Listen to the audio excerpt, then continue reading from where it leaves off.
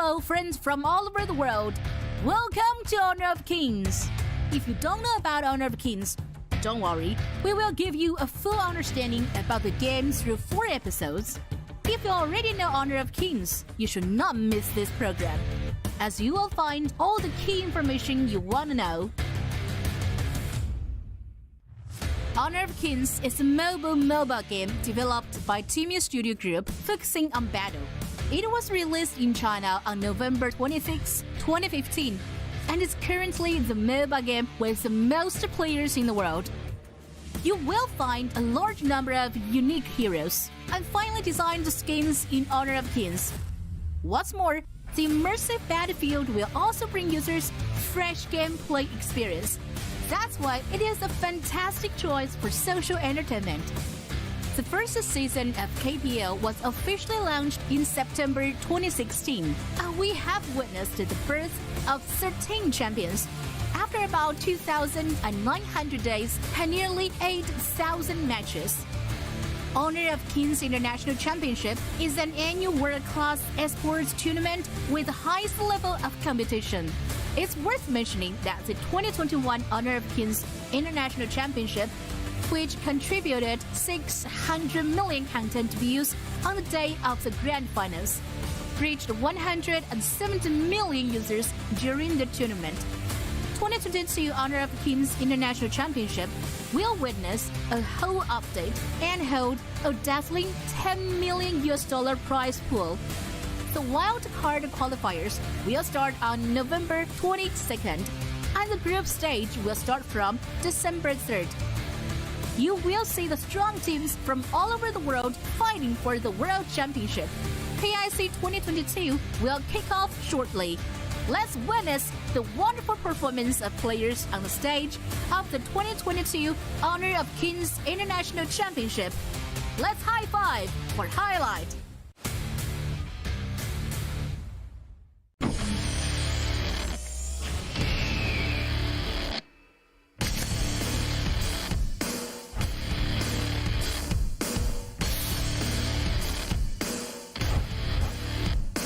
感觉得扛不住了，开始红我进行了一波绕后的位置，机场踢过来，但是没踢到什么关键位啊。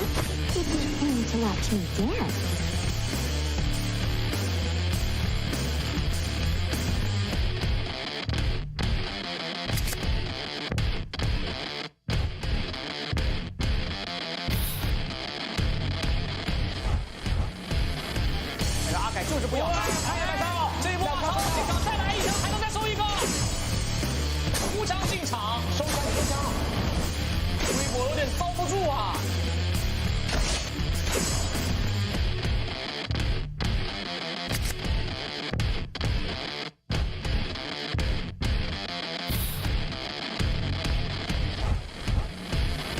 理解知道已经没法打了，他得换线，又找到机会了。其实，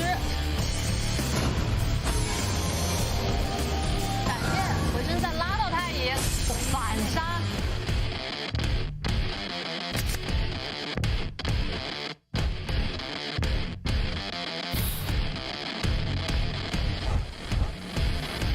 但是上飞直接开，把明天运进去，但凯开大，冲进去，阿里先撤一波，风正一下凯，先生选择了回闪。那个米阳的蓝进场，先将敌人给秒了。Perhaps you'd understand me better. 这一波公孙一绕后开团了。是的，和蓝的一波完美的配合。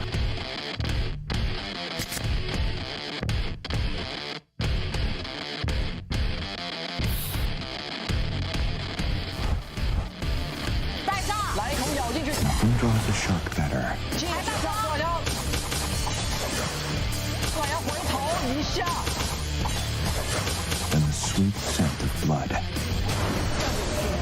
左摇再一次站了出来，自己还有多甲，再加上那个名刀，公孙离来了，直扑我给了一推。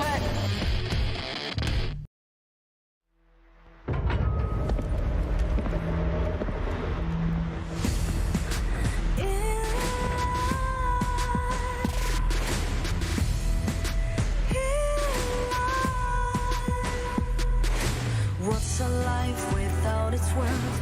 Compromising with what hurts inside. I inside. When you let fear decide your fate, you don't choose which path to take in life. In life, I'm finally letting go of everything that still holds me. I'm against the odds, but I won't give up, 'cause it's my time to shine. Standing in the spotlight, and no one let me down. Destiny is calling high. I'm not afraid to fight for everything I love. Victory is in my sight.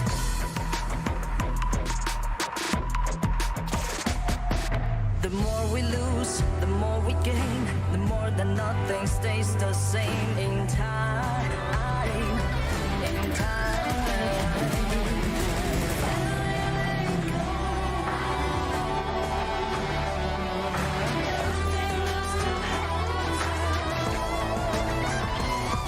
Cause it's our time to shine. Standing in the spotlight, can't no one back us down. Destiny is calling higher. We're not afraid to fight for everything we love. Victory is in our sight. It's our time to shine. Higher.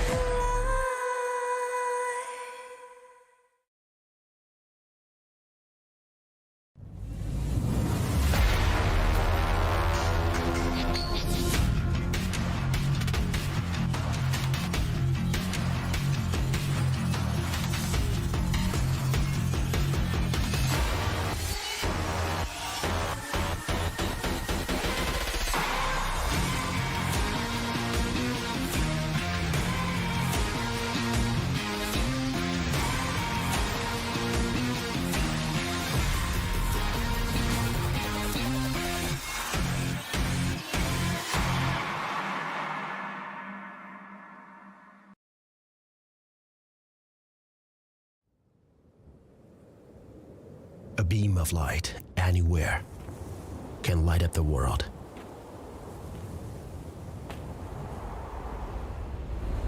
Light, a warm and outpour force, brings newcomers hope.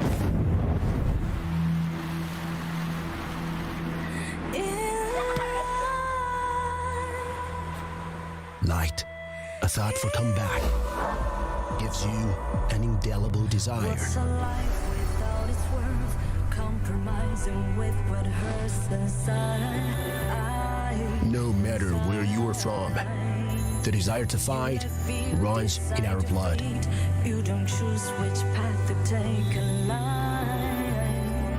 In life, I'm finally Everyone longing for unprecedented honor. Doing the best is the silent synergy among opponents. my time to shine. Standing in the spotlight, can't no one let me down. Fight, guard, meet the unknown power. Challenge, attack, rise to difficulties till being famous.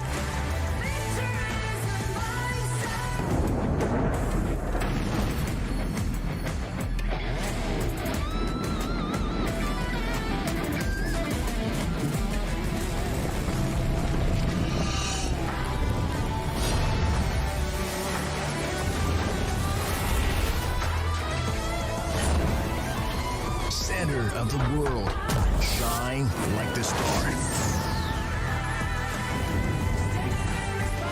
Unbowed fighter, never walks alone.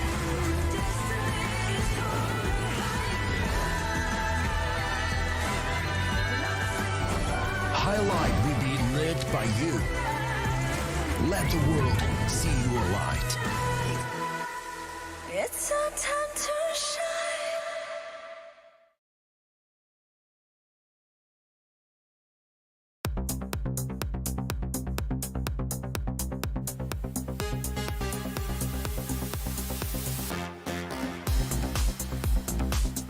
Me llamo Nicolás y tengo 24 años.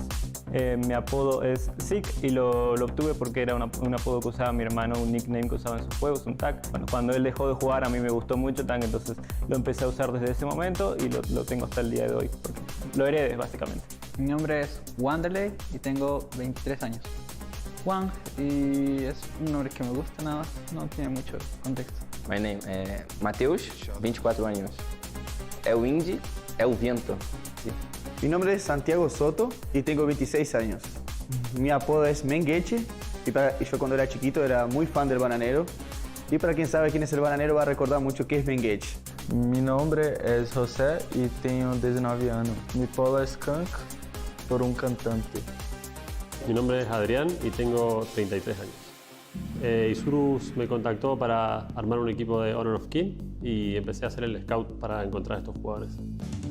Y la verdad que las primeras partidas que tuvimos durante el torneo, las primeras fueron bastantes nervios, bastante ansiedad. Más que nada las primeras dos estuvimos todos muy nerviosos porque no sabíamos cómo iba a surgir,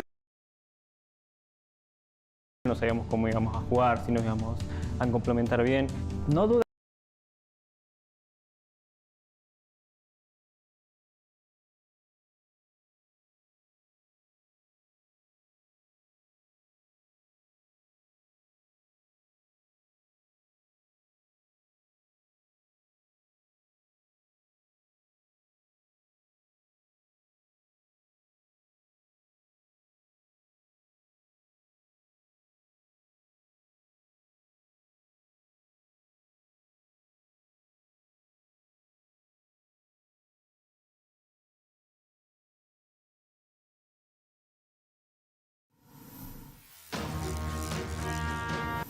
Phật trưởng và độc cô cửu kiếm.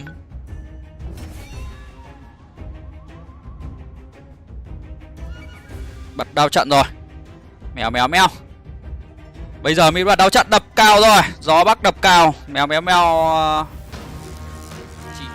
Jugar el equipo, más que nada intentar ayudar a tus compañeros también o preguntarles a ellos mismos en qué podés mejorar, qué vieron de vos. O sea, por ejemplo, yo siendo jungla le pregunto al support, che, mira, hice esto bien, hice esto mal, ¿cómo podría mejorar para mí mismo? Y ir resolviéndolo, ¿no? Pero fuera de eso, después ya lo pudimos resolver y pudimos complementarnos bien también. Yo hablo así nosotros como equipo porque es un conjunto de jugadores que hacen que vos tengas un buen desempeño dentro del juego. Entonces yo sentía que tenía que hacer algo para que el grupo estuviese lo más unido posible, que viéramos los errores de todos los jugadores y saber cómo solucionarlos para después tener un buen desempeño dentro del juego, y gracias a eso, al tener una buena sincronía de jugadores, hizo que tuvimos un buen desempeño dentro del campeonato.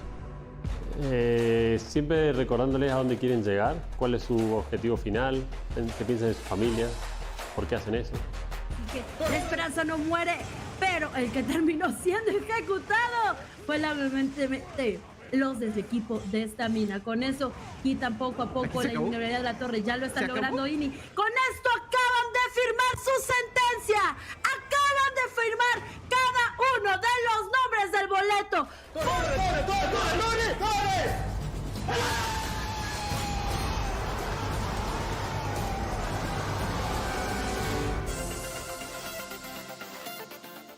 Cuando ganamos el torneo, yo venía ya de 2 torneos perdidos y este fue como, estoy en el camino correcto todavía, porque para nosotros jugadores competir es algo inimaginable, conocer el mundo, es muy gratificante todo siendo jugador, siendo pro player.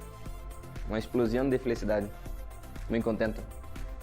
Increíble, corrí escaleras arriba para abrazar a todos.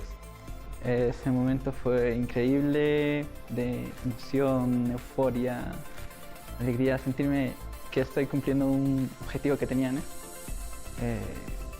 Representar a Latam, ir a un mundial, algo que lo veía desde fuera siempre, y ahora es como vivirlo. Feliz con mi equipo, muy ansioso por el final. Una emoción gigante, la verdad, un desaforo porque le esperábamos mucho, era un torneo que queríamos todos mucho, que estábamos ansiando hace bastante tiempo. Yo, en lo personal, sé que tengo compañeros que ya han tenido bastante experiencia competitiva, pero en mi caso es la primera vez y como que medio no caí en el momento en lo que había hecho, en lo que había ganado, en lo que había logrado, lo que había conseguido, y hasta el día de hoy incluso sigo sin poder creerlo. Supongo que lo voy a empezar a creer cuando esté en Corea, cuando gane algún match allá. El mundial, obviamente. Encontrar el mejor resultado en la siguiente competencia. Seguir esforzándose y buscar ser mejor cada día. Vamos a treinar mucho para poder jugar bien en mundial. Vamos mirar muchos videos de cómo juega el chinés para poder jugar mejor y mejorar nuestro juego. Sería estudiar mucho los personajes, ver partidas profesionales que son ya de Asia contra los equipos que nos vamos a enfrentar posiblemente. Que tienen que invertir mucho tiempo y estudiar mucho sobre el juego porque no hay otra manera de llegar sino a ser profesional. Nosotros vamos a entrenar mucho, eso pueden contar con eso, vamos a enfocarnos lo máximo. Vamos a tener buenos equipos para entrenar también y a pesar de todo, espero que lo que nosotros esperamos es tener un buen desempeño, solo es eso. Vamos a mostrar a Latam que podemos y yo lo creo mucho. Que cada vez que ganamos nosotros un encuentro, por más que vayamos 3-0, 4-0, 5-0, siempre decíamos, vamos 0-0, esto recién empieza y siempre hay que seguir con esa mentalidad para nunca perder el foco, perder la cabeza de decir, esto está ganado o cualquier cosa similar. Siempre vamos 0-0, siempre enfocados y siempre sabiendo lo que vamos a conseguir. Esperamos una competencia dura por la experiencia de los demás equipos y esperamos estar entre los 8 mejores si es posible o un poco más arriba. Enfrentarme a equipos que antes veía, ¿no? Desde aquí, como los equipos asiáticos, como no sé, eStarPro, Waves.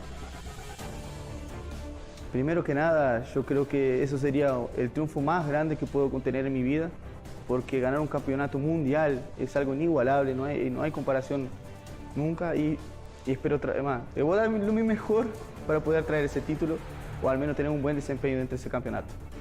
Ganar, ser campeón. Quiero alcanzar más cosas como un mundial de COG. Es muy importante para mí. Y sinceramente, el nivel llega al país y si llego a ganar eso, haría una fiesta con toda mi familia para que todos vengan a festejar ese, porque es un logro, sería un logro gigante y que obviamente merece ser festejado debidamente. Ir con mi familia, celebrar con ellos, porque creo que todo esto es también gracias a mi familia. Un poco lo mismo que dije antes, que recuerden por qué están haciendo esto, qué es lo que les gusta hacer y que piensen para quién quieren ganar. Que nos apoyen mucho, que confíen en nosotros, que nosotros vamos a traer un buen desempeño para ese campeonato, que vamos a demostrar que Latinoamérica tiene mucha fuerza, mucha garra, mucho fuego y vamos a traer este título, con certeza. Al menos esperemos eso, vamos a dar lo mejor de nosotros. Continúen me apoyando, que voy a dar mi mejor en torneo. Que gracias por todo su apoyo, su confianza y que sigan confiando en nosotros, que les vamos a dar más alegrías. Más que nada, darle mucho las gracias, que sepan que a veces, aunque no parezca, su apoyo es demasiado importante, sus palabras de aliento ayudan mucho, tanto a mí como a cualquier otro, sé que sería lo mismo, porque sus palabras ayudan mucho, te ayudan a seguir adelante, te ayudan a decir, hay gente que a veces te dice, mira, me pone muy feliz verlos ganar, me ayudan a pasar mis tiempos, me ayudan a pasar mis malos ratos y eso la verdad que te llena mucho y te ayuda a seguir adelante, te ayuda a seguir mejorando también para vos y para ellos también, para que te sigan siguiendo, para que te sigan apoyando de la misma forma, porque la verdad que si algo tiene Latam es que sus seguidores son bastante eufóricos, celebran la victoria como si fuera incluso de ellos a veces y eso la verdad que te llena bastante y te ayuda mucho y espero poder seguir contando con su apoyo.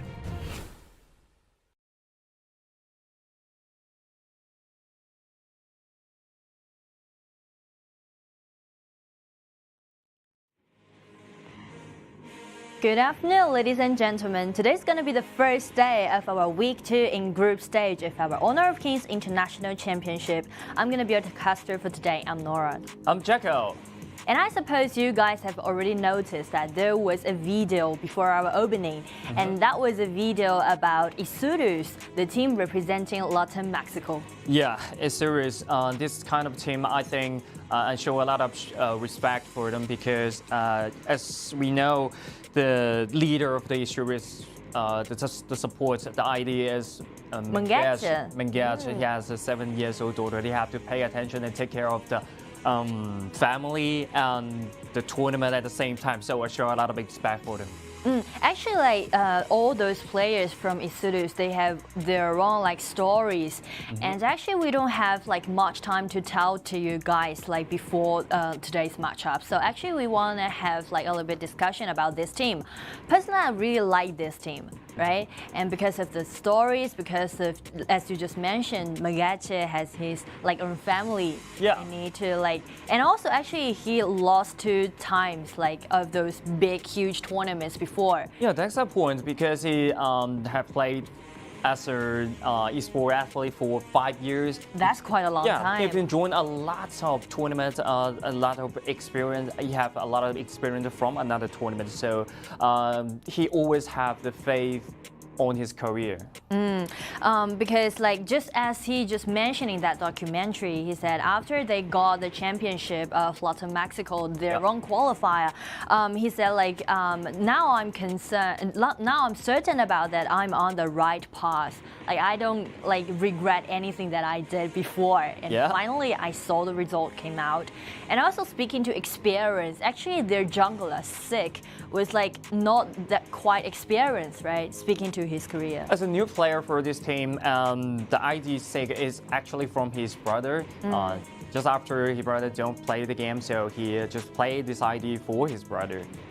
Yeah, so that actually mentioned something what we call like family, or what we call what's your purpose, or what makes you to be so insist to play or participating in our tournament.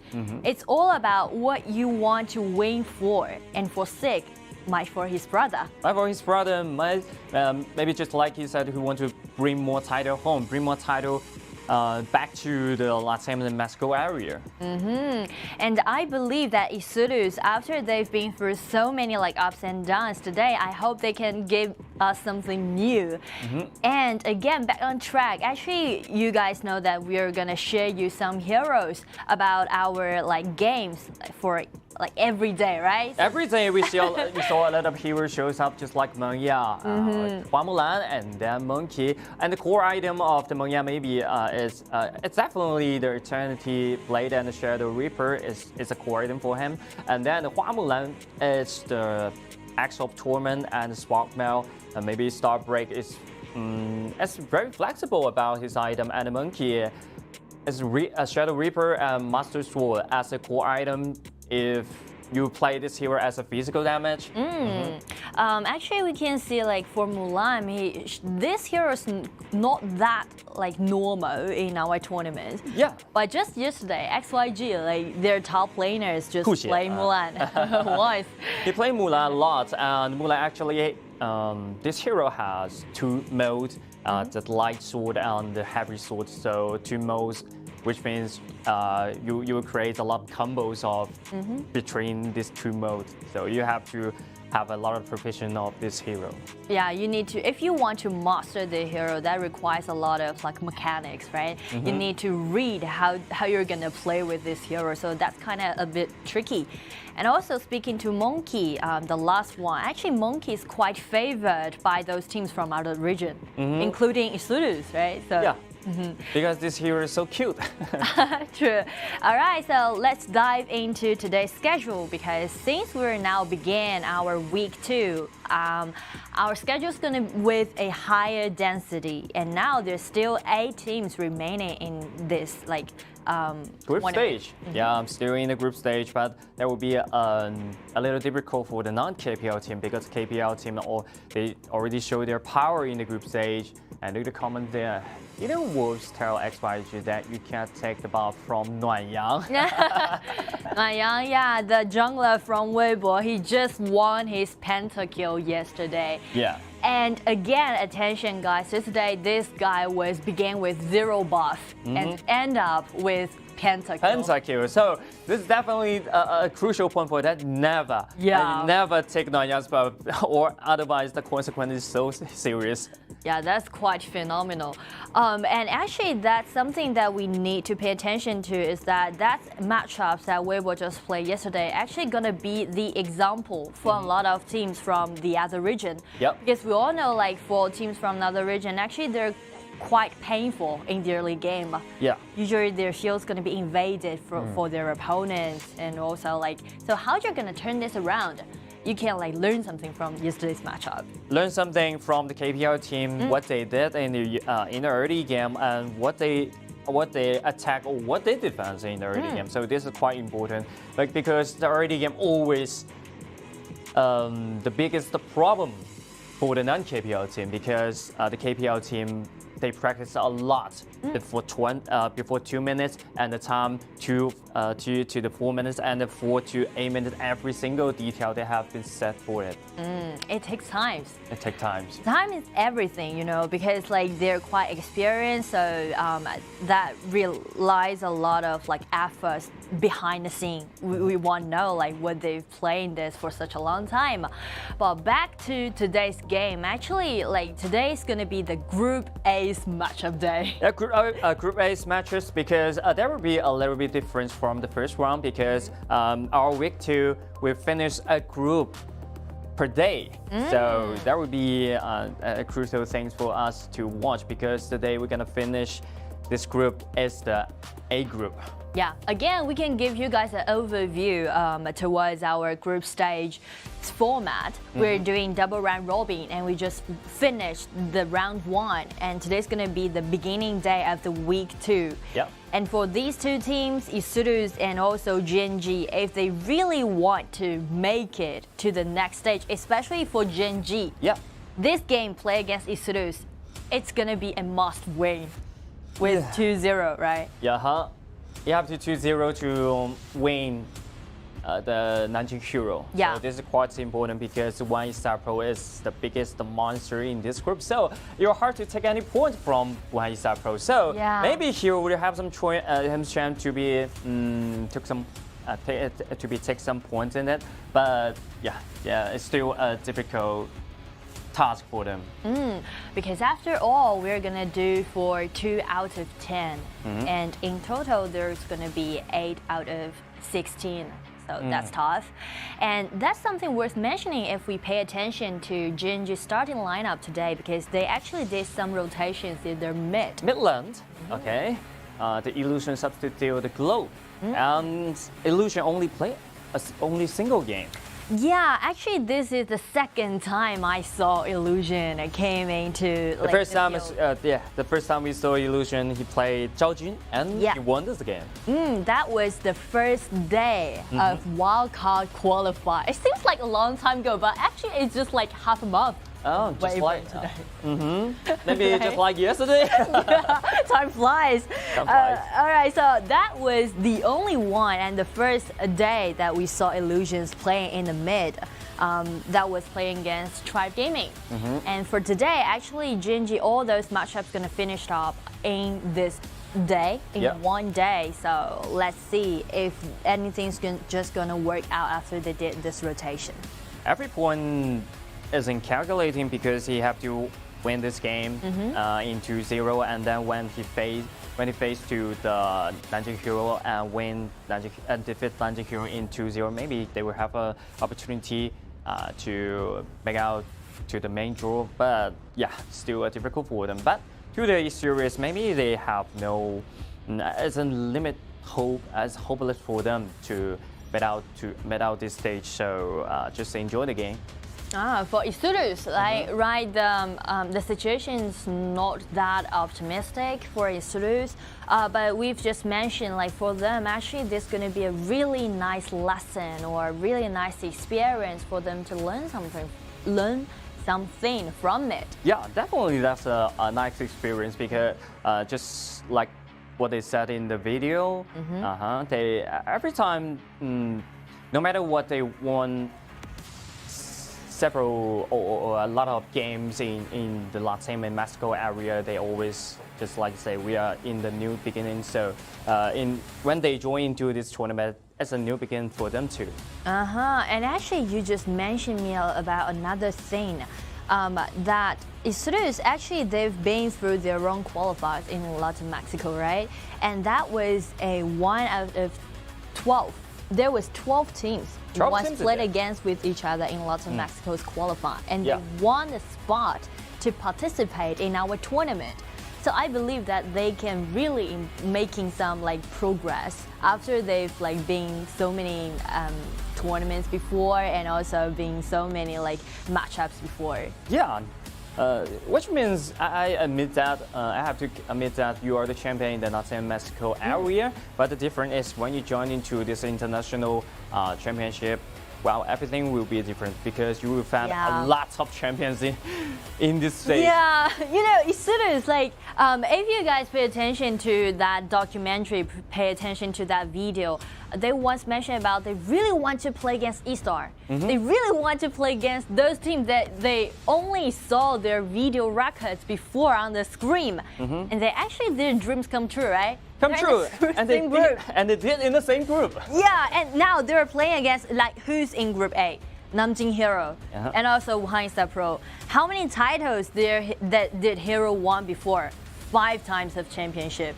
How many times for eStar? 7 times. So in total, they're playing against like 12 champions.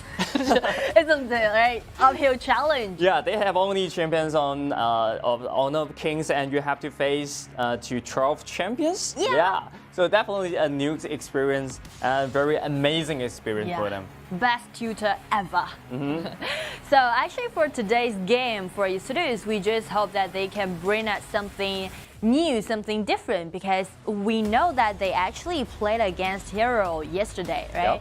Though they lost that round, but they still bring us something like really refreshing. They use Xiao Chao as the mid.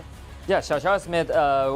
This is a hero which they play a lot, play the most. I would like to say they play the most in their area. Yeah. Xiao Chao. If we like give a quick review to their like matchups or performance that they showed in their own qualifiers, actually Xiao Chao and also Hou Yi and also use Lian Po or Ata or Zhuangzi as support are quite favorite options. We can see the data out there. The main gears he used a lot.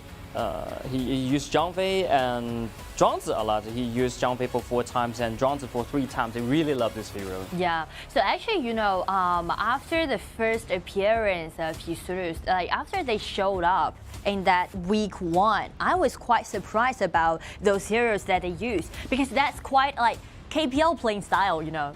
It seems like they only have few months to prepare for this tournament, and they try to like overturn their most familiar with those kind of playing styles, to overturn it and try to learn something new. Yeah, when you're trying to learn something new, you have to copy the homework at first, because the KPL team in the KPL region there. The KPL team shows a lot of meta picks out there, so the Xiao Chao won't be the first choice of them. So they have to do some research and do some homework. Especially the Shen Mengxi and Zhou Yu, Mai Xunui, they have to practice this kind of mid-land hero. Yeah, but we all know like heroes like Mai Xunui or other heroes, they're quite tricky. They're like not that kind of like easy handled. It can't be like quite easy to handle. So like for eStarPro for today, my expectation towards them would be like, while they get back to what they're most familiar with, to those compositions, and try to like bring us some new, some like Latam-Mexico playing style. Xiao Chao. Xiao Chao and also Hou Yi or like Zhuangzi as a support. I really admire those heroes, you know, because we rarely see them when we're doing like KPL Regions qualifiers or matchups. So really looking forward to seeing. Yeah, I'm looking forward too, because let's go back to the 80s. Let's go back to the old school. You can play the Xiao Chao just like you played before, and definitely something good for them, because mostly I think comfortable is more than the competition right now, because they have to practice a lot for the other heroes, but with a few times how they can practice this kind of hero, just like Yeah. Mai Shinonui well. So this is a problem for them. And also, actually, like, we still need to mention something about Gen.G because the task for them for today is going to be totally different. Because we know that Gen.G Esports is quite ambitious. They've got their own passion, they've got their own desire. They do want to make into the next stage. Yeah. So for them, this matchup must end up with 2-0 win. 2-0 win. And That's going to be the first step. yeah. And we'll leave the topic later. Okay. Let's go straight into our band pick phase. You can see Suru spanning away Mengtian and also Da Qiao. On the other hand, Gen.G the bandway Gongsun Li. Next will be the Luban Master or Shen Mengxi. Oh, Zhang Fei. Zhang Fei is a hero that Menggus use the most. Yeah, and let's see what Isurus wanna take. Shen Mengxi, the most played one during this group stage. Yeah, they found out this hero quite excellent. It seems like I never noticed that Shen Mengxi would be that kind of useful. So popular because the limitation of the mid lane in this meta, so there would be a lot of problem for the mid lane player. So Yeah. Shen Mengxi will become most favorite part for a lot of teams. Ooh, my Shiranui illusion. The second time that I saw him appearing in our tournament, he's using my Shiranui, such a tricky, requiring high mechanics hero. Willing to see how he performed with this hero because he played Jiaojun once and the only time in this stage, and the second time he put out the My Shinonui. It's hard to believe that, but I think he practiced a lot for this stage. And also, my Shiranui is going to be a really nice counter pick towards Shen Mengxi, since he can just like block away Shen Mengxi if he wants to come back to the mid lane. Let's see Lu Bu. This gonna be like JY is using Lu Bu and he has a lot of standouts. He have used Lu Bu for 5 times, 40% win rate, but Lu Bu this hero is as a most popular hero in this tournament. It just bring me back to like the first game that they play against with Tribe Gaming in the wildcard qualifier. Because the first time when Gen.G show up, JY uses this Lu Bu, did an amazing team fight initiation. He jumped in and like 4 people being launched, and also combined with illusion. So actually we can see like jungler and mid synergy in Gen.G is quite tight and quite good. Yep, this is a strategy and the style they play the mid lane and the side lane as a core maybe. And look at the next round BP phase. Jing and Nian Musashi spin ban away, and then Sun Bing, Tai Zhenren, Marco Polo will be the next pick for the Gen.G Esports. Yeah, because Gen.G Esports want to do those big team fight, and they are afraid that you can like have those what we call like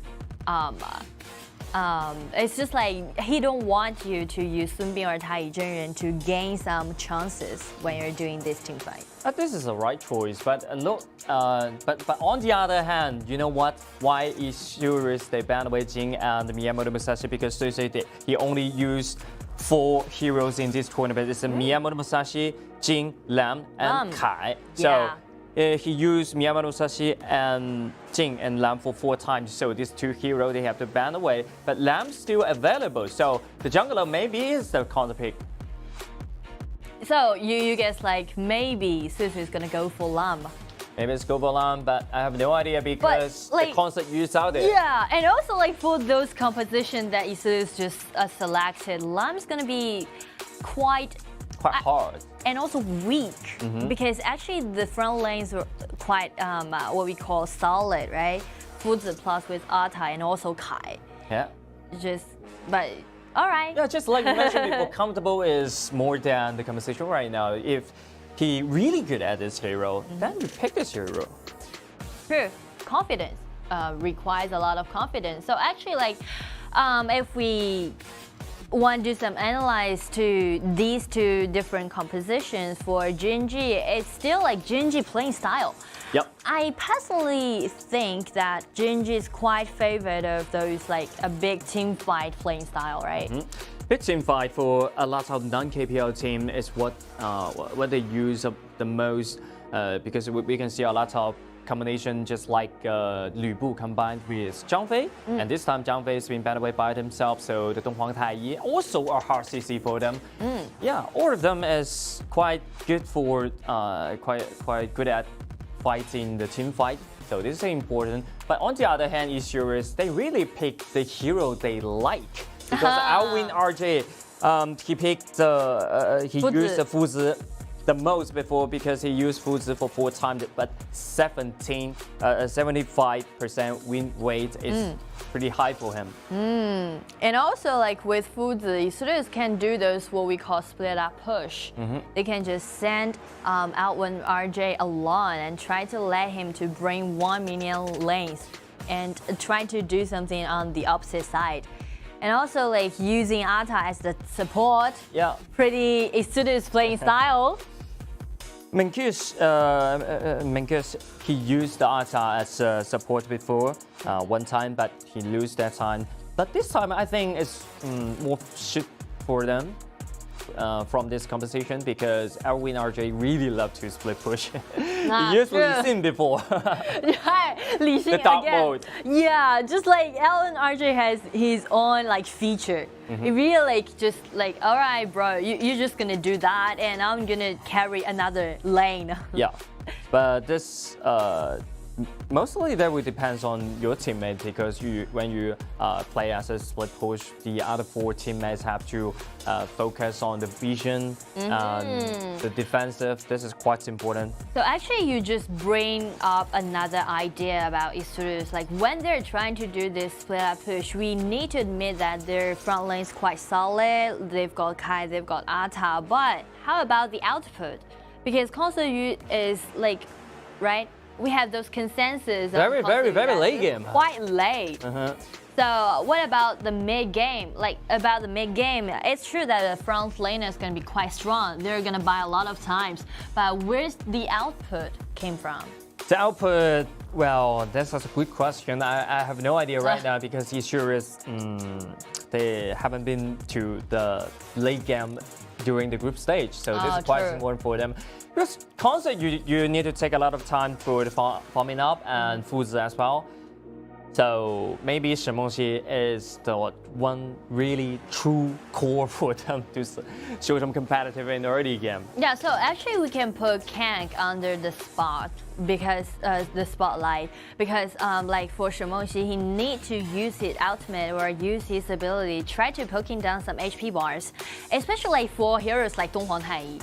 If you don't like, you're just be afraid of him, like he's threatening you and you just came back and forced back. You need to use those abilities, try to shred down some HP bar on Donghuang Taiyi. Don't let him get close to you. We saw a lot of solution to deal with Donghuang Taiyi from the KPL team as Kai uses ultimate and chase after the Donghuang Taiyi, shut down his HP, force you to use your Forsaken contract to connect with Kai. So this is one solution for them. But I have no idea if that eStarPro did that homework or not. Yeah, because like for eStarPro, what they said, like they did a bunch of research on those KPL regions team. They've learned a lot of strategy. They've learned a lot of like playing styles or ideas or how you're gonna like read the play. Yeah. So after like they've been so suffering, we can say, like, right? Yeah. They really suffered a lot in the previous series. So we do hope like they can enjoy the rest of the games and try to use what they learned. Try to, because it's not enough if you just learn from something. You need to use it. Yeah. You need to practice it. As we always mention about it, when I watch your video, yeah, I think I get it because I think I get it. But when I play it on my phone, what's that?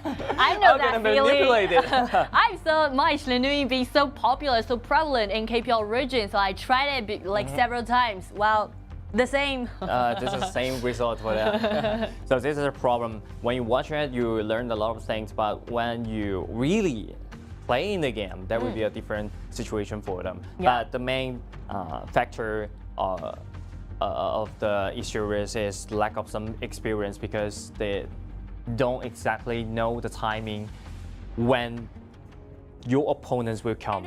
Yeah, so let's dive into the first game of our week 2. eStarPro versus Gen.G Esports. Again, for Gen.G, this must be a 2-0 win, or they have like no chances left for them to make it to the further stage. Yeah, and they have to aggressive in the early game and the mid game. And look at the mid lane there. eStarPro, they gain themselves the priority of the mid lane and start to invade the jungle lane.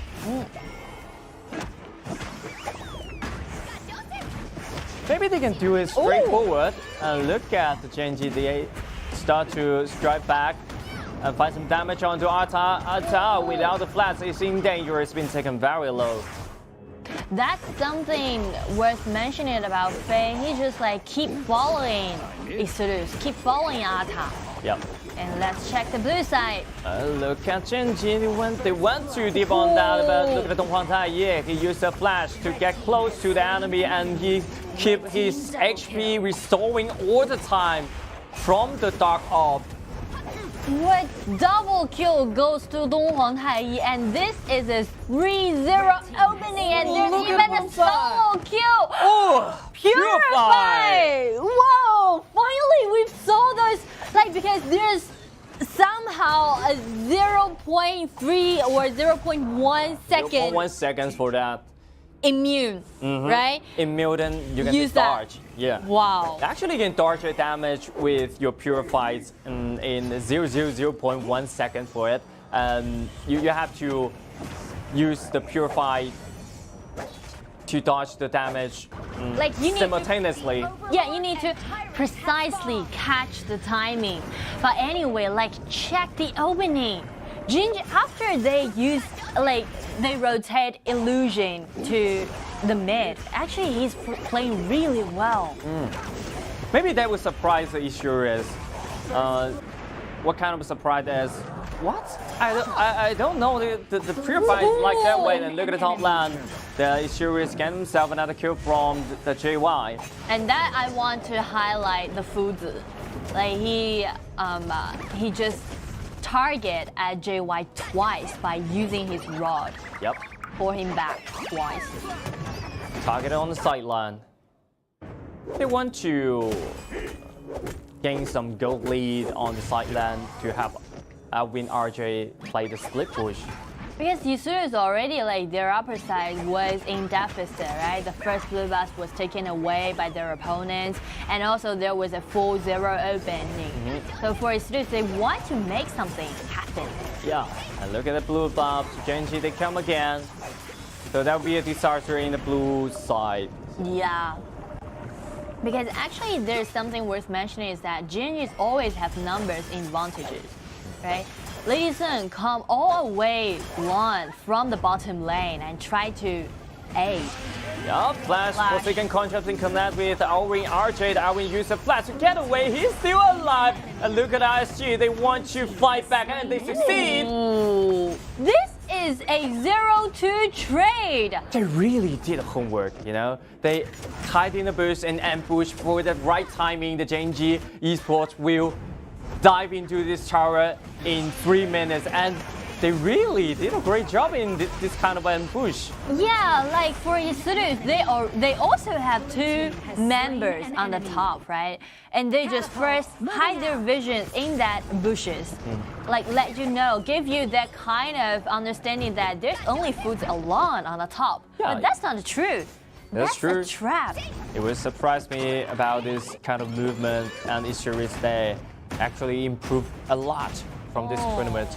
Things are getting interesting for today. That's exactly what we want to see in week 2, right? Yeah. After like the week 1, everyone just know each other, know their rivals a lot more, and they try to do some homework.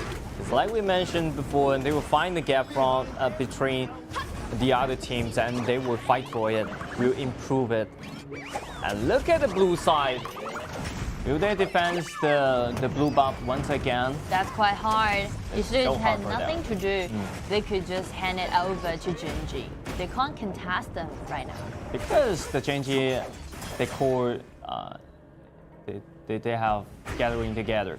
Pay attention again. 5 versus 2.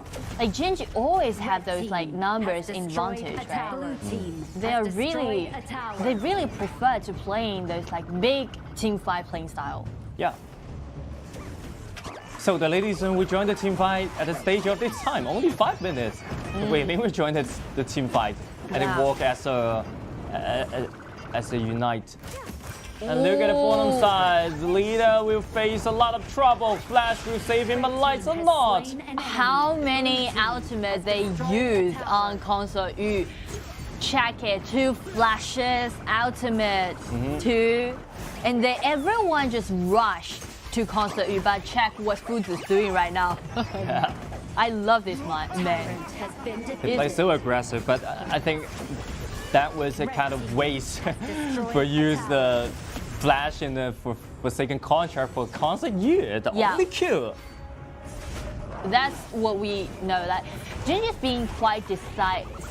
They're trying to gain themselves some advantages and they want to gank the constant Yu. But the problem is maybe they can like save some skills for the next time, because only constant Yu into turret, under the turret. So this is a biggest problem for the Gen.G. They should figure out more solution to doing this kind of gank.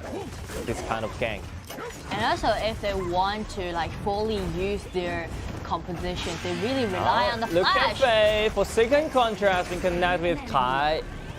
So this is a kill for the Gen.G. And we can see Gen.G try to clean the minion waves in advance. They don't want to let those minion waves pass the riverside. They won't let Fuzi to have any chances to try to take down any towers on the side lane. That's what they're doing right now. They're keeping the pressure alive. A gigantic pressure. Now comes to the ISG. Goes to Gen.G. Wow, but as for Isurus, I'm quite satisfied with their performance for today. Actually, this is quite good. Look at Kai. Oh, just melted Kai down within a second. Yeah, like Kai just vanished.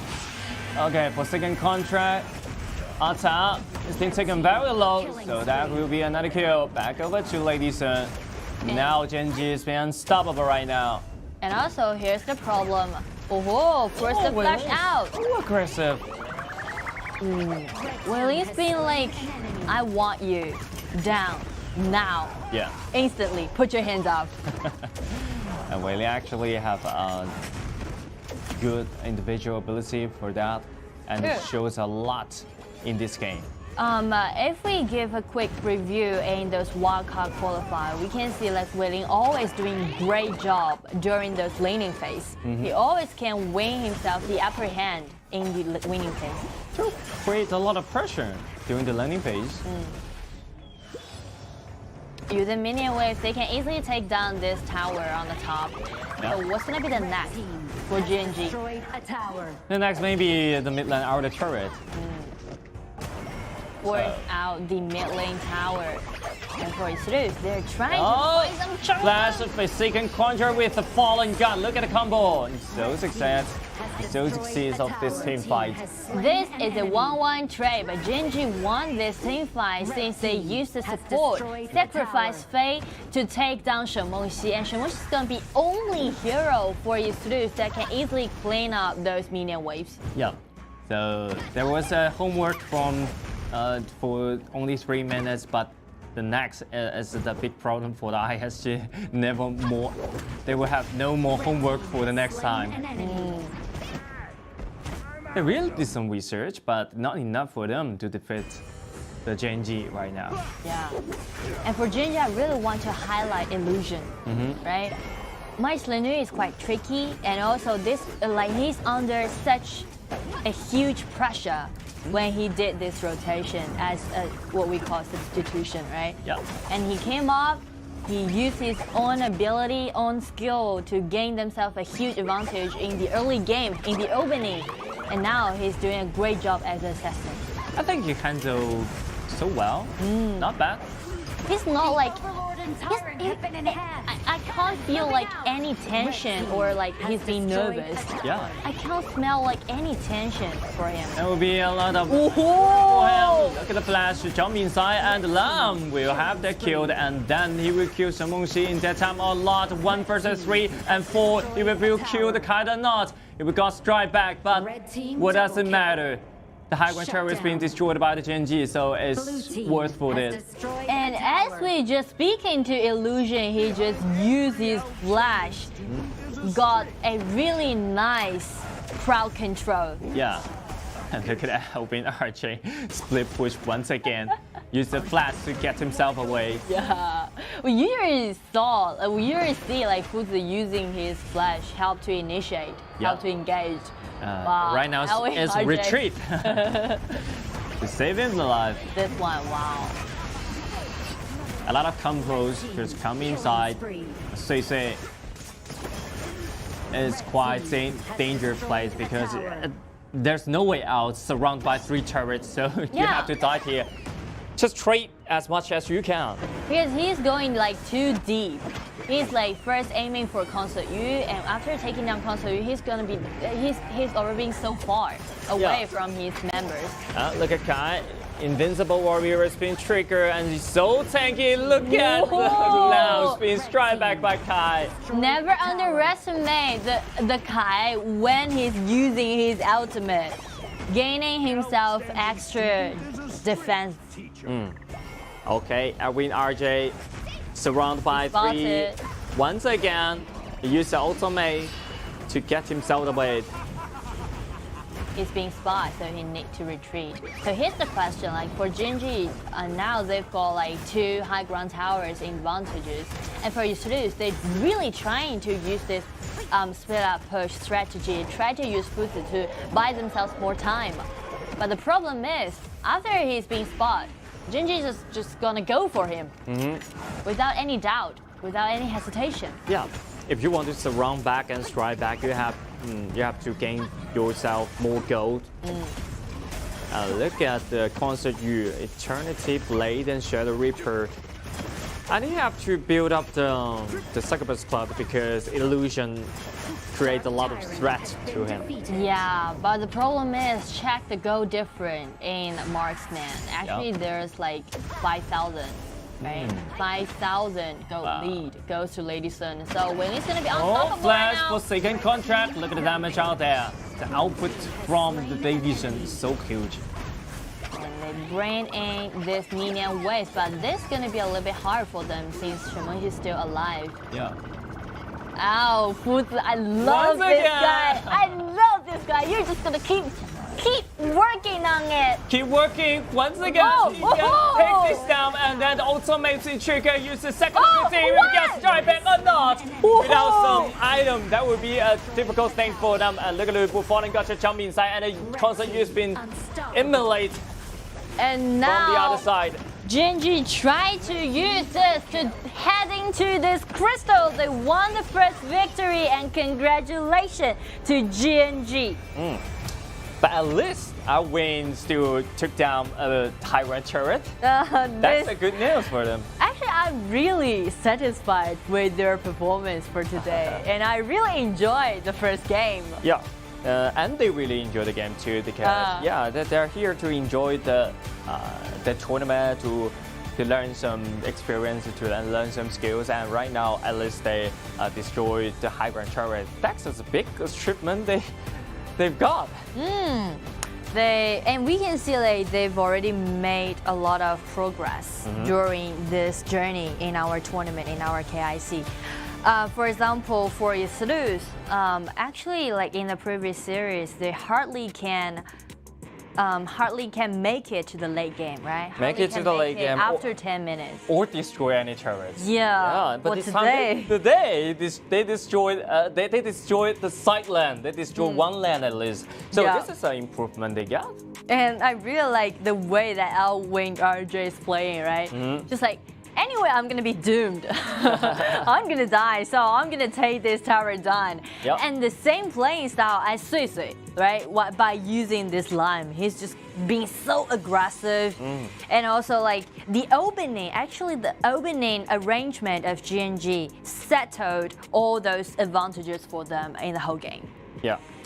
So I love this kind of spirit and this kind of gaming style because they really play what they play before. Yeah, the style. It looks like so. Yeah, not so aggressive, but not passive. Yeah, just like the middle style of it. Like they have the understanding about doing trade. Yeah. You can't just let your opponents to grab everything they can and just hand over everything to your rivals. That also gonna like make your rivals easily snowball the game to the end. So on the other side, today's performance for eStarPro, they're trying to do some trades. Towers for dragon, or towers for kills, or towers. Anyway, their final goals is just towards those towers. Trade resources is the best choice for them because if you were kept committing in the team fight, maybe you will lose in 8 minutes or 9 minutes. At least right now they hold on this game and delay this game to 30 minutes for 10 minutes. So that's a little step for them, but our step is pretty huge for their career. True. Wow, since we've already talked a lot about eStarPro, we can go back to talk a little bit more about Gen.G. Like first, today's first MVP goes to Ling. He's Lady Sun, and he's gonna be the first one we need to talk a little bit about him. He's already said he's really good at doing those laning phase, right? He always can win the upper hand during the laning phase, and Lady Sun is gonna be his most like signature hero. Yep.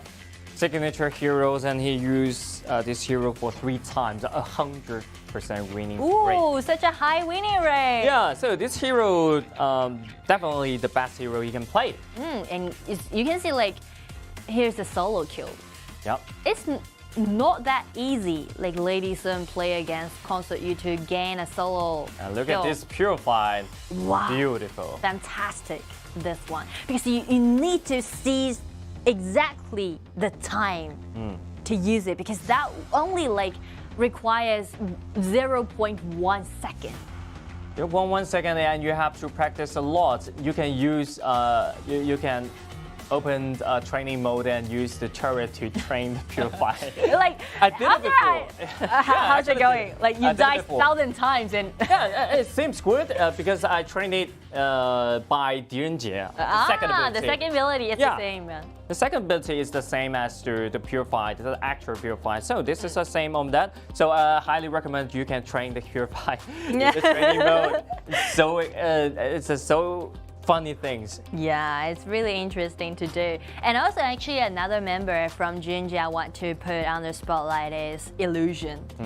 He really did such incredible performance like for this appearance, right? Yep. It's been a long time, it's been a long while we saw him again back to the stage.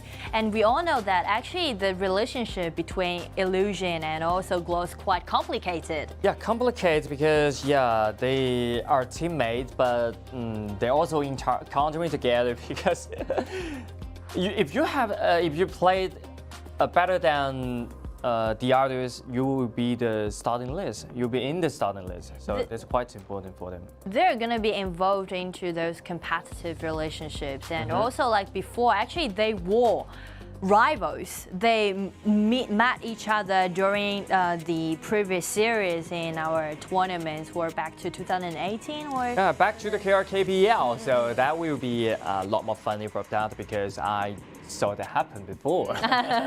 And after like this year's Honor of Kings International Championship kick off, and like these both two excellent mid lanes were involved or participate in Gen.G, right? They serve in Gen.G, but the relationship's quite complicated, and also like it's gonna be a really precious and rare chance for Illusion to prove himself. Yeah, when the better guy just stay in front of you, you have to put yourself to improve, to be a lot more better, because I always think about that the competitive relationship is quite good for the professional athlete because you have you like have there's a clear hierarchy in every like teams, and you need to compete for your chance to show up. Yeah, the other guy will push you forward. And as for those like substitutions, actually there's one word that's quite vital, is more. Why the coach is gonna rotate you? Why he's gonna bring you up to this stage? It's because of that he believes that you can do much more better than the formal player, so that you can get a chance. And that's esports. That's esports, and this is sport. Yeah. This is a competition. Simple but cruel. Simple and cruel. This is a rule because you always have to face the more stronger teams, more stronger opponents. You have to be more stronger on yourself. So this is quite simple and cruel on that, but I think it's quite and that would be another style to inspire the players. Yeah, so actually I'm really looking forward to these two teams for the next round. What about after a little break? We'll come back. See you.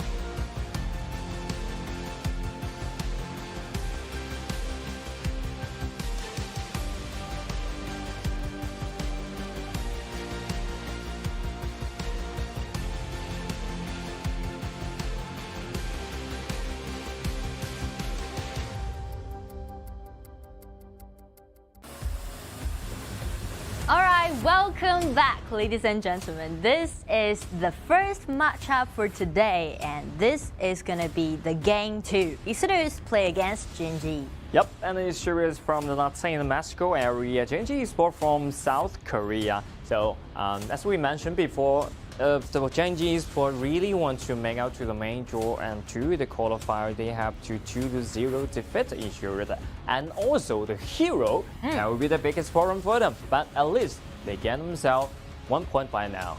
And you see, actually, they seem quite relaxed, and like there's like those big smiling face for Gen.G. You know, before today's matchup, actually I was quite worried about Gen.G's like what we call status, because yesterday they were playing against with eStarPro, and that was quite torturing. Like they just faced like the strongest teams. Yeah, they learn a lot from that. Yeah, so, and we all know like actually today's gonna, like all those games gonna end up in this one day. And for Gen.G, today's gonna be quite tough. They're gonna first play against eStarPro, and for game 2, they're gonna go straight for eStarPro again. eStarPro, back-to-back play. Yeah, to the eStarPro. So maybe they were happy for this game, but we feel upset in the next game. Yeah, and so that's the reason why actually I was quite surprised about their performance for today. It seems like they didn't really been influenced by yesterday's defeat or anything else. They're quite like being involved in this tournament. You have to involve for every game because tournament, the schedule was so tight in this tournament. So the time for you to reset is so tiny. The mentality for every day is so important, even for any game, every minute. Those mentality, those mindset, and mindset means a lot to those players, especially when you're doing those offline matchups, right? Because you're facing a lot of audience. Though we don't have audience right now, but you need to facing this camera. When you sit in the chair, when you sit in that chair, you will face a lot of things, and yeah, it's quite totally different from online playing. When you're on the stage, when you're being put in under the spotlight, that also means you're gonna be under a lot of pressure. Everyone's just gonna watching you, focusing on you, spying on you. And you have to look at your opponent. Your opponent just beside you. Yeah. So let's dive into game 2. eStarPro on the blue side and Gen.G on the red side. 好，目前大乔 still the fixed band of the eStarPro and Manxinui Zhangfei. Yep, change a little things. But Gongsun Li is released by the Gen.G, so the first pick will be the Gongsun Li. But quite a little bit curious about that because Wang haven't used Gongsun Li before. Yeah, but since they did this rotation, there's a rotation happening in eStarPro's marksman, right? They've got Wang, they've got Zeta, right? And for Zeta, actually he's Gongsun Li, he showed up before once when they were playing against Hero yesterday. Yep. So that's the meaning. That's the mean of this this substitution. That Gongsun Li, the leader, can play this hero. But Wang cannot play this hero because Wang only used like Lady Sun, Marco Polo, and Hou Yi, these kind of heroes. So Gongsun Li is quite hard for the new generation.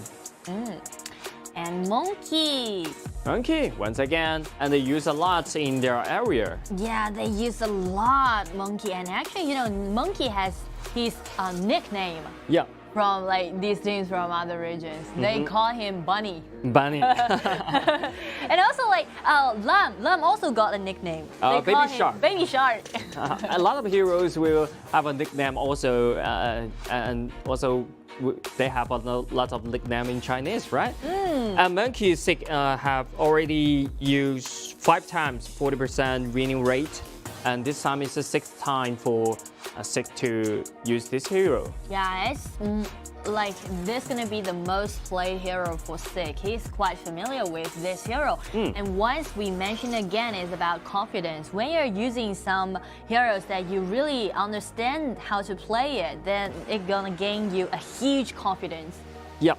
You're gonna know the timing. Yeah, you're gonna know the cooldown. You're gonna know all those effects or earnings. granted by skill. Know the timing. What's the timing for the initiation or retreat? So this is quite important. And on the other hand, we can see the 关于沈梦溪 and Ganjiang and Moye. Wow. Together. It really surprised me because it really surprised me a lot. I just thinking about the Ganjiang and Moye will play as a jungler. I was waiting for it because I guess they were just like, okay, we will just bring these two heroes on the table and see who's gonna work more. So I was just waiting for settle down, and it's settled. And 2 mages. 2 mages. Wow. Yeah, is that serious? But actually, we play Ganjiang and Moye a lot as a jungler in ranking. Yeah. Indeed, so effective in ranking, but in the competition, kind of worry about it. But fine, you can try it. Yeah. So like, all right. So here's the question: like, Ganjiang is gonna go for the jungler. And Shemush is gonna play in the mid lane. So they're also gonna need another marksman, right? Yeah, the marksman combined with the Tai Zhenren, and they have used Lady Sun before, so maybe TianYun or Marco Polo. Then what about the vision control? Is it like a bit hard for them to gain the vision control? If they have enough money and enough aggressively, so I think that's not a problem for them. Then how could them like be aggressive? That's gonna be another question. Like if they want to really build up those items, they need money.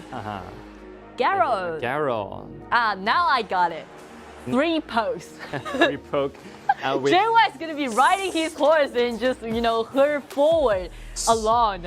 And you can see a super long range damage from this kind of 3 poking damage. 3 poking damage like that. But look, on the other hand, I think this kind of pick will really counter something for the Gen.G Esports. Yeah.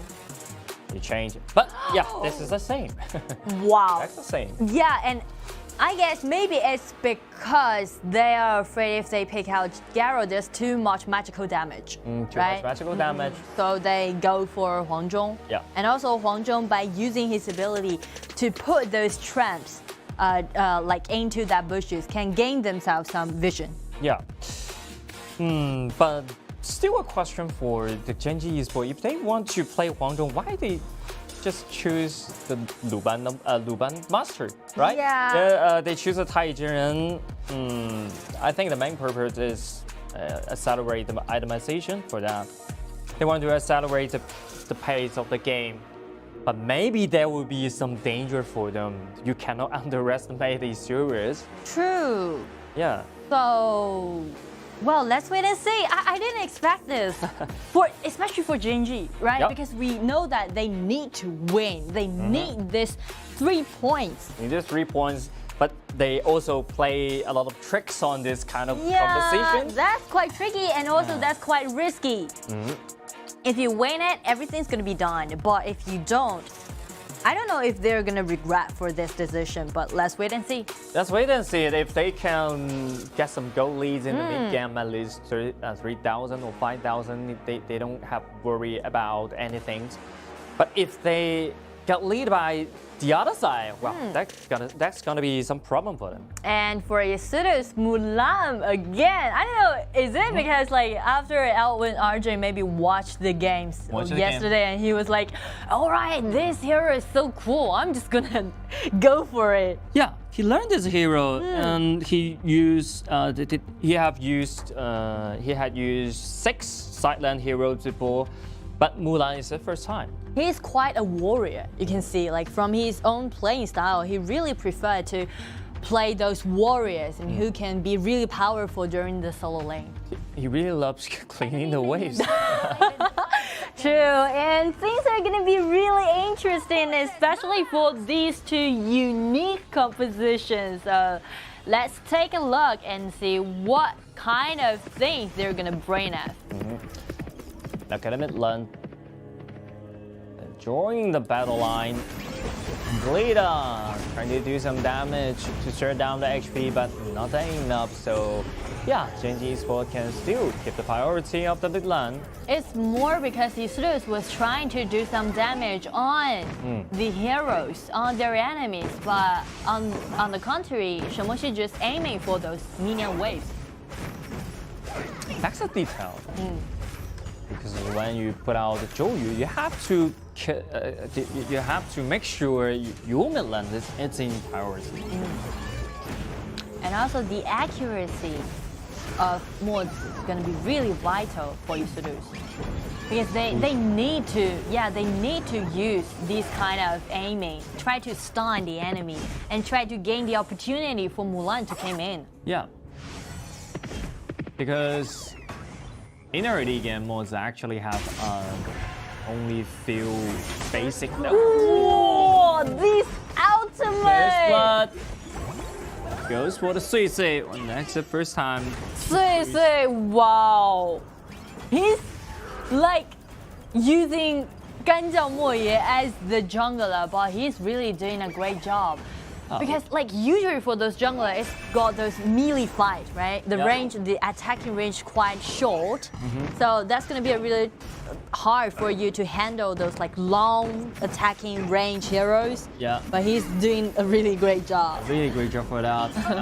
and the accuracy of his ability, it's so good. By far. It's the first blood. He gained the first blood. For heroes like Ganjiao Moye, it's not only about accuracy, it's also about time. Because you only have got one chance for each flying sword. Wait a minute and hold the trigger. Yeah. It's And about wait for your accuracy. movement. Okay, TianYun finally stun on Kang. Have to flash to get over the wall, save his life. And lsurus, nice one. Look at Susu is in danger. And TianYun. And the ultimate spin trigger resurrection will save him life, but the flame will burn him time because it's his life shut down. And Wei flash Flash over the wall, trying to get a solo kill. Look at the critical. Look at the critical damage. This man, he's really a tough guy. He just flash over the wall and just go straight forward. Yo, can you imagine that? Can you imagine that? Level 5, Huang Zhong, 3 critical auto attack in a row. And even, so lucky for that. And he even don't got any like red buff, right? Yeah, he just red buff. Just simply go for it. And the critical damage is pretty luck. And we maybe can that's see, the fate. Yeah. Now the battlefield is totally go crazy, go chaotic. Everyone's trying to see some opportunities. Yeah. Everything's trying to do something. But it seems like Gen.G still got the upper hand. Especially Gen.G, they're always seeking for a chance to gank. But you know that brawl that was happening in the mid, when Mulan tried to use his skills to silence people and try to deal with like 6, it was quite a pity because the light sword didn't aim at the target. Didn't aim at the target, so we missed the silence. The silence, yeah. The silence. So, and though like the coordination is quite good because once he dealt that damage onto those laners, Sick immediately followed up by his ultimate. But that's the key point. They need to focus on those small details. Small details. When they're doing those roles. Yeah, the coordination in some skirmishes is so important, especially in the early game. But yeah, it's quite I feel quite excited because the issue they really did some exchange of the turret. They know to exchange the resource. Trade, you see? Yeah. It's business, everybody. It's business. You need to trade for something. You just can't just easily hand over all of those resources to your enemy. Yeah, that would be a big change for them. And then they trade the bottom side turret, and the Sick will offer the protection for him. Wow, that's another problem for him. Oh, Shaq Mulan. The Mulan. I think the Mulan is in quite a dangerous place, so we have to flash to keep him safe.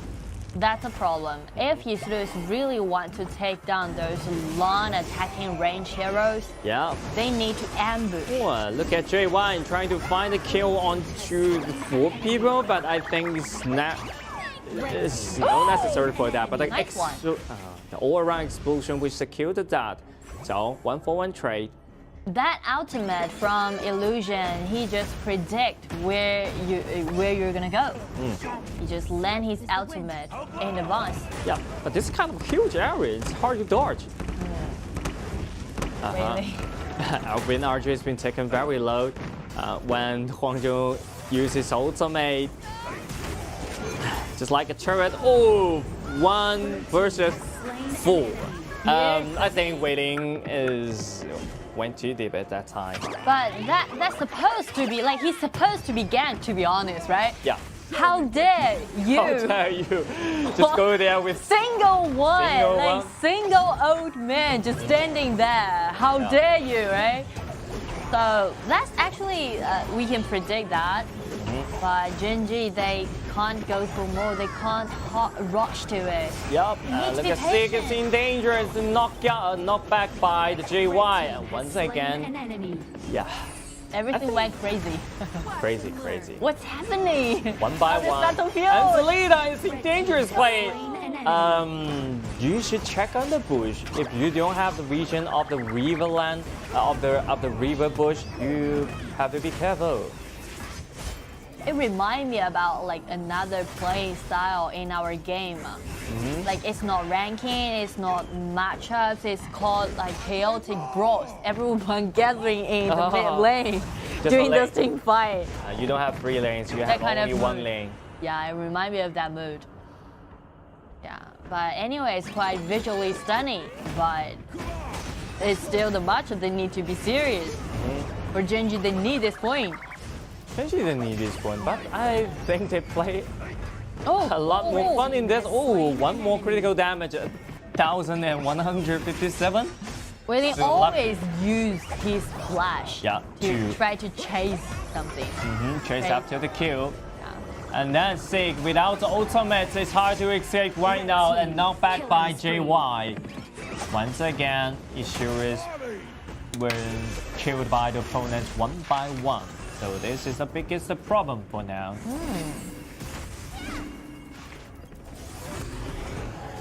And look at the top side. Gen.G, the bottom side duels is surrounded by the ISG, but it's surrounded by because JY and the backups is over there. And then they can destroy this secondary turret of the top side. But the next plan maybe is the middle and outer turret because they always spend a lot of time to destroying this turret. But I definitely they secure this turret very well. But Sig once again been taken down by the Huangzhou right now. And now check the gold difference. Huangzhou already got 3,000 gold lead, so actually Huangzhou is gonna be the most tough one for eStarPro to dealing with, because the only assassin they got is Mulan. Oh, nice one! Solo kill, nice one, Elwin RJ. Like Elwin RJ was just ambushing in that bush, and he know that Guang is gonna be there. And a combo from Fu to death. Red team has destroyed a tower. You have to retreat. And look at the Again. Nice one. Someone's again. coming. Oh, missed it. He didn't know. But you think that's a TianYun, maybe someone just back over them, back over him. That's something good to be slain. Oh, it's been taken a half, so a simple combo will guarantee the death.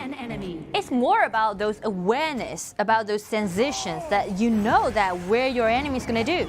You always take 1 step earlier, always take 1 step ahead. That's gonna gain you more like any priorities.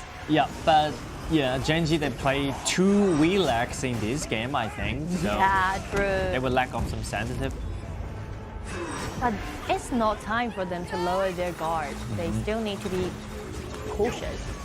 They want to push forward. They need to push forward. And look at the JY once again, 1 versus 3. What does it matter? Wing RJ. It's necessary for doing this. Yeah, it's not necessary. And Gen.G, they need to protect Huang Zhong. Huang Zhong still in a very safe spot. He just stand there. Has destroyed a tower. Because like the ultimate that Huang Zhong got will allow him to have a really well-rounded and like long attacking range of those like field. Yep. So he can just like sit there and doing those out damage. They actually play with a lot of fun. But ISG maybe they can find a chance to fight back. Yeah. Strike back. But if they really want to push back, really want to do some counter attack, but the thing would be like both Mulan and also Monkey gonna directly go for Huang Zhong, right? Take him down. It's getting together. And together, that's quite important for them. But look at the goals out there. It's been lead by Gen.G. Quite a 10,000. significant goal difference. 10,000 goal lead. Huang Zhong is his ultimate. Set, just like you said, the turret right there. The high ground turret's been taken out. Maybe we're taking that right now. Okay, the high ground turret's been teared down by the Gen.G Esports. And the next maybe is Midland. It's hard to defend right now. That win RJ has been taken very low. Look at the damage. Look at the output from Huang Zhong. It's invincible right now. Oh, true sword. Taken a half. Isurus, they already got such a significant goal deficit, but they still need to fight back. They still need to like put all those effort in and aiming at one person. That will be Huang Zhong. Take him down even once. Yeah. At least they need to try. They can't just standing there and like their HP bar just been poking down. It's been poking down on one simple pick for that. What the G1 is doing? Wow! Run into the fountain, but they have enough gold. And look at the minion waves and crash into the base. And RJ is the last remaining guy, last standing guy, trying to do something, but yeah, it's not available to do a lot of things like that. And it was a ace down by Gen.G. There's still 4 people remaining. With this minion wave, they can go for their second victory. Congratulations to Gen.G Esports. Yep. And Gen.G Esports' second victory make them reach the 0.6. And they have 6 points for that. But the crucial battle is in the last game, the Gen.G Esports versus Hero. The last one game, the game 6, will be the fate of the Gen.G. Yeah. Sad for Isurus, they didn't make it, though they really had a nice job, nice performance for today. While for Gen.G, they got their like dreamed 3 points. And they had something like really refreshing. Yeah, they felt very pretty happy in this game, and they played Ganjiang Moya as a jungler. They're really effective in this game and did a lot of damage to the other side. But the next game, maybe you have to be normal. Yeah. You pick some common pick for it because when you're facing Wuhan eStarPro, it's not a happy thing for you. Yeah, you know, I just got that kind of feeling, I don't know why, but to Gen.G, even for the next game when they're playing against eStarPro, they're just gonna go for it. They're just gonna, they have that kind of feeling like, all right, everyone just go crazy. We don't care about anything else. We just want to like play it. We just want to go for it. What you mean is maybe they were more crazy than this game? Yeah, or it's not because like their like composition selecting or heroes choosing. It's more like their playing style. They're gonna be regardless. They're just gonna anyway. We need this game. We don't know if we're gonna win it or not, but we're just gonna be aggressive. They're gonna be crazy. Yeah, crazy and aggressive. Maybe the skirmish and team fights they create in the early game will really get some influence in this game. Really will affect something. But yeah, maybe that's a tiny hope for them. But you have to make a choice. You have to take the shot. Yeah, so, well, game 1, I really enjoyed it. I don't, what about you? How do you feel about it? I really enjoyed it because as we saw the Gen.G, they actually improve a lot too, because they use the different conversation and trying their best to do the different style in this tournament. And on the other hand, eStarPro actually improve a lot in they know how to exchange the resource and know how to ambush back in the top lane. So this kind of improvement, I think, is a pretty great experience they learn from this tournament. Well, like if we symbolize the rules of how we're gonna play this game, it's more like treat it as a business, right? First, get money. Money doesn't grow up on trees. You need to invade. This is reality. Yeah, and second, you need to do some trades. All right, this time MVP goes to Huang Zhong. I rarely see Huang Zhong win the MVP, but this board is quite visually stunning. This is quite cool, isn't it? So by using his weapon. So big. A little bit of damage, 27 then, but whatever. The KDA, the damage taken, and the gold. It doesn't matter because in this game, Huang Zhong is an invincible guy. The Mulan, yeah, the LVRJ can really be some threat to him, but Alvin RJ, as we mentioned before, he only loves to clean the wave. Yeah. So, jump into the back line to find some kill is not available for him, for this player. And yeah, it's worth mentioning that Wei Ling already got MVPs twice in a row, right? First game by using Lady Sun, second game by using this Huang Zhong, this tough guy. He's just like, young man, come here, young man. Lots of MVP. MVP twice. They actually is leader when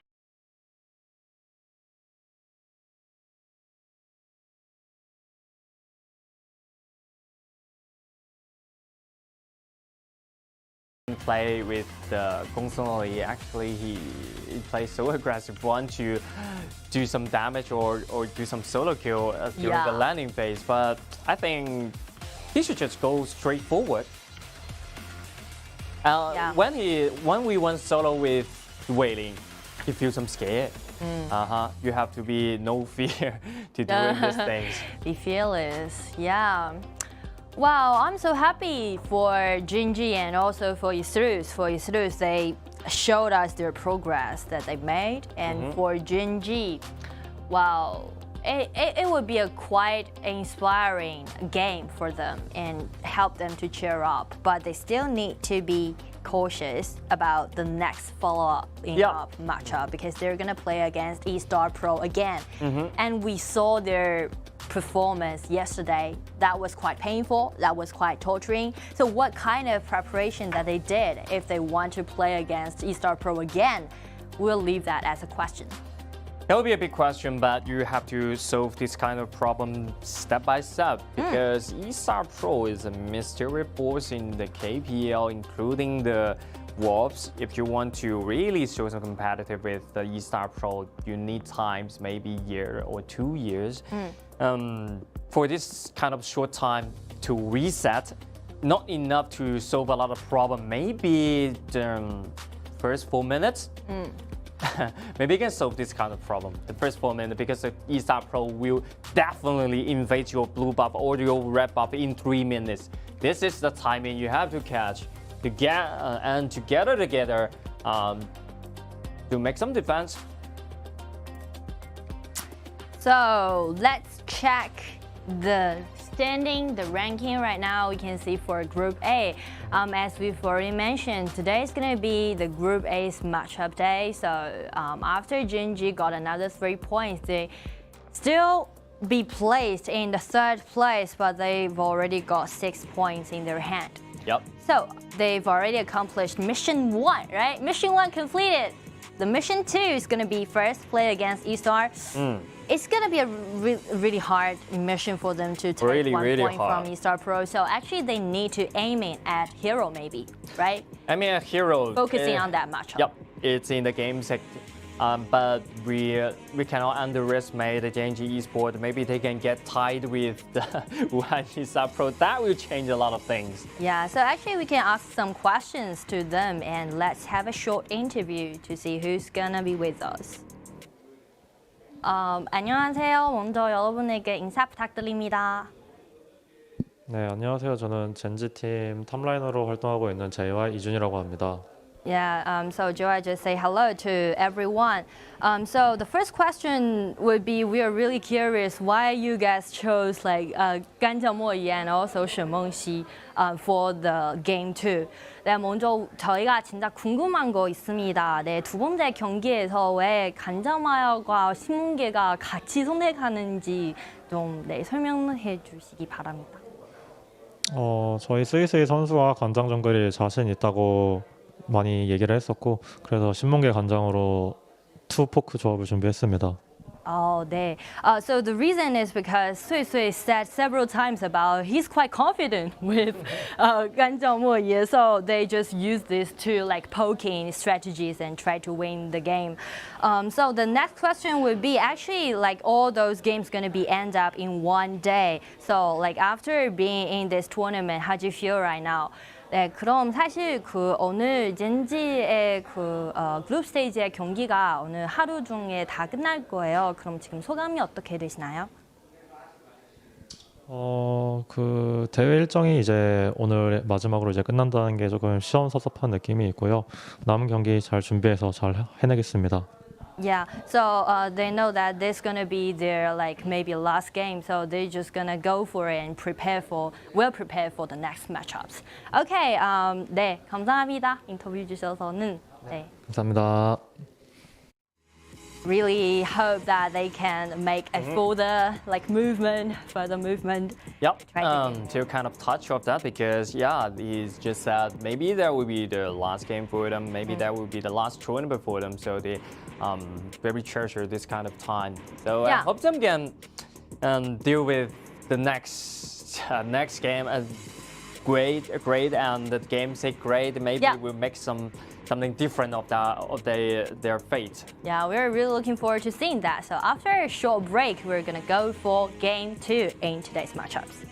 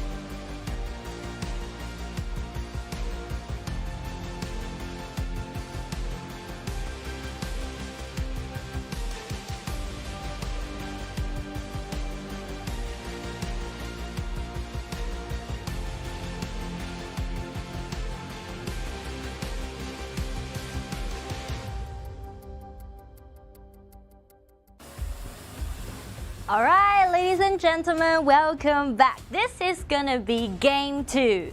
Wuhan eStarPro playing against Gen.G Esports, and we really looking forward to what they're gonna bring us for this game. Yep, especially the Gen.G Esports because they performed so well in the previous game, and they used Ganjiang and Moye as a jungler.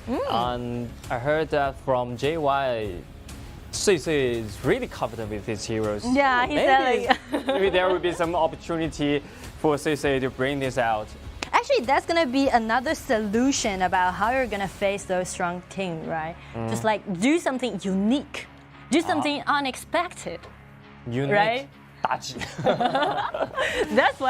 not unique. That's called weird. Weird. Okay. A little bit weird. Maybe unique thing. Maybe weird thing. Just show some surprise to the others. It's all right. Ganjiang and Moye definitely a surprise from the Gen.G Esports, but I think it's not so not effective when you're facing the KPL team. Yeah, we all know that because for Gen.G, this is gonna be their the most difficult matchup to playing against with eStar because actually they played against with each other before. Actually, that was yesterday. Yeah, and we remember yesterday.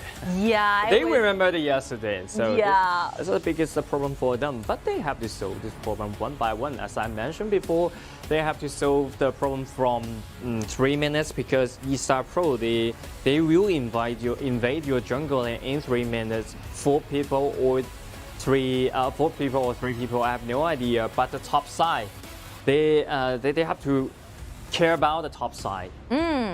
Like for eStar, they're quite strong, and also we know that actually their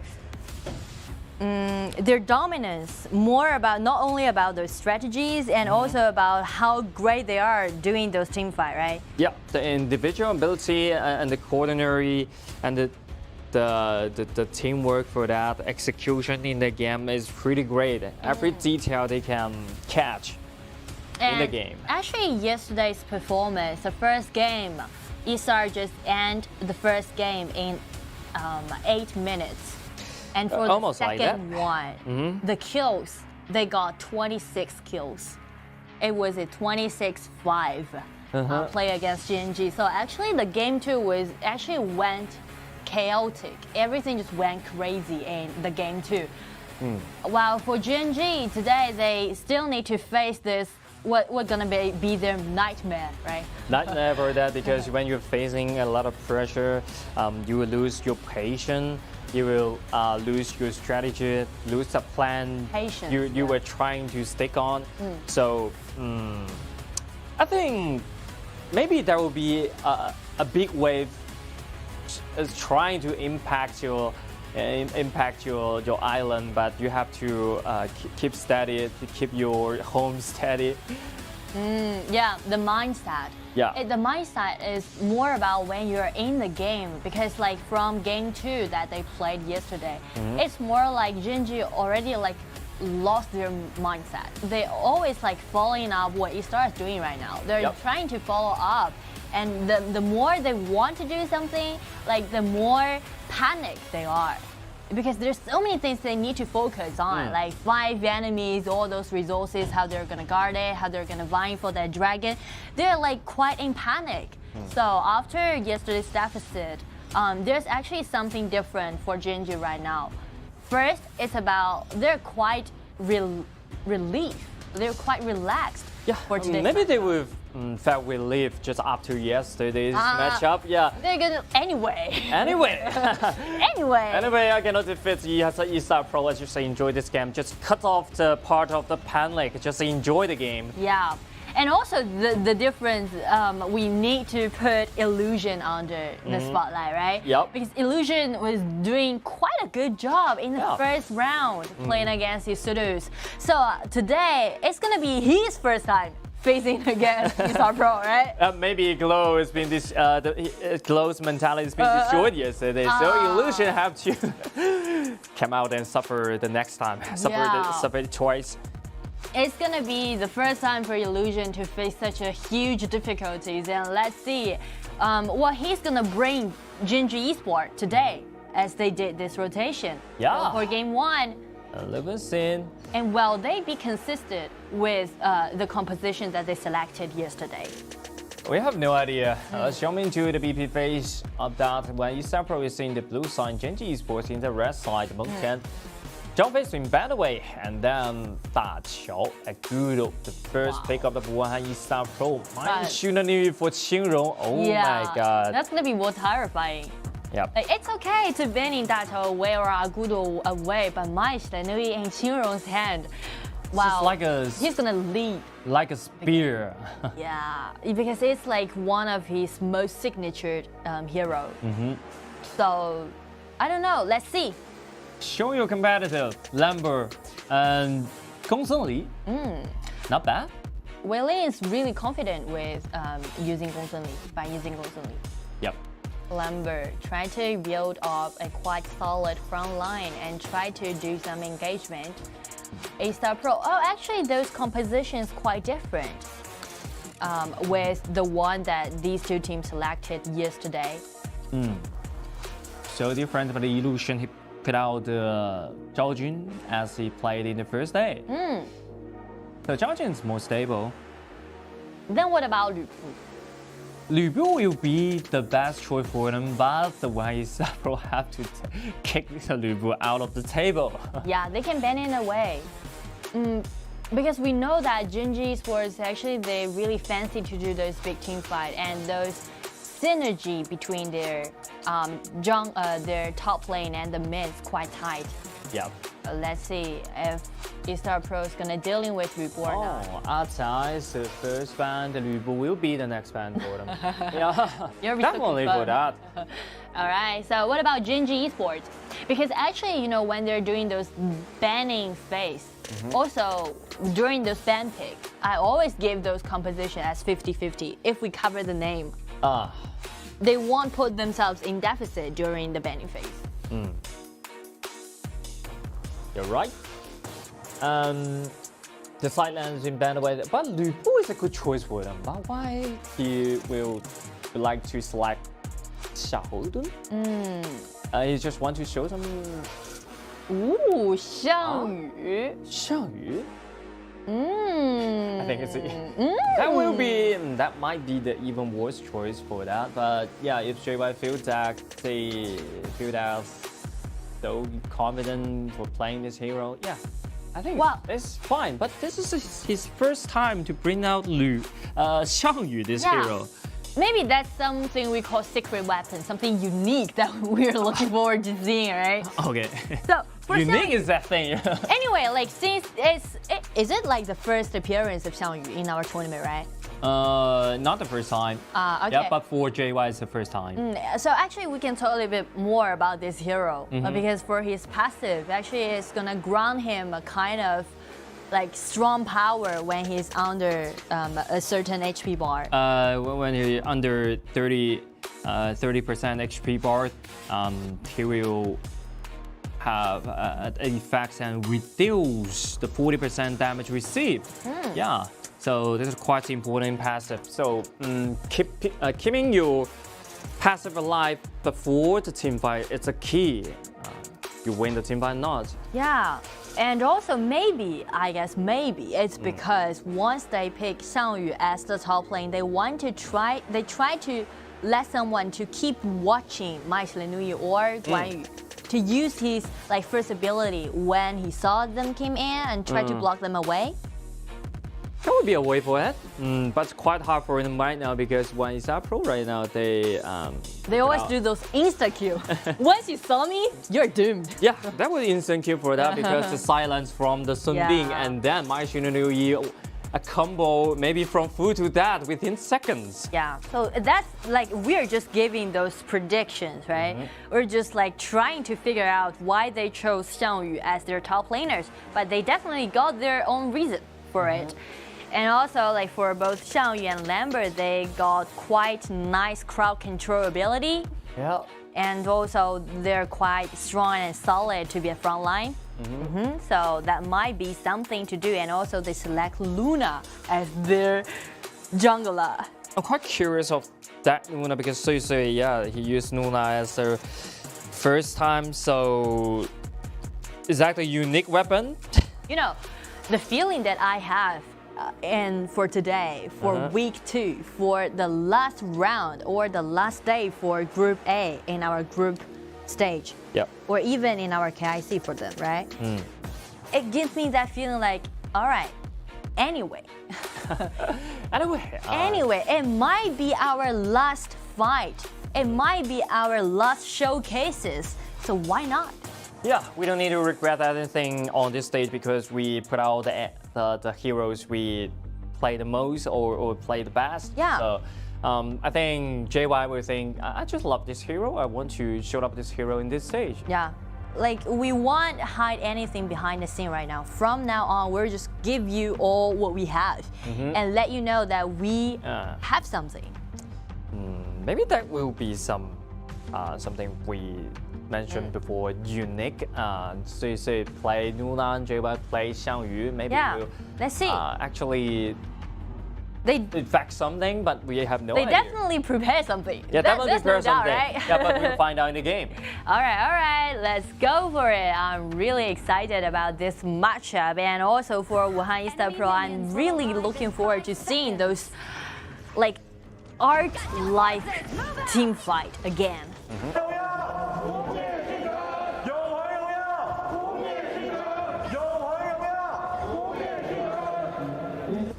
For eStarPro, they're quite stable. And though actually they're the first team that won 9 points in their hand. 9 points and easy as a pie. Down 9 points. Yeah. They're so stable. And every team in this group, they will win or lose with no tie in this group. And look at Bei Ling, use a frenzy and trying to do some damage into 3, but yeah, look at Faye's been taking a half and he's in danger. And the red buff is pretty hard to defend. And look at Suisei, that will be the first blood goes to the Mai Shinonui. That's a little bit hazard. Actually, Gen.G is doing really great. You see those rotations they did. Yeah. They put Luna on the top, try to let him to have the first minion wave to upgrade to level 2. Yeah. But it's still too hard for them because Luna lose every buff. The blue buff was taken by Huahai. Like, Gen.G really tried to do something, and they set the early game arrangement, but the problem is just like they're a little bit too naive. But they're trying. Really trying, but you really cannot do anything. You have no ability to stop this happen. But you know, actually, like if we take a good look to Wuhan eStarPro, I got that feeling like Yi-Zhen is always known as playing as like defensive marksman, right? He's always under a lot of pressure. Yeah. And I can see something happening the same in this game. You see Gen.G like at least like 2 times just go down to the bottom lane and trying to get Yi-Zhen in trouble. Yeah, but Yi-Zhen will say it doesn't matter. Just come. I get used to it. Right, I get used to it before 2 years. 2 years ago? 2 years ago. All right. I suffered this kind of pressure for 2 years. How can you imagine about that? Gen.G trying to guard the first round. Oh, look at TianYun flash with the first ability and bring back Luna and instantly delete Luna, and then the invincible warrior jump into the backline. Another kick from the Guan Yu. TianYun will guarantee another kill, and the Wei Ling jump inside, use a frenzy, trying to find a kill onto the Guan Yu. He succeeded, but the cost is his life. 1-4-3 trade. 1-4-3 trade. eStarPro just tear Gen.G up in such an early game. It hasn't been 4 minutes, but that's what we call whenever we are looking at eStarPro using those team fights. It's like art. And look at the Luna, just fly to the back line, but without the damage. Damage insufficient is the biggest problem for the Gen.G right now. And look at Huang Hai used its ultimate, trying to dodge some damage and it's been taken very low, but still alive. Because he got his ultimate and check Yizhen, he's so peaceful. Yeah, Yizhen is doing the thing that he did the most before, pushing the turret. While this team fight, you can see like every member, every individual in eStar just go straight in and tear off Gen.G and using this complicated landform. Yeah, there's no way for Gen.G to stop this. Look at TianYun's been taken very low, but they say without gold, without item, not enough damage for the kill, even though he used 2 combo of it. Look at the bomb at the mark. Wow. Is that a mage Sunbeam? Yeah, but you can't underestimate. Okay, so you say that again. The good news for Gen.G is that I can feel their momentum, their desire. But the problem is, which is quite critical, is that they're too rushing to something. Yeah, rushing to something. They really try to make something happen, really try to overturn and really try to seize every moment that they see, but they need to be patient, right? Yep, romantic might happen right now, but I only feel some romantic right now because they play so romantic, just keep giving the goal to the opponent. So romantic, and look at Luna just jump inside, but yeah, how can he do? It just makes me feel like I'm watching the replays of yesterday's matchup, especially for Game 2. Yep. And more, it's just like a familiar game. Really familiar. 5,000 gold lead or now 6,000 gold lead. 6,000 gold lead in 5 minutes. 11k, no, just 1,100k gold lead per minute. That's a horrible thing for the Gen.G. eStar, ever since they show up in our tournament, they just prove their dominance again and again. Yeah, again and again. Look at JY, how passive to trigger. Slain an enemy. This trigger the passive, 40% damage receive reduction doesn't mean anything because now eStarPro they reach enough to destroy you within seconds. Yeah. So that's something that, like, once again, back to those compositions that Gen.G got. They chose TianYun, definitely had their own reasons. Yeah. Maybe they want to keep watching Guanyu or keep watching Match Le Nuit. But the truth is, once they want to engage, eStar won't get you any time for you to react. You have no time to react, and now Huang Hai has been taken a half. He received a lot of damage from 4 members from the Gen.G, but yeah, still a half HP. By using this Vanguard, and also we can see there's already 3 level lead goes to Huang Hai in jungler, and Luna, this is a hero definitely needs to be wealthy if he wants to carry the team. He have to, but there's no way for him to become wealthy because Luna haven't gained any buff right now. Anyone. Look at JY without a passive. He will be destroyed by the enemy within a second, and Wei Li's been taken very low. TianYun will guarantee the deck in the back line. Killing spree. They already got 14 kills in total in 7 minutes. That also means 2 kills per minute. 7 minutes. 8,000 goal lead. Wow. That's the biggest goal deficit I have ever seen. You know, eStar can using this matchup to threaten their. Oh, look at the ultimate! Look at the combo right there. It's not bad, but where's the damage? The combo is great, but TianYun jump inside the back line, and look at that. Everyone's been taken down and taken in very low HP, so they have to retreat. 3 versus Fly right now. Huang Hai used his ultimate, trying to jump inside to stop the Gen.G right in front of the fountain and then destroy the crystal in 8 minutes. And congratulations to eStarPro, gain this point easily. Congratulations again to eStarPro. And you know what's more that makes me feel terrified is about whenever eStarPro got a win, even it's quite easy for them, they never smile or feels like, all right, job's done. They're pretty serious. They're quite serious about each game, no matter who the opponent is going to be. Yeah, I think that's the attitude for the esports athlete. They are, because you have to feel serious for every single game. No matter you play this game with a lot of fun, but you have to hide it inside. You have to hide it inside. You have no accessory to show this up. So that will make you more stable and mature. Yeah, so stable. Once again, we already mentioned a lot of times about what we call mindset when you're a professional esport player. Yep. It's quite crucial for every esport player. We've already mentioned a lot of times about those like who defeated, right?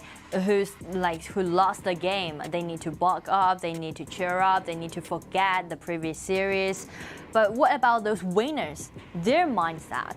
A lot of teams, if they won a game in quite an easy way, they will lower their guard. They will be like, okay, I'm quite dominant. Now my job's done. Right? We can just relax, we can just maybe have some fun, or because they're not threat. But on the contrary, it's totally different for eStar. They're being so serious about each game. Every single game, no matter this game will end up in 30 minutes, 20 minutes, or 8 minutes. That will be the same for them, because they always play in the same style and stick on the plan, stick on what they trained before. So this is quite important for them. Because when you play with a lot of fun in this game, maybe you will your mindset will become chaos, because you have to face to more stronger team. After that, you have to jump into the main draw, the quarterfinal, semifinal, even the grand final. So it's pretty important for them to keep the mindset in the line. Yeah, so in other words, for eStarPro, these 5 players, they're not playing around. They're being serious, and they know their goal is gonna be the title of our 2022 Honor of Kings International Championship. They're aiming to that championship, and that's why they're being so serious. Those here for that, and look at the Qingrong MVP, 29% damage. 5-0-11, 16 kill have been related to him. That's quite high damage dealt to a assassin mage. Yeah, so high. I mean, yeah, Illusion he played my Trinity maybe is in a relaxed atmosphere, but only he gained 27% damage. But Qingrong, wow! And this is one. This is one of those most stunning one, and this is the beginning of all those things, all those troubles happening afterwards. So this one, he's the one find out and got that sense, and everyone just rush into this complicated landform, block all those people away, totally tear Gen.G up into the single individuals. And the combo is so perfect and beautifully. Yeah, and this one use his passive to bring Luna back to the turret, so the turret can deal extra damage on Luna. You can find every single detail in this in Qingrong's individual abilities. Yeah. So, again, another win goes to Wuhan eStarPro. Yep. And they have. Actually, I can say they already secured their first place, right? To go to the further quarterfinals. And on the other side, for Gen.G Esports, they're still they did some preparation, the rotation, the early game arrangements, quite good, but not enough. Yep, but not enough, because you're facing the KBL team. Yeah, eStarPro definitely it's hard to be destroyed, so this is the one thing. But Hero is also quite tricky team. So it means a lot for the Gen.G Esports. Maybe eSports, they're watching this game and just feel like, There's another level again. That's another level again. Yeah, we are in suffering time when we are against with the Gen.G Esports. But when Gen.G Esports against with the eStarPro, everything seems the same. But we are in the same situation. Yeah, when you saw someone that was like more powerful than you, like stronger than you, and have like higher mechanics than you, that also means you have some tutor. Yep. You have someone to learn from it. There's a huge room left for you to like absorb all this knowledge or like try to do something, make some progress. And we can see like for Gen.G, they already made some progress on their early game arrangement. And the problem is just like they still need time to practice for it, to get more familiar to it, to master it, to know how to read their opponent's play. Yeah, this is an old question for them because they only play this game for a few months for the eStarPro from Latam-Mexico area, so they need more time because KPL accumulates a lot of experience and for 5 years, 6 years. So that would be a huge difference from that. Yeah. So actually, again, like if we still want to talk a little bit, like stick on to this matchup for Gen.G, they can't like lose their mind. They still need to keep patient because we already mentioned if they want to go further, the main mission for them gonna be the last matchup for tonight. Yeah. Play against Hero. They still got like we can't say like a huge hope, but they still got hope. Still hope because Hero will against with the eStarPro in the third game. So the Gen.G Esports, when Gen.G Esports finishes this game, he can watch the match between the Nanjing Hero and eStarPro and learn a lot and make some research onto Nanjing Hero. And wow. I don't know, but whenever we are watching eStarPros playing, it's just like an art, right? It's just like an art, like an action movie. Yeah, eStarPro, they are artists because every single move without mistake is pretty. It's not easy in this game. I mean, they have to practice for a lot of time, spend a lot of time for training every single detail, every single execution in the team fight. So definitely your art. Everyone in the team in this team is artist. Yeah. So after game 1, we have a little bit short break for Gen.G. Try to let them bulk up, and we are really looking forward to seeing their next round of play.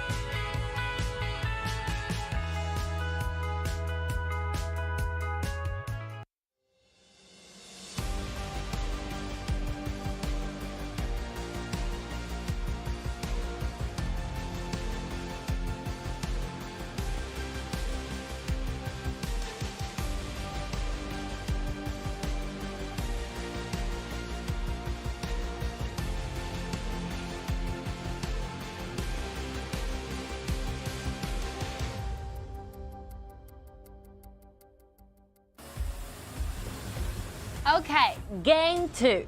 eStarPro play against Gen.G Esports. Well, maybe that's a chance for the Gen.G Esports, but right now, this kind of a chance is hopeless.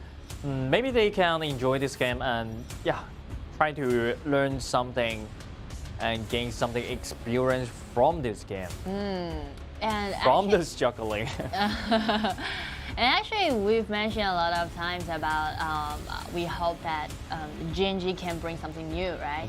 And vice versa. We also hope like eStar can bring something new. Because actually, they already secured this spot as the first place. Yeah. Probably, So they're definitely the leader of this group, the group 8. And last time I saw them just bring out Nora combined with Bei Dao and this composition. And actually bring something new right there, but I don't think SK will show more of it. True. Because why we mention about those like new things, new composition, is because actually there's some variations in our meta. So especially for those mid lanes, but due to our format, if we go for the knockout stage, that's going to be best of 7. That's going to be best of 7. And now we're doing best of 2, which is basically just like best of 1, right? Yep. You don't need to save anything. There's no more like quite like trickies or strategies. It's more like you just go for what you got, a best of 7. So the hero pool, they've been discovered so important for them. But I think the eStarPro, they just stick to the plan and just play this kind of meta pick and this kind of hero. They won't show a lot more things, more than they need to hide their figures. secret weapon. Yeah, they need to hide the secret weapon for the BO7. Yeah, and look at the BB face right there. Zhang Fei, Lam, Zhou Yu, that's okay. But Meng Qian Shengmengxi is on the other side. So it's hard to deal with Meng Qian right now. Qing Rong in Shengmengxi. I think the next one maybe the support, or you can shoot up the jungler. It's the jungler. Right. Jing or something. Wow, Zhang Liang plays in the support. Try to use Zhang Liang to counter Lan. Zhang Liang counter Lan is a one solution, but I think Zhang Liang is the way to accelerate the game pace. Like once they got the vision control, once they successfully did some ganks, those like duels, Zhang Liang paired up with the jungler or like the marksman, they're gonna be like quite stunning. Quite stunning, and every time can surprise you because when you're in a huge goal lead and with a lot of vision control, the Zhang Liang will become a ghost. He'll be everywhere, and you will be scared of anything, scared of any bush you cannot get outside because everywhere is dark. So actually that's gonna be what we call psychological pressure, just like when you're playing with Prince of Lanling, right? You don't know where he is, you can't spot him, but you're afraid of him. I think it's the same formula as Prince Lanling. Yeah, that's the same. But yeah, in some conditions, only if they have a huge goal lead, eStarPro definitely can guarantee that. And about Gen.G, they want to speed up. Okay, this is the only chance for them, is to speed up the game pace and create the skirmish as much as they can. Let's have fun, let's do it. Don't be afraid, we don't need to farm up. We just need to join the team fight. Oh really, Byron, they want to do a counter pick, 1 versus 1 on the top lane. 1 versus 1 is in some advantage, and also Byron is so aggressive in the early game. Yeah, I guess like somehow Tyrant's a lot of like excellent performance just kind of triggered JY's interest. Like, okay, you're doing quite good on top laning. Yeah. You're quite stunning. Then I'll just go for 1 versus 1. Yep, you want to go for 1 versus 1, but why is always 4 versus 1? True. On the top side, so coordination, yeah,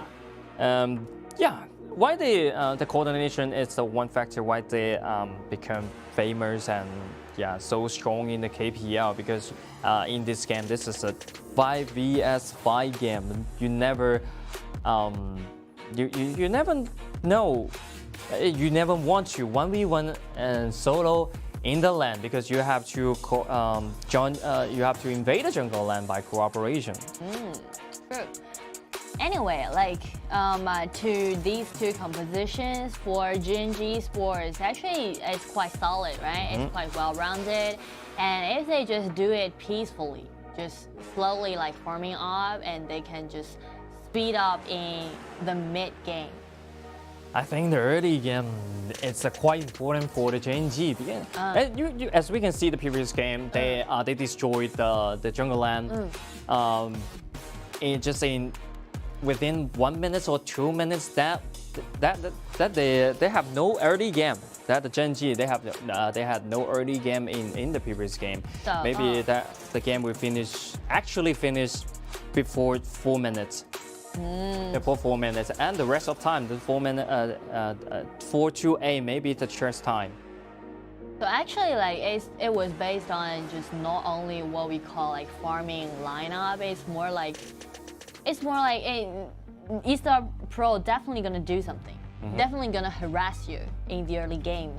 So while you guarantee you're gonna be in a like quite even situation. Like you can't fall behind since like 2 minutes or 3 minutes. That's gonna be really hard, right? Yeah. So you need to make it even and then try to do something. Do not rush. Actually, from the last matchup, we can see Sui kind of be a little bit really rushing to something. He really trying to see the moment prove himself. That's the point, but you have to be well farmed up. And with some item and gold that you can perform yourself. So, guaranteeing Gen.G is gonna be like well farmed up. That's gonna be the prior mission. Yeah, prior mission. It's gonna be really difficult. Let's see. I just want to say one point. Gen.G will have to show the competitive before 4 minutes, trying, and they have to, and they try to. They need to make some equal strength and push back Zhang Liang, right? Yeah. Push back Zhang Liang. Do not let him like two mages, Mengqi and Zhang Liang, to just roaming. Oh, look at the top side. You never get 1 versus 1 in the top lane. Qingrong, you rotate so fast, and look at the illusions being taken to half. It's in danger right now. Flash maybe will save his life. There's a turret there, but look at the blue buff. Once again, there will be a trouble for Sui. Sui is being taken down once again, just like the previous time. I think the same movie just showed up again. Okay, the disaster happened and the nightmare happened just from 1 minute, just like I mentioned before. Ooh. Okay, you have to. How can I say that? You have to be careful before 4 minutes. At least farm up peacefully, and when Byron reached level 4, maybe that will be a lot of competitive can show was showed by the Byrons. All right. Anyway, I changed my mind. You change your mind? Yeah, do not try to guarantee the early game when you're playing against eStarPro. For Gen.G, enjoy this game. Enjoy. That's it. Like, give whatever you want. I don't mean like hand over all those resources to eStarPro easily. It's more like you just trying to enjoy the game. Yeah, look at Wei Ling trying to kill Yi Zheng, but this is a bait. And look at Hua Hai get out of the mirror space and trying to find a kill onto the illusion. But look at the bottom side. Jonas right there between level 4. So? Whoa, I really want to see that replay. Because the one that when we transform our vision to the mid, that was like Sui tried to gank Yi Zheng, right? And Yi Zheng was in such a low HP bar. Low HP bar, but in terms of the summoner skills, I can guess the image for that. Sui trying to use the ultimate to bite on Yi Zheng, but Yi Zheng used the flash to dodge the ultimate and then strike back with the second ability. Then Ziyang Ziyang arrived, everything settled down. Oh, that's actually, I really want to talk a little bit more about Ziyang. Oh wait, let's see the replay. That's the replays right there. So this is the scene, and we can see Sui Sui come up, jumping come up. Okay, look at the reaction. Missed one, just missed one time. Yuzhen used the flash, avoided the second ability from Sui Sui. And avoided the ultimate. Look at the Qingrou's been taken very low, but the second ability will knock back JY. JY is in low, and Huahai auto attacking guaranteed his death.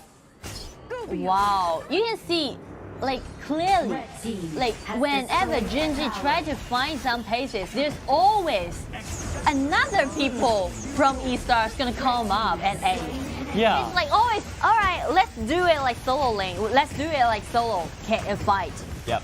But whenever they were so close to take their enemy down, boom, someone just show up. Someone show up. Rescue his allies. There's never be solo when you're facing the eStarPro, and look at that. Meng Ya's been taken down, and then Meng Tian jump into this way, and Faye's been taken down by TianYun, and another flash will guarantee another kill. Back over to TianYun. Wow, and Zhang Liang and Ziyang already manipulating this game, the pace. eStarPro.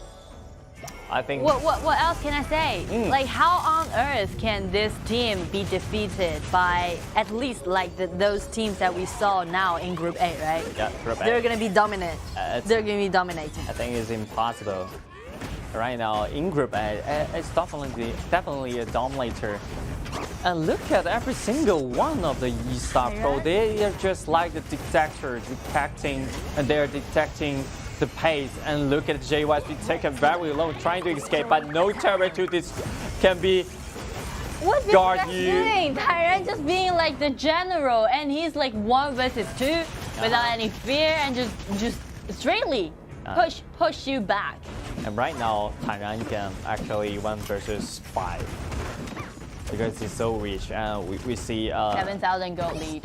7,000 gold lead, and we destroy the crash land. And look at Sui use the ultimate to get out of there because Ziyang's ultimate is available.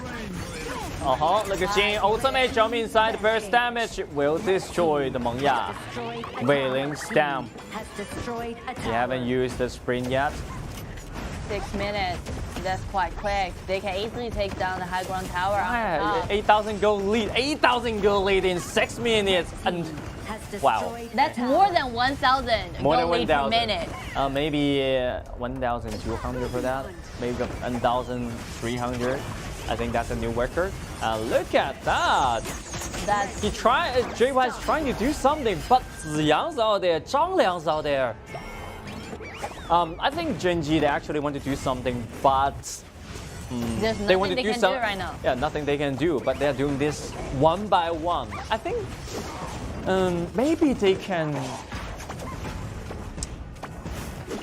do something by cooperation. You can't just say like, all right, let's do something, but all right, just think about it. Realistic, like for this turn, for this game, there's little things that Gen.G Esports can do. And for eStar, they can just easily using those minion waves to pushing forward, taking down this high ground tower on the bottom lane, and check TianYun. This guy, he's just being stand there in front of all those allies, gain a huge shield, and also like he also can deal like an immense of damage. Yep. I was speechless at that time. Maybe they can try to have some cooperation to fight the 5v5 team fight, but and I was just thinking about that. What does it matter? Enjoy the game. Enjoy the game. That's enjoy the game.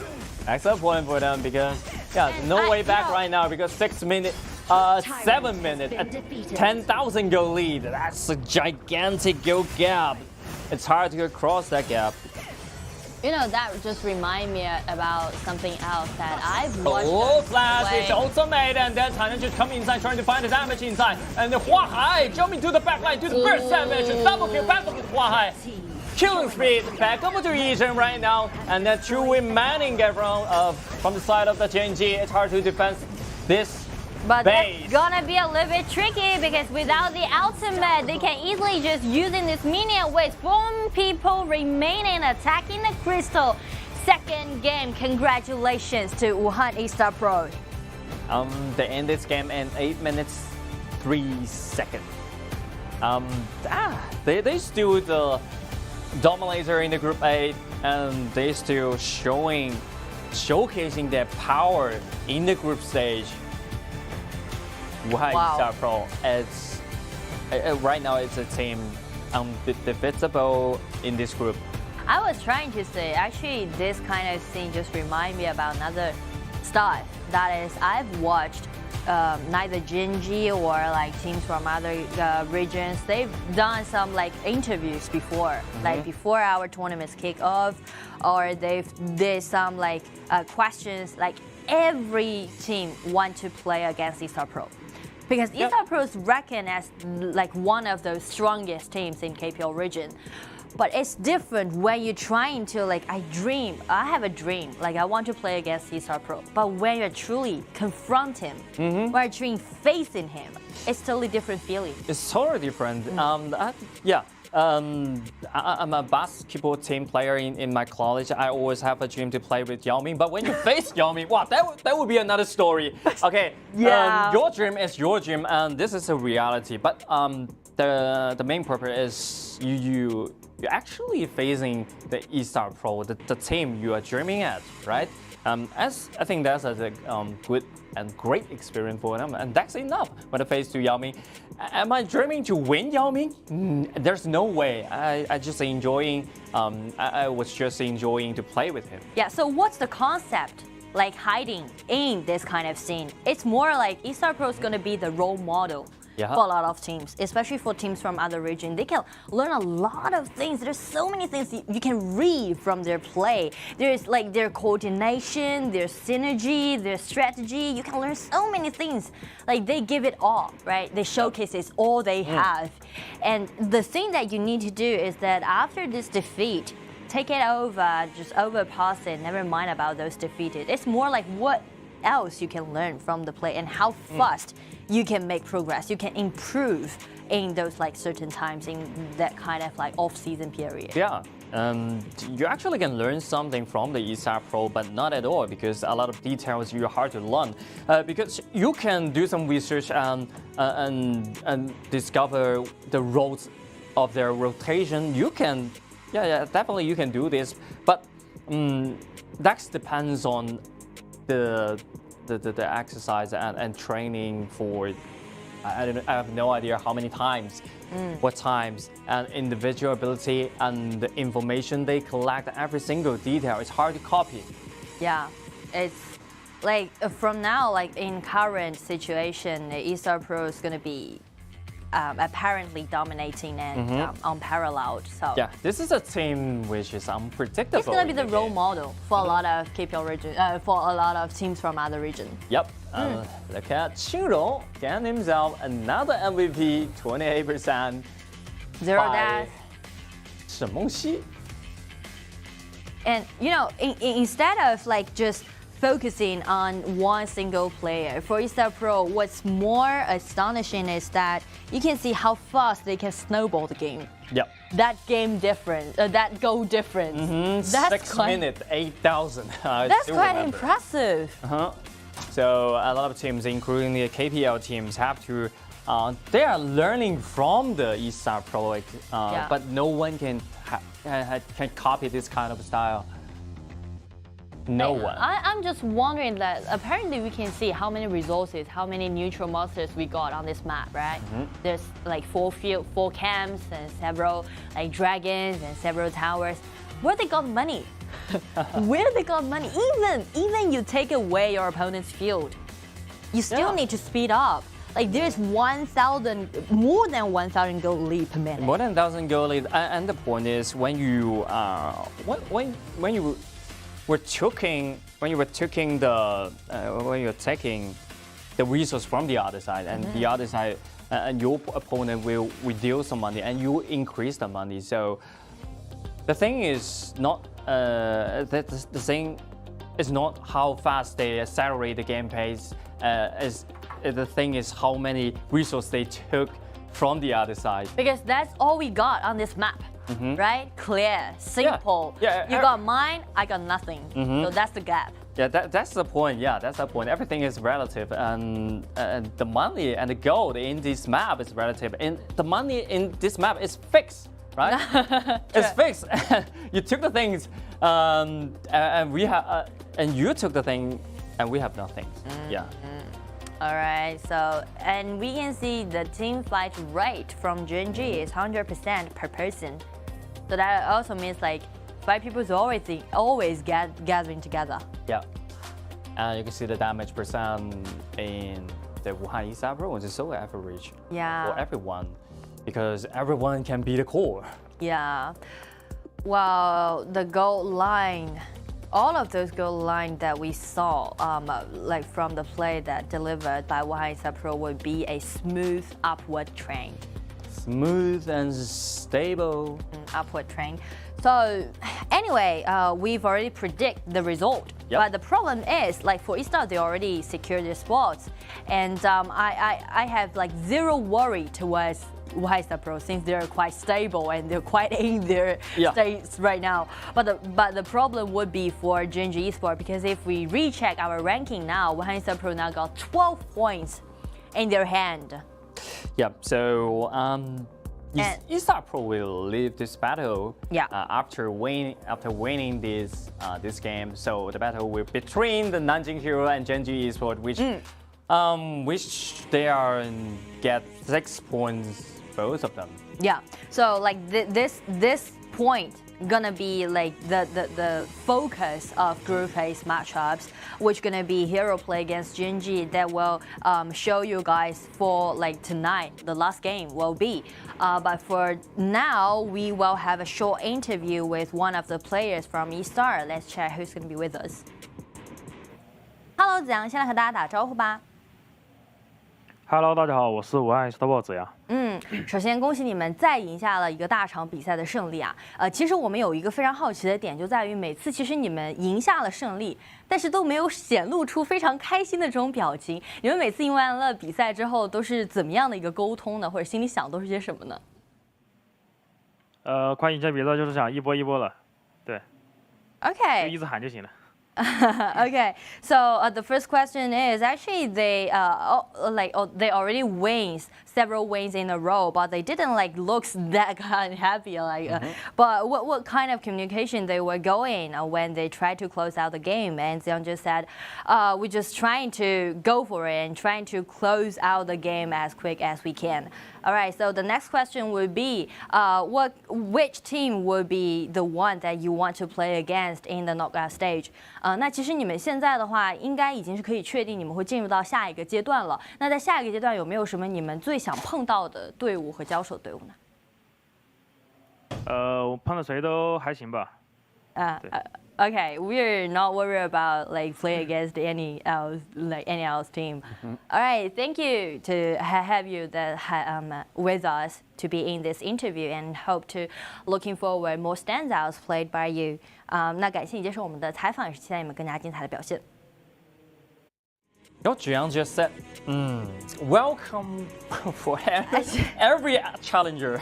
Yeah, like, I don't know why, but when I was like interview him, I kind of feels like, why can they be like so calm, right? Yeah, they're so calm, but so aggressive in the game. Yeah. All right, the next game would be hero play against eStarPro. After short breaks, we're gonna dive right into it.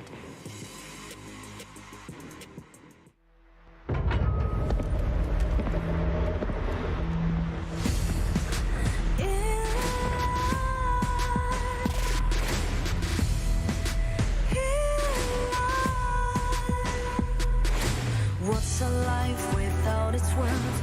Compromising with what hurts inside.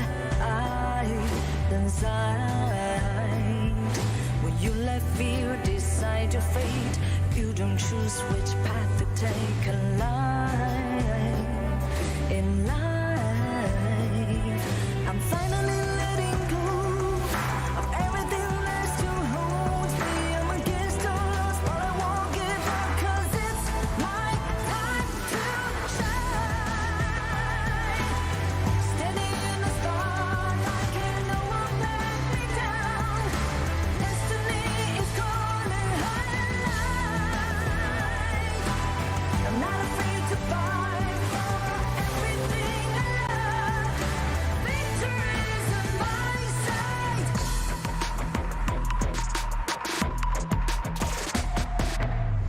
we lose, the more we gain, the more that nothing stays the same in time.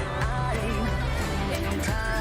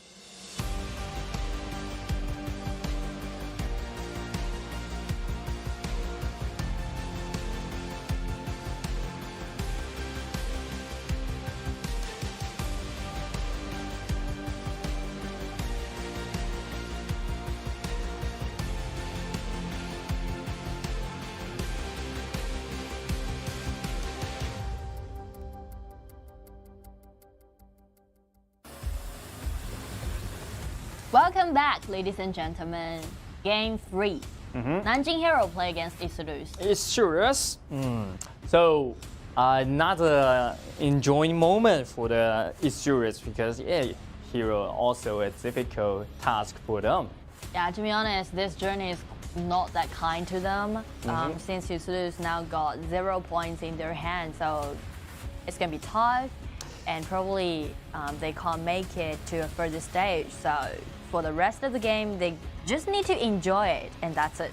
Yeah, they have to enjoy it because the last two games is one is versus Hero, one is versus eStarPro, and these two games won't be happy for that. So just more enjoy it and learn a lot more things from this stage.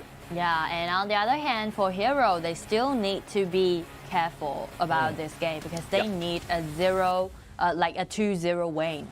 2-0 and they lose 1. They have 6 points. It feels not so happy from Zhu's face. And this is a point of that because they got defeated by the eStarPro with 2-0. So this is a big problem for them. If they want to go even further, quarterfinals, semifinal, quarterfinal is definitely, but semifinal is definitely the point for them. They have to be more stronger. Yeah, just making sure because we are doing the Group A matchups and we know that there's only like 2 teams gonna make it. And eStar already secured their spot, secured 1 spot. So there's only 1 spot left. That's gonna be neither Hero or Gen.G, right? So for Hero, they need to be consistent with those results that they had for the week 1. They need to, even they lost the game to eStarPro. Yeah. They need to clean 2-0 wins, then can promise that they can go further. 2-0 win, and when eStarPro coming out against the Hero in the game 5, if Hero can get 1-1 tied with the eStarPro, that the fate of the Gen.G Esports will be settled down. Yeah, and I will be so thrilled if we can see that. Okay, so anyway, so this is gonna be their first mission. Hero play against eSurus, and actually we can notice that Hero got some rotations on the top laners. Replaced Dongfang by Hui Hui. So that's a different style for the Nanjing Hero in the side lane. This team has been through a lot during the off-season. First, they got Heng, which should be the top laner, rotate him to the mid, and only in like 2 months or 1 month. And the same thing happened to Jacko, right? So this is a big problem for them in the southern lanes because they don't have a really strong mid laner because Heng, he used to play the side lane and he learned to play the mid lane recently, so definitely some gap of it. Yeah, and if we want to count some heroes in for his what called signature hero, Nui might be one because actually in those rankings, he did a great job on Nui and a quite good ranking. That's assessing, just like he played at Kuang, Ma Chao, just like run into the back line. Just dive into the back line and destroy everything. This kind of hero he loved the most. And then Lam, Meng, so aggressive. In the first round they pick, and eSurus Xiaoqiao finally. I just make it clear that yoke that I just did not because of they picked out Meng from a Nanjing hero. It's basically because Dachi just show up from eSurus. So I was like, really? Dachi hovered for several seconds, but I think Xiaoqiao is more suited for this team because Kang he had used Xiaoqiao for a lot of times in Latam-Mexico area, and he used Xiaoqiao for 3 times in the previous game in this tournament. So maybe Xiaoqiao will create some miracle in this game. Yeah, actually from yesterday's matchup, once he take out Xiaoqiao as the mid, he got the first blood. And that was the game exactly play against Hero. So it's interesting right now. The things started becoming interesting. So look at the second round, Xiangyu. Okay, once again, that's not the Edwin's RJ style. Wow, but you know, I kind of feel like I'm falling in love with eSurus right now. They're quite, what we call they're quite stylish, you know, and that's exactly what we expect. We hope that they can bring something new, refreshing, and try to just enjoy the game. And it seems like they really threw out all those burdens. Yeah, if you cannot change your opponent is so strong. You can only change yourself. As the Elvin RJ, as we all know, he played the warrior silent, like the split push the most, but he chose the Xiangyu to protect the core, to protect the bottom lane door in this game. So this is a change of this team. The style they change maybe will bring something different or something good in this game. Alright, so everything's settled done, and actually I want to pay attention to Hui Hui's performance because this guy actually been criticized a lot during like the previous series. He showed up in the regular season, in spring or summer, I can't, like, I barely remember. Yeah. Anyway, but he showed up, but be criticized a lot. So after such an absence, and after he's been the substitution of Dongfang, I want to see how he's gonna perform. Yeah. How he's gonna showcase this. Definitely this. But anyway, he showed up on this stage in this game, which means 9G really wants something to change. Really wants some he wants the side lane to change something. He used different resources. He tried the different resources and see how can this kind of substitution affect in this game. Yeah, like if we want to highlight some coaches in our tournament, 9G definitely gonna be one of them.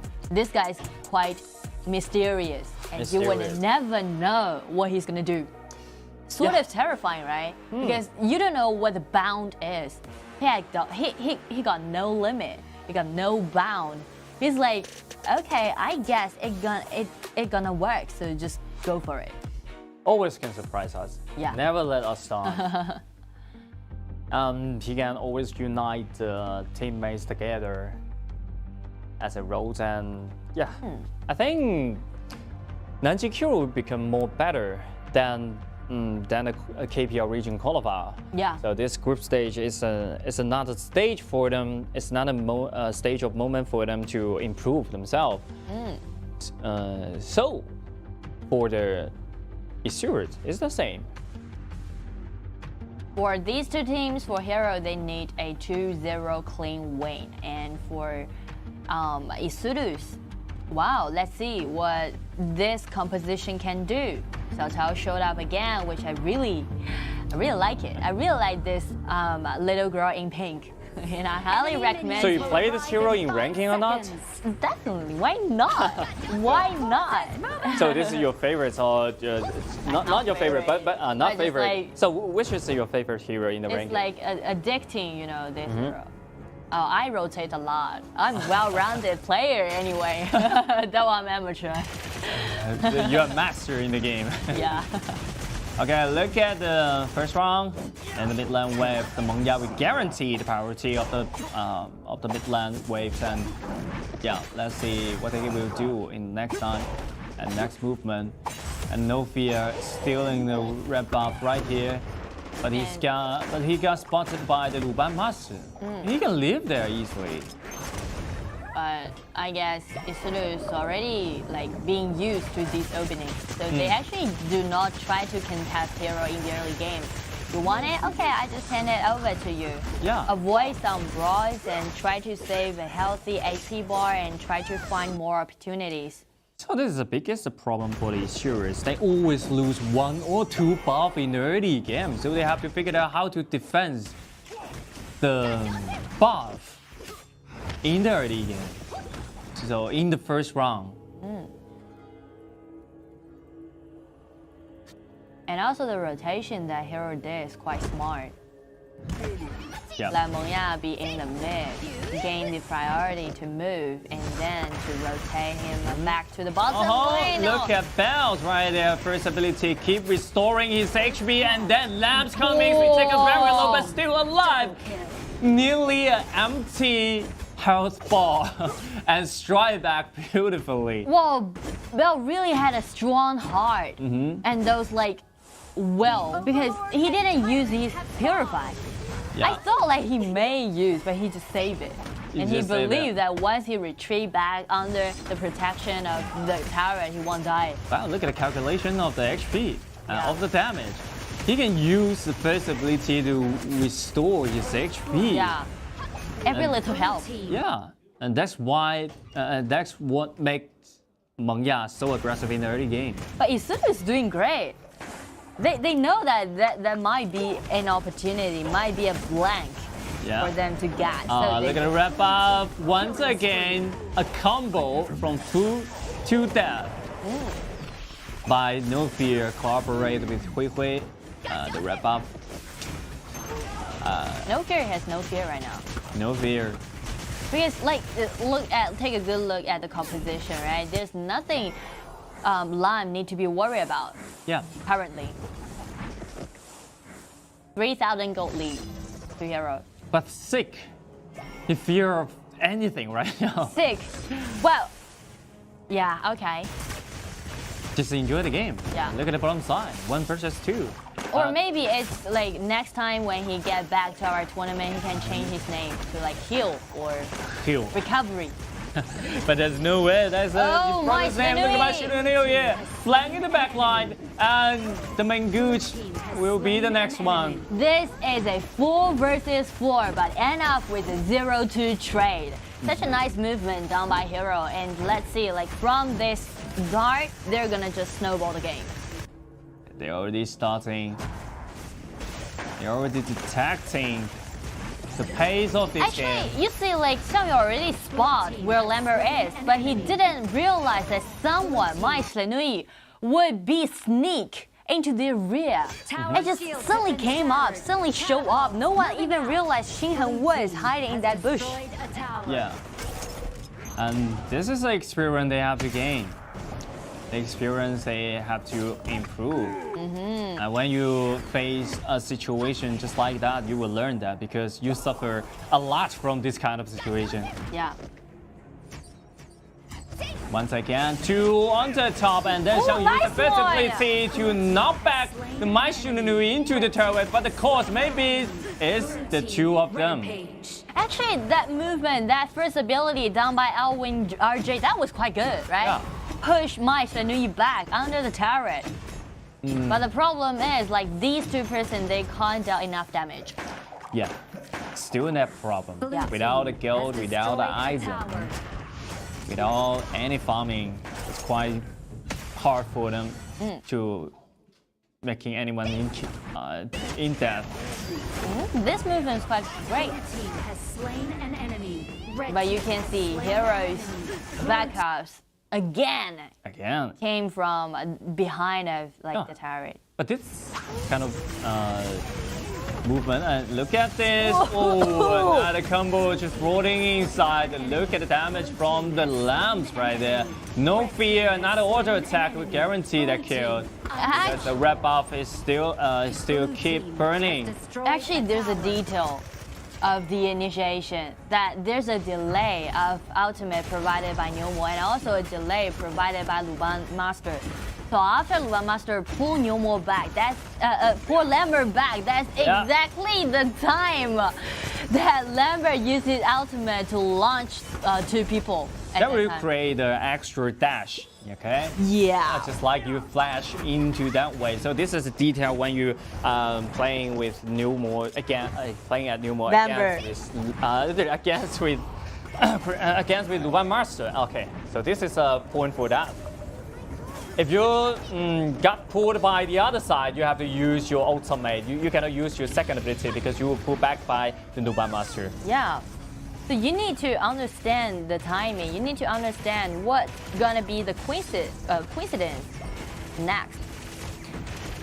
7 minutes, and now there's like 8,000 gold lead goes to Heroes. Once again, not huge, not as such gigantic same as the eStarPro, but yeah, it's huge enough right now. But again, I still think that it's still doing great job, like compared to their formal. Oh, look at No Fear, use ultimate, turn into a mute and dodge the ultimate from Luban Master. Let's recheck it. See, there's exactly the same delay. Actually, I was thinking like Jacko, why he tried to launch his like ultimate in that position. Maybe he wants to use the flash to change the direction. Yeah. Coincidentally, he was pulled back by. Yeah. That would become I engage myself. Yeah. So that's something Elf knows. Okay, the high rank turret or the mid line's been destroyed, and yeah. The bottom side, knockback, knock up 3, and look at the damage instantly delete 4 members of the ISG. The Kang is the last man standing in the fountain, and they can end up this game as so quick. And congratulations to Hero. At the same time.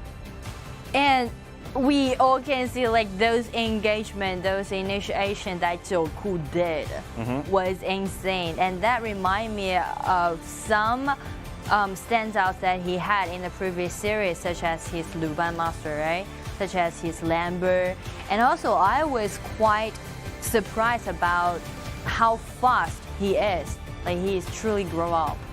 So fast. He's quite new to the new position to like being a support because he used to play as the marksman for several years. But after he rotated to the support, he's now really like adapt to this position right now. Just like he said during the interview in the previous game, he just said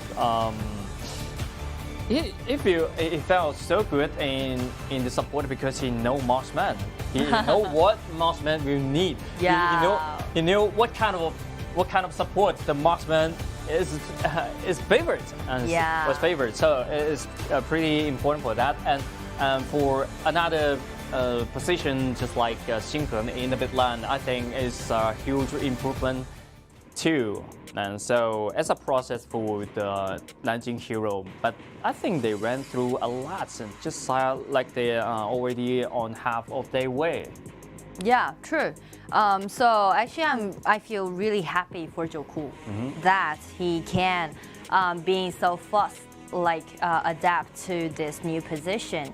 And also for Hero, I also think that their synergy is quite mature right now because after we see Xinghen take out Maisha Nui several times, he's doing a great job too. Yeah, Xinghen, he performed so well with the Maisha Nui, but I think a lot of heroes he have to show us in the BO7. So just wondering if they can play other midland heroes well or not. Yeah, so actually, you know, the main problem for Hero is now they only been for best of 1 during that KPL region qualify round 2. And in our group stage, we're doing best of 2 format. So actually, they've never tried best of 5 or best of 7 before. And since we're doing like global band pick, once you use some heroes, it's going to be adapted, so you can't use it anymore. That's going to be a huge challenge for Hero. Huge challenge because this new starting list, I think is more adapted to the BO1 or BO2 because the hero pool, you don't need to very deep hero pool for that. But for the BO7, that would be another challenge for Jacko or for Xinghen as well. Okay, look at the MVP of the hero, No Fear. A baby shark. That would be a big shark. The nickname of Lam. Yeah. So No Fear is truly being fearless in this game. He just single alone, individually get into the opponent's field, take away the blue buff, take away the red buff, take away all those resources that they have, and he's just being like nothing he need to be afraid of. Nothing to be worried about, just like his name, No Fear. And a lot of vision provided by his teammates, a lot of damage provided by his teammate too. And he just needs to come into the back line and clean up the battlefield. It's okay. Yeah. There's 2 brawls that I want to put the spotlight on. Well, these are those invasions that they did. We're getting used to it. It's more like the first brawls that happened on the bottom bill, right? The Mengya used his first ability, buy a lot of time for his allies to come up and aid. And also that was also happening on the bottom lane. 4 people gathering around with the Maisha Nui support, they successfully take 2 people down. That's a nice cooperation in the bottom side. And Bao also performed so well at that moment because he really calculating every single damage from it.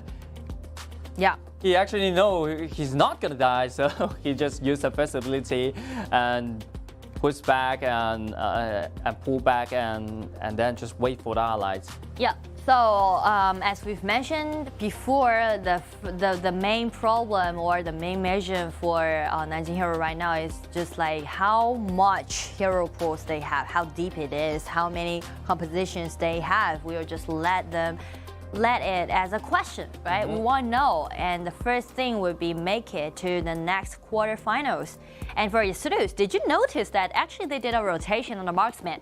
Yeah. They replaced Leda as for Wang, and actually Wang is the one that eStarPro have the composition had the lineup for such a long time back to their own qualifiers. Yeah, I think now we come to this kind of times. Just let the players enjoy the moment on the stage. Like more than that. like we are equal. Yeah. Everyone has their own choices to showcase in our tournament. Yeah, we are equal. We are. If you want to make out to the quarterfinal, no, that's a hopeless. That's no way for it because you already lose 4 battles of that and gain no points. So that's hopeless for them to make out to the main draw. So just enjoy the game one by one. Maybe they have a lot of substitution for the next time. But this is the last game. This is the last 2 games they have. Maybe the Zleda will come back when they against with the Wuhan eStarPro. Okay, that's gonna be the next matchup. All right, this is the first highlight. Oh, Bao. Right, by a lot of time, and he's nearly been taken down. That was so close. And this is the second highlight. Second highlight from Heng. Yeah. The nice flanking by Nui. And this is the standout I want to mention about is for Wayne RJ. The second ability, quite good. The first ability, quite good. Yeah, but too cool. Yeah. This is a nice detail. Nice detail that you have to, that we have to mention about it. I saw this kind of combination before, you know, after Lambert used his ultimate and Luban Master just used his ultimate to pull him back to engage my allies. Yeah. And actually Jacko is the one suffered from it, and he was playing marksman at that time. So he's quite familiar with this combination. So when he turn into the support right now, yeah, it's more safer because I got you, bro. Yeah. So okay, done for game 1, and we're looking forward to see game 2. After a short break, we'll come back.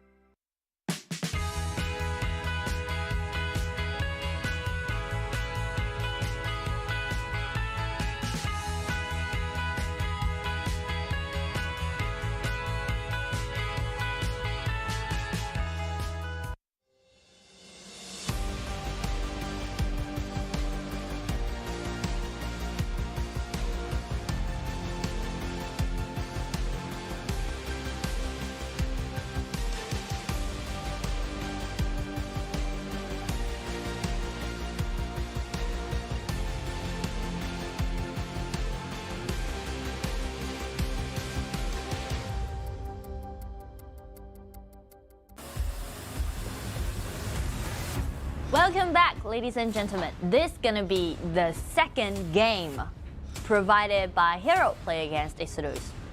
So this is a game pretty important for the Hero because they have to win this game in 2-0 so that they can make out to the group stage. This is the first step, and the second step they have to face to the Wuhan eStarPro in the game 5.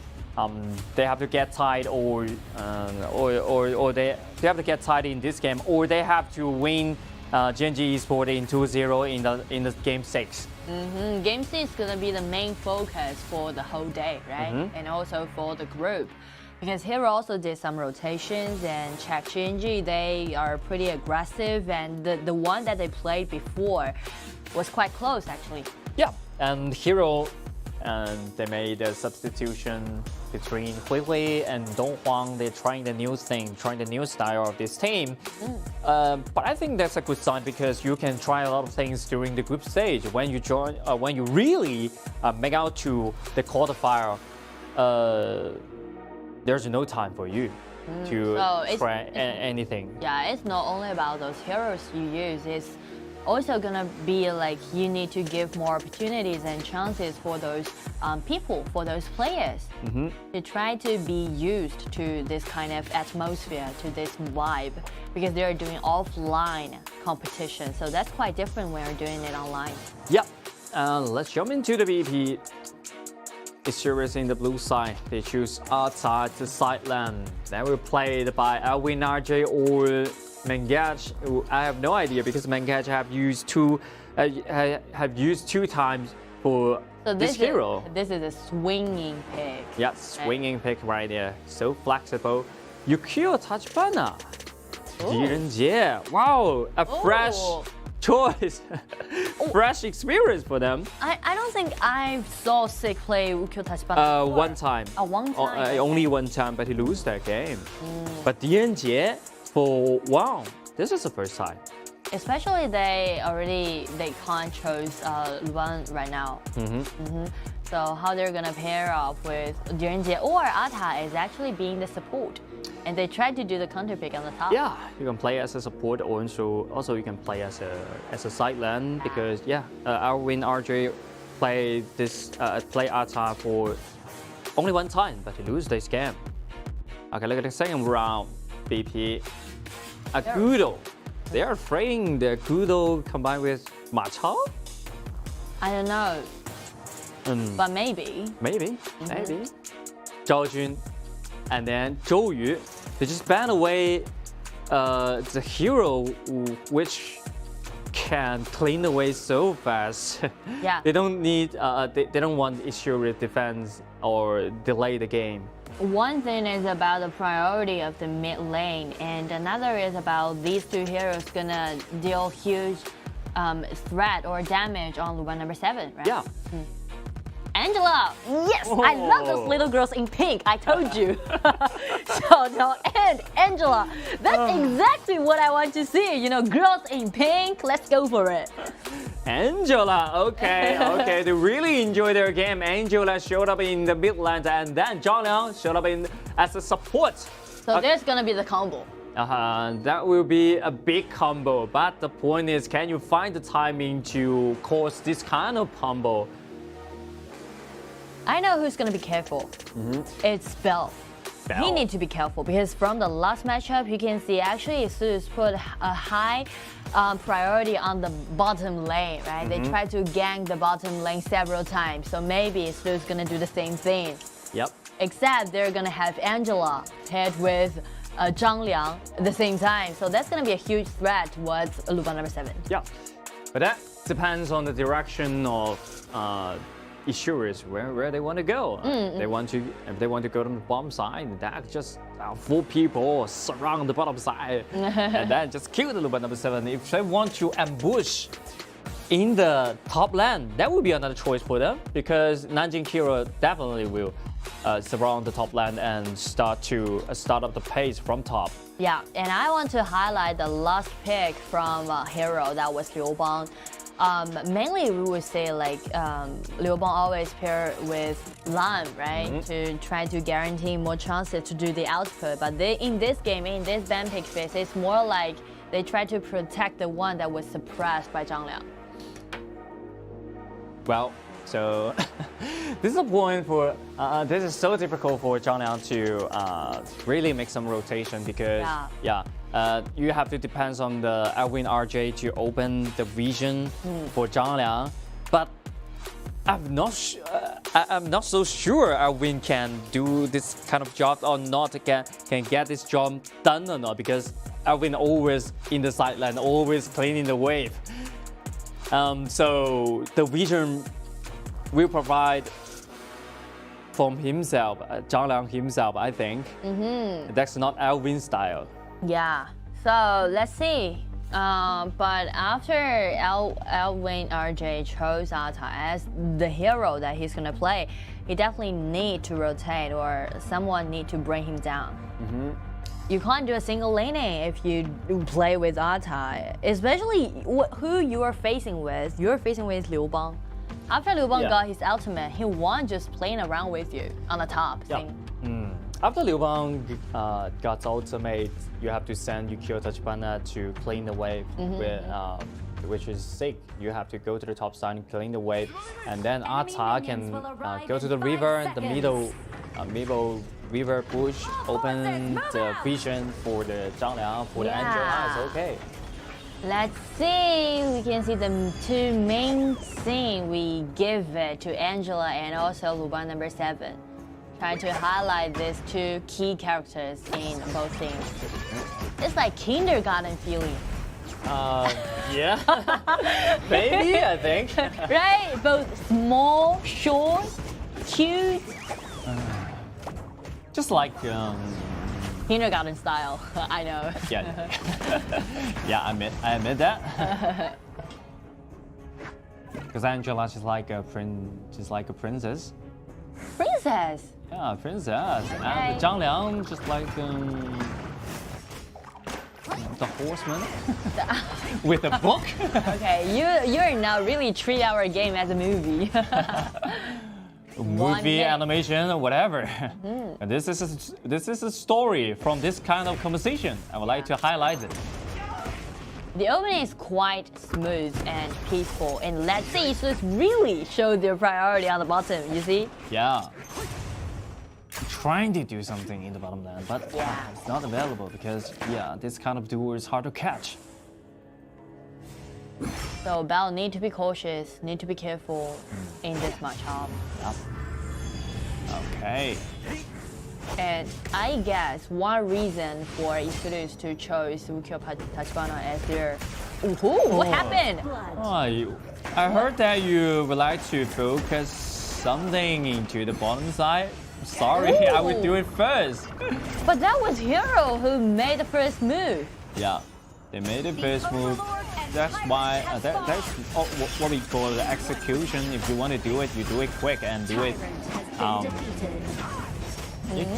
Just like you do it quick and don't hesitate. But I can see some progress made by eStarPro that they try to trade the dragon. It's the first time I see that trade the dragon. It's the first time I see eStarPro trade the dragon. Oh, that's a good sign. Yeah. They can exchange the resource. I think they really learn how to exchange the resource right now. And they're ambushing. Use Angela as a bait. And what about Hero? Okay, the Alvin RJ, the opening. Opening the vision, and look at that! Liu Bang combined with the Jing come inside for a lot of burst damage. Everyone staying low. They have to retreat. 1-for-1 trade. But eStarPro win the upper hand because they sacrifice their support, trade for the jungler on the other side. Yup. But still, the issuers have some little bit. It's a little bit rushed to. Yeah, it's about the coordination. But anyway, they're like trying to do a lot of things and trying to do ganking. Yeah, which is quite a surprise to me. At least we saw the good sign of it. It's a really good sign. Maybe they can be slower. Look at the Mangush. Mengage, he can keep the flash more longer. Maybe that would be better.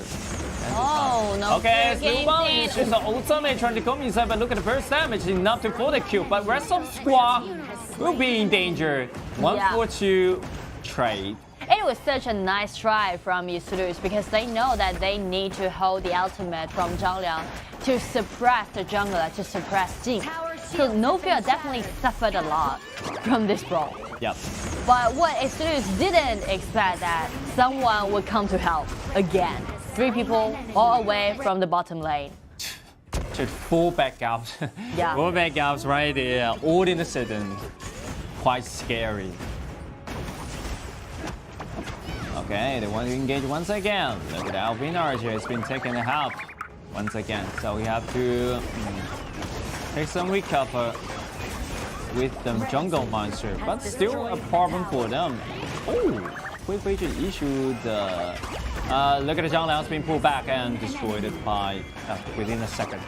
Yeah, so though No Fear suffered a lot, but check Bell. He's quite comfortable, and with the protection provided by Jacko, he can just smoothly push forward. We didn't know the combo from ISG is available, but they have to catch the right timing. This kind of combo you can use as a 5 versus 3 or 5 versus 2. Some skirmish you can knock down someone in a sudden, but yeah, 5v5 is not gonna work. Well, because there's one thing of note that when eStarPro is trying to do those big team fight, right? We recheck it, we can see after they initiate the team fight, they just all in. Put all those ultimate or all those abilities on one person. Yeah, but that's the only person. No feel about that. Ooh. Okay, look at the combo. Jacko's Luban. We've mentioned it several times how great he is with this support. Luban number 7 and Luban Master. The Luban number 7 even he doesn't even need any protection. Like he's independent now. He's a grown up. He's not a children anymore. He's an adult. He's an adult, and his father gonna do something to engage, and then the Ata's been pulled back. If you face the Luban Master, you have to keep your first ability alive. And look at the Jing, and No Fear jumps to the back line, and then make sure that will be a kill can gain by himself. Yeah, and Hero did his revenge. Jing did his revenge. Yep, 6 minutes and a half, nearly to destroy the base. But luckily they can defend the base one more time because Mengage will come back in a second. 7,000 lead. No fear is coming for revenge, coming to take one life down. As a wealthy suffered a lot. This man suffered a lot in the early game. Really suffered a lot, but he afraid nothing. Because he knew that you can only destroy one person with such kind of that combo. Just like ISG is a one round dropped. Yeah, that's what we were talking about. Like when they're doing those team fights, they try to like all in, right? Put all those abilities onto one certain target. But after what is done. But what else they can do? All in is what they can do now. They have to all in, or they can kill any one of them. Look at our. Elvin RJ to find the Luban number 7, and then another surprise will come in, but not enough them to have the kill. And Bao he didn't even move his position. Yeah, this is a 0-4 trade. One person remaining in eStarPro. Nothing can overturn with the Vanguard. Congratulations to Nanjing Hero. Congratulations, 2 points will gain by themselves, and now they're scoring 9. Yes. So, I think it's going to be really optimistic for Hero, and I'm really happy for Hero because after our tournament kickoff, actually a lot of people would criticize a lot and have a lot of doubts towards Hero because they have like changed so much both for their lineups and also for their strategies, right? Yeah. So everyone actually don't think they're gonna make it, but first they make it through the KPL qualifier round 2. Yep. And now they're in the group stage, and they're quite close to the next stage. So close for that. If they can get tied in the next game, in the game fight against with the eStarPro, that the fate will settle down. But if you lose the game, you definitely will suffer a lot of doubts, suffer a lot of gossip in the internet. But I think it's a common thing and normal things during their career, because someone will encourage you, someone will inspire you, but someone maybe will destroy you with some gossip or some some words. But I don't think that's pretty important for them. They should ignore this kind of voice and focus on themselves. Yeah. So something like to do what we call pressure towards those like professional players is that every single movement, even it's quite minor, it will be like clearly show up in that huge screen. Everybody gonna notice it. Yeah. So you are supposed not allowed to make a mistake, and that's gonna cause a huge pressure on them. Huge pressure, and yeah, I think every human will make a mistake. So that's why set us apart as a human. Yeah, I think it's when we are in the internet, always high limitation about the players, right? They suffer a lot, but we all know that if you want to really know about players, you should check the daily life, the daily training of them is so hard and so dull. Keep a clear mind and stick on your own faith. Never be afraid of any gossip or any rumors. Just like go straight to what you want, right? Yeah. To the victory. That's it. And that's it. And I think Hero, they really did it. They make some substitution between the Hui and Dongfang that really affected so well in this game. Yeah, because their lineup was criticized a lot, and also like the rotations have been criticized a lot. So I'm so happy that they got such a result, and they have such a high possibility to make it to the next stage, which is gonna be the quarterfinals, the top 8. Can you imagine the top 8? They made out from the quarterfinal. Yeah. That's a crucial thing, because a lot of roles, a lot of position they've been changing, but they still here. They're still in the group stage. Contrast to these other teams from the KPL region, they did not change the different position, but the fact is Hero still here, but they're not. Yeah. So actually, one person that need to be put under spotlight is Jacko, right? He's Luban, and also he's Lambert, and also all those aggressive support that he played. He is really now a true grown-up support. Yeah. And look at the MVP. Jacko damage taken almost 30%. 0 death. 0 to 0-10. It's a quite great KDA from this game. So Hero really achieved it by like a 2-0 win and gained themselves extra like 3 points. And we can see the first movement, the first gank that Hero did in the early game. Just shut down Wang, shut down DRG.GK. And also this one. This gonna be the deciding factor in this game. Yeah, and the Master pull back 2 and then destroyed everything. So everyone who was trying to escape, not gonna happen. And once again, no one can go back. Actually, I see some details that Wang RJ did, that he tried to use that immune to avoid of that pullback, but he's like mistaken that cooldown or mistaken that timing. Yeah, the proficiency of this player maybe is not enough.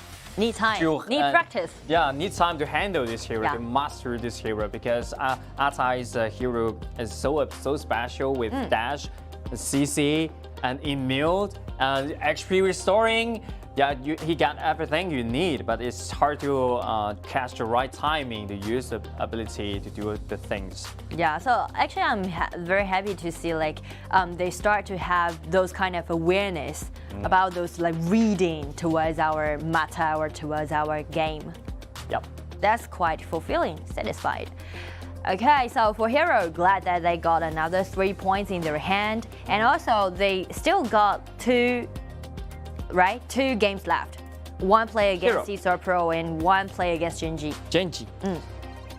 This is the first game of Hero today, and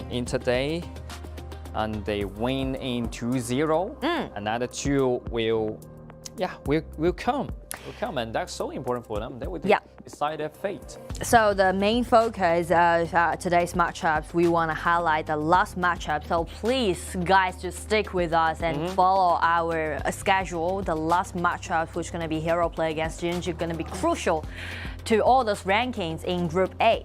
And for maybe it will happen in the game 5. I have no idea if they eStarPro play against Hero. If they get 1-2-1, get tied. Wow, that Gen.G have to win Hero in 2-0. I think it's hard to happen in this kind of moment. Yeah. Oh, if they get tied, Gen.G will be settled down. It's no way to make out to the quarterfinal because Hero they won Gen.G Esports in 2-0 in the first round. Yeah, so Hero actually got more chances. So the question is only like, can they catch it? Can they seize the chances? And that's it.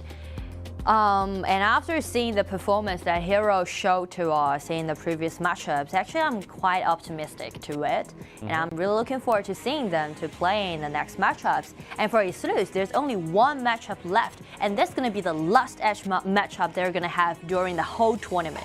I think that's the last enjoying moment. Yeah. Play against the one that they most want to play against with. Yep. They played against with the Wuhan eStarPro before in the first round, but the second round is more exciting for that. So let's just give them some time to prepare, and before that, we're gonna have a quick interview. Let's see who's gonna be with us. Hello， 铃铛，现在和大家打招呼吧。Hello， 大家好，我是南京 Hero 9铃铛。So the first question would be, is there any preparation that you guys did after this rotation, and is there any preparation you did towards the next few rivals? 那你们这一次做出了这样的一个轮换，是为了做什么样的准备吗？然后包括对接下来的比赛有做什么样的准备吗？轮换不方便透露吧。Okay, so the reason, we'll keep it as a secret. So is there any like preparation that you did for the next stage, for the next rivals? 那就是说你们就是对于接下来的对手做什么准备的吗？打好自己的吧。Okay, do our best. So, okay, so is there anything you want to say to Jacko? Because actually, you guys had a really tight synergy in these few matchups. 那最后一个问题想问一下你，就是有没有什么想对Jacko说的话呢？因为看到你们的这个配合其实还是蛮紧密的。感谢他教一些我所英雄的一些细节什么之类的吧，还有他包括对我的照顾。Okay, so Bell said he really thanks to like what Jacko did for him. He teach him a lot and be a really nice tutor. Okay, so hope that you can get well prepared for the next few matchups and really looking forward to your next performance. 感谢你接受我们的采访，希望你们可以好好准备其他的比赛。Well, it seems Bell, they are just they are focusing on the next two matches of it, so they don't need to speak anything. Yeah. If they won, if they really successfully to make out to the quarterfinal, that will be more word to say there. Yes. So that's gonna be all for the former 3 games, and we will have 3 games left. And I'll be done for today's job. I'm gonna rotate with TianYun for the next few matchups. And I'm today's caster Nora, and see you guys. And we will come back after a short break.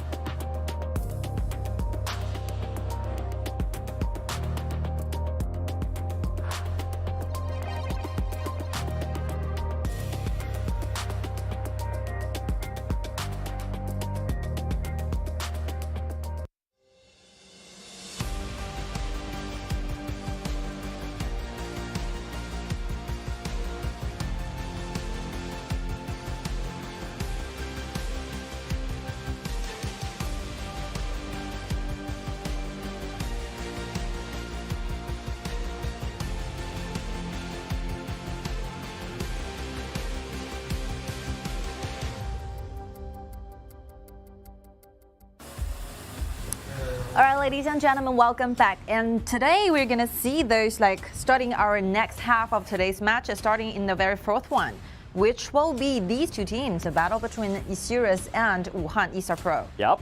And this is the last game of eSurus. After 2 games, they have been played.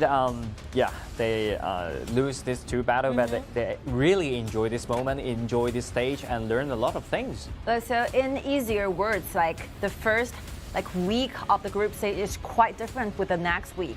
I mean, the second week we will have in total 4 days of the matchups, and for each day we will be only witnessing all the battle resting within one group. So the first day of our next week, second week, the first day will be witness all the battles in Group A, and tomorrow Group B, etc. So today we will pretty much cover all the battles among eStarPro, Hero, Gen.G, and eSurus. Yep. And after today's 6th match going on, their journey in 2022 KIC group stage will be over. Yep. Okay. That will finish in a day. Yes. Okay. Today we're gonna finish the Group 8, and right now, after eStarPro, they actually win the last game. And they secured the first spot into the quarterfinal, and then the competitive relationship between the Hero and Gen.G, so which will happen in the last game. I mean, from the ranking right now, eStar will be the definite #1 running the entire Group A. So eStar, no matter they win this one or not, they will make sure that they have 1 place for the top 2. Yep. But the last places will be that position will be birthed and spawned between Hero and Gen.G. So we will probably gonna be waiting for the next one, the 6th battle of today, to take on, and after these one, the result will be finalized. Yep. Let's jump into the BP. Wang eStarPro is in the blue side, Surus in the red side. Once again, Sun Bing and Xiaoqiao. Xiaoqiao, can play this hero a lot in the Latam-Mexico area. He played this hero once in the previous game. Really love this hero and have a lot of proficiency of this hero. But also a limitation of this hero is hard to do a lot of things in the early game. So those of you who are not fully understand how the Chinese caster and the English caster are going on, we will try to explain more. So basically we're gonna do the same interview, 2 interviews all at the same time. So at the Chinese caster just now, they're just interviewing with the coach from Nanjing Hero, Zhou Zhe, and our caster Ying Kai asked this kind of question: what do you think of the hero of Xiaoqiao in this current meta?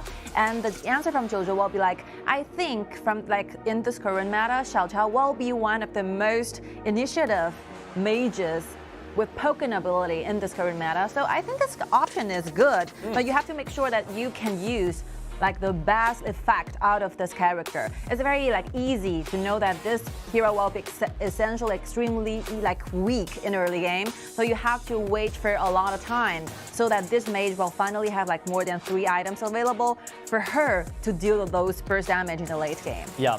And this hero is easy to expert because this is quite easy one hero for that. And they choose the Marco Polo combined with Sun Bing, which is pretty weak in the early game. Pretty weak. Yeah, including the Xiaoqiao. And wow, they're really enjoying this game. I love it. I love this. You have land one last time and 1 last chance on the stage. You'd better just leave some memorable seconds for you to remember. Yeah.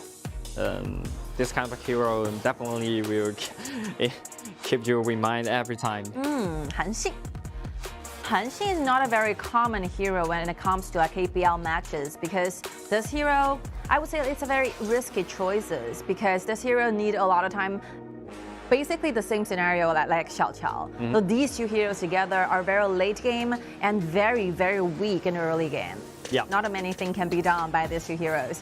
So maybe the early time, the early phase of the game, eSurus is gonna face a lot of problems. A lot of problems, but whatever they choose, whatever composition they choose, they will face a lot of problems because you're facing the Wang eStarPro. Yeah. So enjoy this moment and play the hero what you want to play in this at the stage of this moment is quite important for them. I personally, I highly encourage our players, our teams to trying to have this kind of attitudes. So you don't want to leave any regrets on the stage. It's really take them a lot of times, a lot of energies trying to practice, trying to go for this 2022 KIC. And here we go, you are in your last stop. You better like leave something on the stage for us, for the whole audience all over the world to remember you. It's good. And it leaves Nanjing on this stage. And it's quite interesting because Nanjing is the hero. You can do nothing in the early game but farming up. Yes. And you have to farming up in 3 lanes, including the jungle lands. But this hero is good at split push and waves cleaning. So this is quite suited for this team. I would say like Nanjing is a very special type of the assassin of the junglers. So not like the normal ones, for example, like the Lam and the Jins. You expect this kind of jungler to like do the kills for your entire team. But if you're like dealing the fact that you're using Nanjing as your jungler for your entire team, maybe Nanjing will be dealing with the wave, trying to do the split push strategy all the time. And Nanjing is very special because a lot of dashes are like existed in the abilities. Let's just count how many dashes does this second ability like hero has. Yeah, second ability is a 1 dash, and then the first ability have 2 dash and short CD. So there will be a lot of dash with a lot of combo of that. Because of that cooldown is very short, so basically you can see that the use of the first one and the second one will be that connected very closely with one another. So flexible, this hero. Yes, and also you got a state of immunity using your ultimate. I would say if like Nanjing have some time, have some room to like farm up to the late game, I would say the burst damage coming from this hero will be huge. Yep, only if they can delay the game to the late. Of course. Because they're facing the Wuhan eStarPro, which is the most aggressive team in the early game. And look at the hero that Qingrong is going for, directly showing no hesitation like Mai Shilanui in the mid. Yep. Constantly looking for initiation it is. Okay, change of lanes. Still aggressive, and then the Mai Shilanui already jumping to the blue. Oh, this is a complete new like method to open up a game. Yep, and the ISG sends some bodyguards right here, trying to protect the look at that number! Wow. Second ability with flash, jump inside and knock out 3. Ziyang. Oh my god! It's very difficult to challenge Wuhan eStarPro because they have so many waves, so many like methods to open up a game with advantages taken in. Yeah, and once again they lose blue within a minute. And on the top lane, like Marco Polo going against solo. There's a solo kill on that, but 6 only the level 1. Level 1's right there, and still a minion can absorb the shield by the TianYun. I mean, this is like personal challenge. It never happened when you use Marco Polo to doing the lanes against Lu Bu. Yeah, it's hard to deal with Lu Bu because you're so weak in the early game, not enough damage. Even though you cannot stack full, you cannot full stack of the true damage. I think we can leave some space for the like replay to see how like TianYun got the solo kills on the top lane. I was wondering if maybe the first ability hits on Marco Polo every single time. 2 times. 2 times enable to make the Marco Polo staying low. I mean, just to rewind for a little bit. So the truth is, eStar choose to let Luban number 7 go to the mid for the very first wave, and then using the mobility from Mai Shilanui together with Lumber make an invasion, waiting the teammates to come and get the blue and get the first kill. Yup, look at Mai Shilanui use the first ability trying to engage the Kang, but Kang starts to strike back. A full combo on that, but not damage for the kill. That's a fair trade. Hua Hai making rotation down. Oh, force a flash out. Nice reflection. Look at the top side. 3 members getting together and trying to find something onto the top side, but no minion waves. And wow, Nanjing is a hero which is highly dependent on the blue buff, and every single time with the blue buff and the red would take out by their eStarPro. I mean, with or without the blue, well, completely change this hero. You need the cooldown, you need the blue constantly offered by the blue buff so that you can continue doing your farmings. Yeah. Oh, flash a combo, zoom away all the members of the ISG, and then they can take this round easily. I think from now on, eStar can just choose to go wherever the jungle they want. The red, the blue are all available, and I think they're trying to make sure that they got 4 total like jungle area available for them to choose to pick. They're trying to do something, trying to kill Yizhen, but without item, without gold, it's hard to do such a burst damage into the marksman. I mean, the gold flanking is like gradually climbing up to quite a difference, like already almost 3,000 gold differences in favoring eStar. Yeah, and eStarPro, they have lead 8,000 in 6 minutes in previous game. Okay, ultimate in. Look at Purify, still not available, so they have to be killed by the Huahai. It's so hard for the ISG right now to farm up. It's no room, no space. And look at the lands being controlled by the side of the eStarPro, even the jungle land. It's very hard. Oh, the blue even went to Yizhen. Well, Yizhen is feeling extremely happy in this like battle, even though he's not prepared with a Luban, but okay, he can stand on his own. It's okay, and only task for him in this game is to push the turret. Oh, and now I think the personal gold aim is enough for Yizhen. Yizhen can be protective of himself and aggressive with those team fights at the same time. You have enough damage and enough tankers. Look at the positioning from Lu Banqihao right there, standing alone in the mid lane. And look at that, Sun Bin is going to be killed by Lu Bu, and Xiao Qiao will die. And those crit damage coming out of from Lu Ban number 7's passive, it's very hard to handle right now. Okay. Even Ling Bu is not tanky enough to deal with this kind of damage.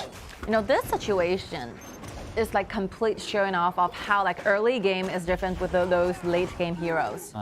So if you select to put up a strategy and the whole composition with these kind of 2 heroes, Xiao Qiao and Han Xing, for example, you need to be extra careful to your jungle to the like first 4 minutes rotation to make sure that these 2 like very late core can be like well enough to buy those items needed.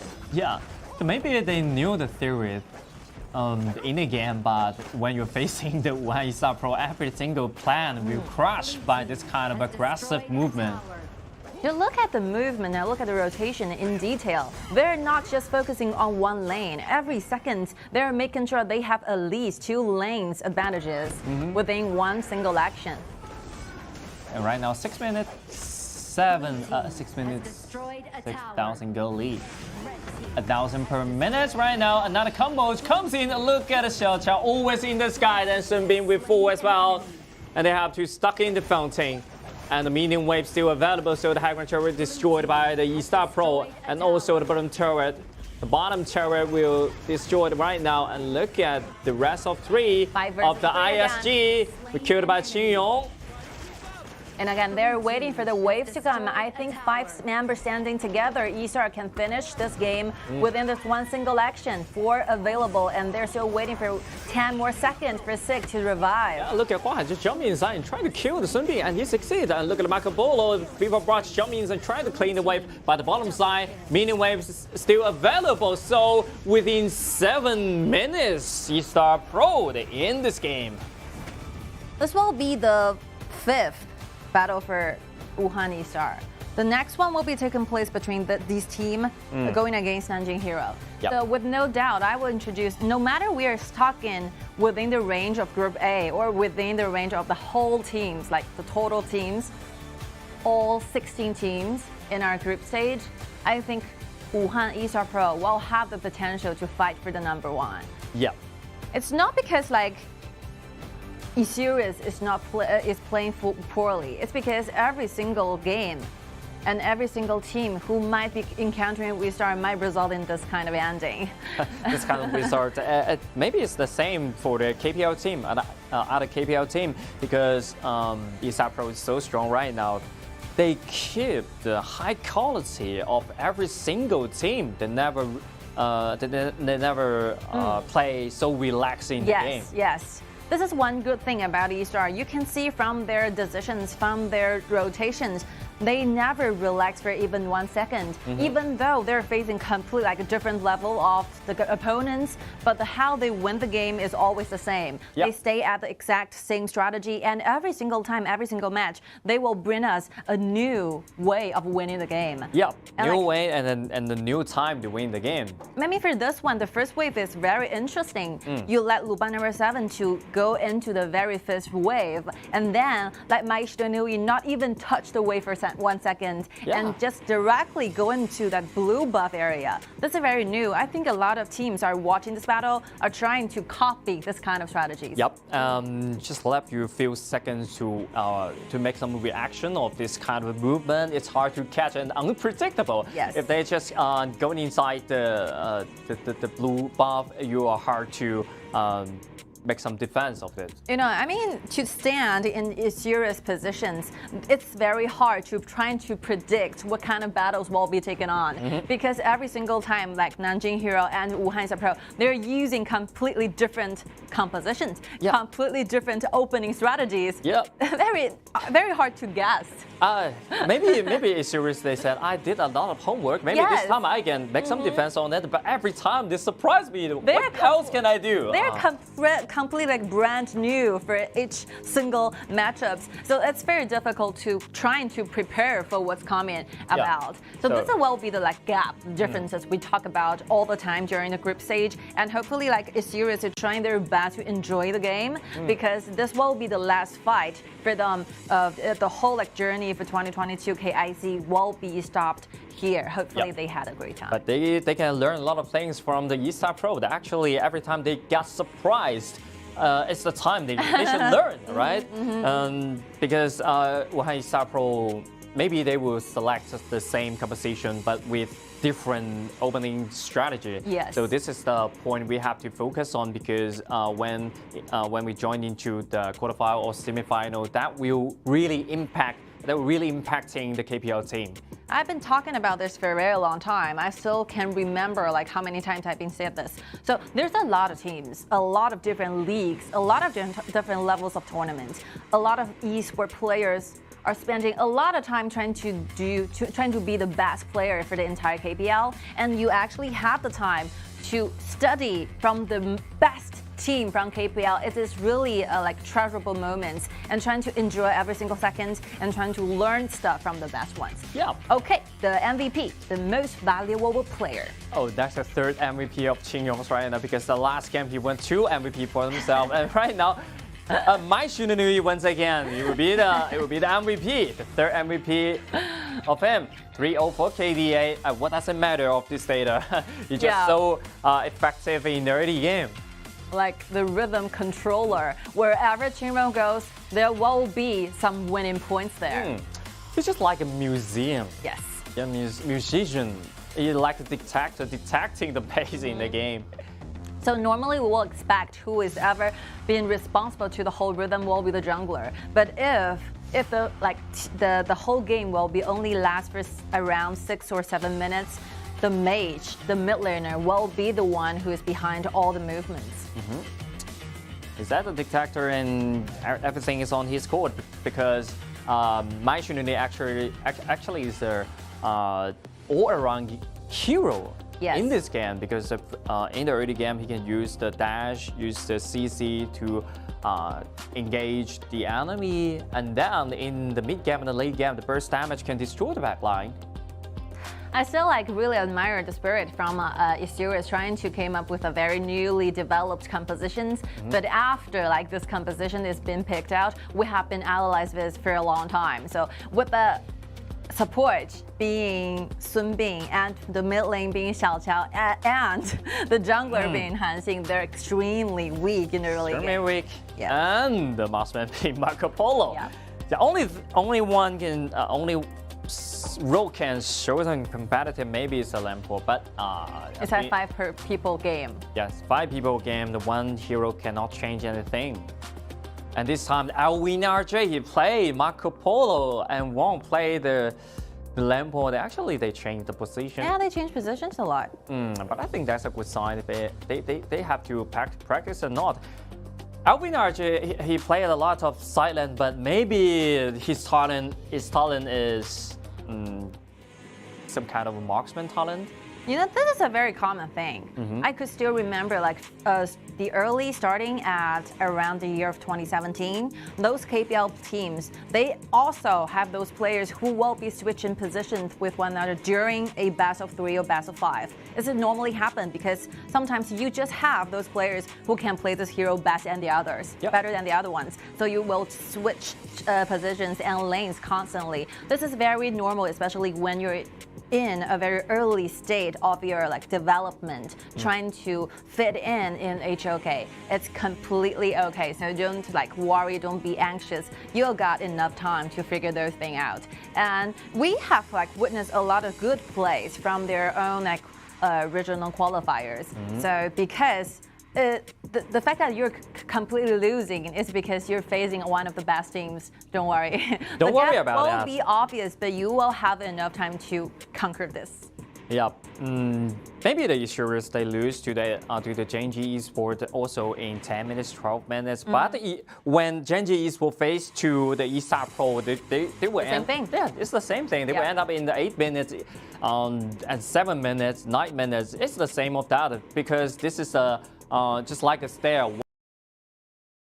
Step by step, another level versus another level. That will be totally different consequence of the results.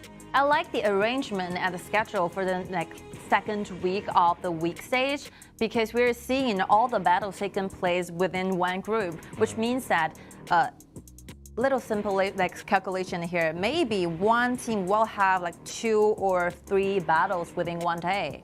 So you're gonna see the first one, the second one, and the last one, maybe trying to find some differences, how like well the players are feeling about their day. So if you arrange to have 3 battles for one day, you will be feeling tired. Yeah, you're feeling tired of that because we're so special in the round 2 because week 2 we have to finish a group in a day. So they have to play the second round in a day, which means they have to play 6 games in a day. Yeah, it's really hard to keep concentrated and focus on one thing for a very long time, especially including those times you have to wait for those battles to come.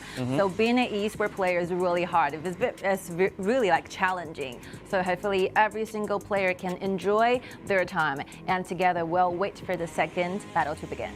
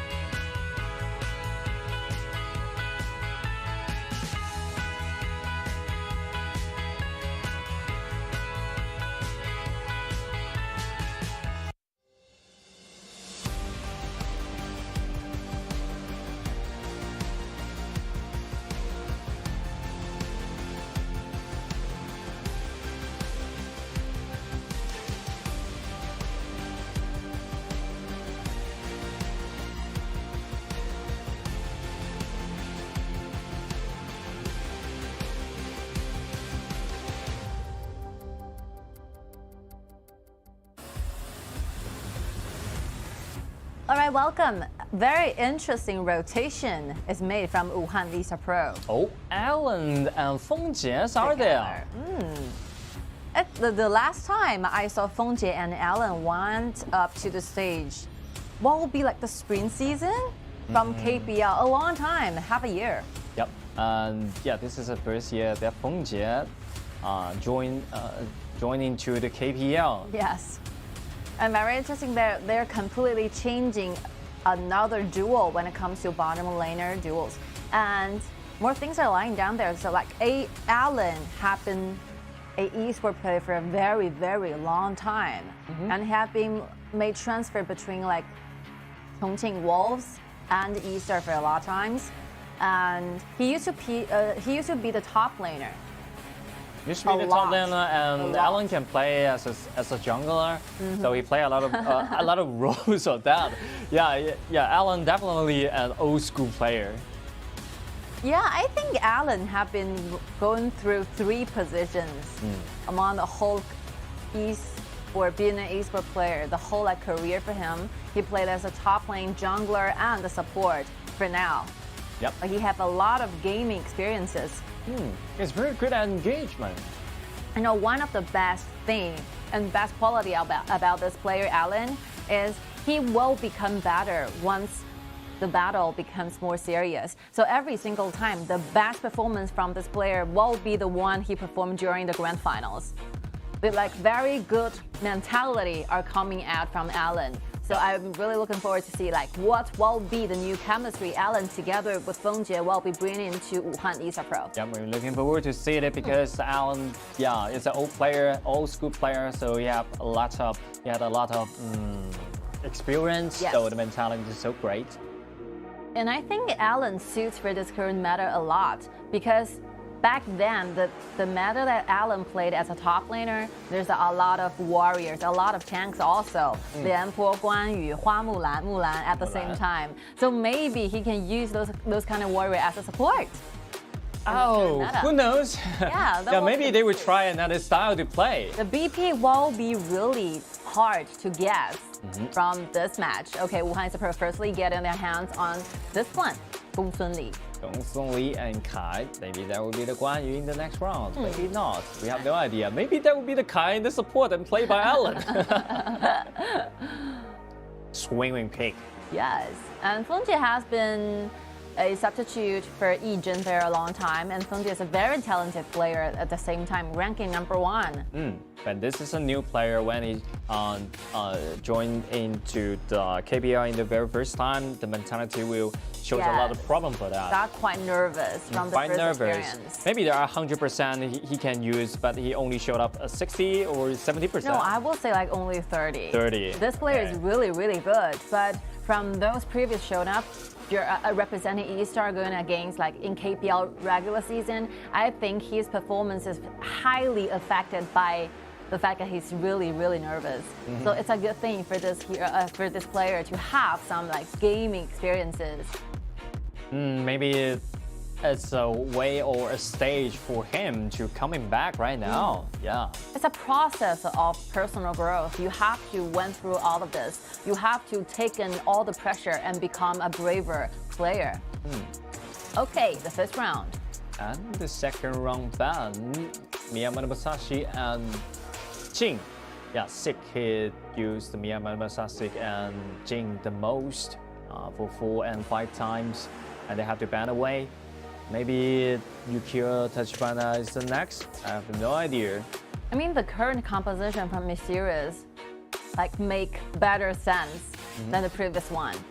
You have Hogan offered by Mozi for a long time, and together with Shen Mengxi, trying to make sure you can clean the waves when you're facing those wave pressure from eStar. Double poke. Double poke. It just remind me if there is a marksman called 百里守约. Yeah. Might be their choice. Repoke. Might be their choice. But Bei Dao actually didn't show up in this team. It's okay. Everybody you can has try. their first time. Yeah. You tried Nanjing in the previous game. You can try Bei Dao as well. I can accept seeing any kind of marksman going on at this point. Bei Dao is a good choice. Yeah. You take a deep look at Wuhan eStarPro's compositions. like Bei Dao can work using the 3 Pokken going against those very short-handed warriors. Yeah, Wang chooses to use the Lady Sun, which is the most he used before. Yeah, it's an easy way, you know, for the marksman trying to do the best heroes, trying to make sure he got the hero that he's felt most familiar with. Yep, but yeah, in this very precious moment, you have to choose something new. Yeah, try something new. I really think that Shoya can work. Yeah, Shoya is gonna work, and maybe they can get some lead in the bottom side. Yes, like Pokken is one we emphasize a lot. If you have correct accuracy, you will gain yourself a lot of gold lead and a lot of leading in vision. Okay, and this so much for the position from the side of Wuhan eStarPro. And Alan, lastly, get his hands on Dongfang Taiyi. Dongfang Taiyi, and then Qingrong will play the Shangguan. Wow, that's just a... When they reach level 4, that would be a disaster for the series.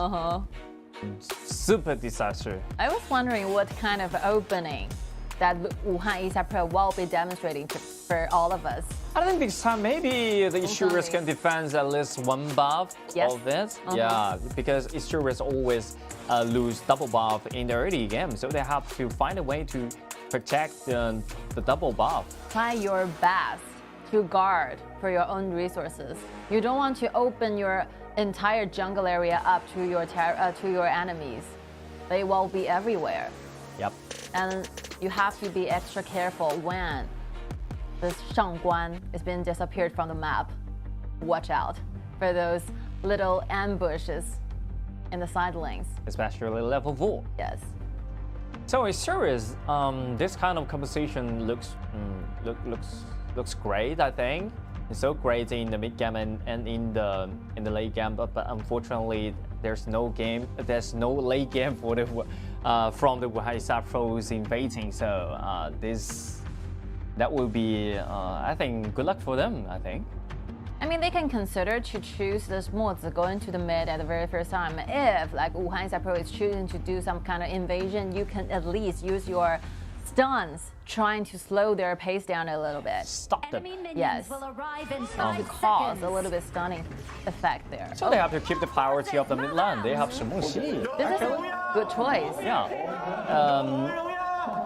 You can clean away more faster than Shangguan. There's quality more than, but wow, Huahai. So aggressive to doing this thing, but Huahai's been taken very low. Isurus actually can have some chance to harass the blue buff. Yeah, this lane is really once again. Oh, Huahai has been forced away. Wow, this is the first time I saw this vision. Oh, but the first blood also has been spawned in the mid, where Fengjie got his hands on Heng. Okay, and look at the Xinyong, it's in not the right position right there. And then the Fengjie will clean up the battlefield, I think. Okay. So our whole attention is gonna kind of subtracted by the fact that they're using mods to try and gain themselves in very first blood. Then Huahai can manage to find a way to escape, while the rest of the squad are facing a lot of threats. Because they're facing the fact that Fengjie reached level 2, have a lot of dashes available, and with the use of Frenzy, a lot of burst damage are coming out from Gongsun Li. Yeah.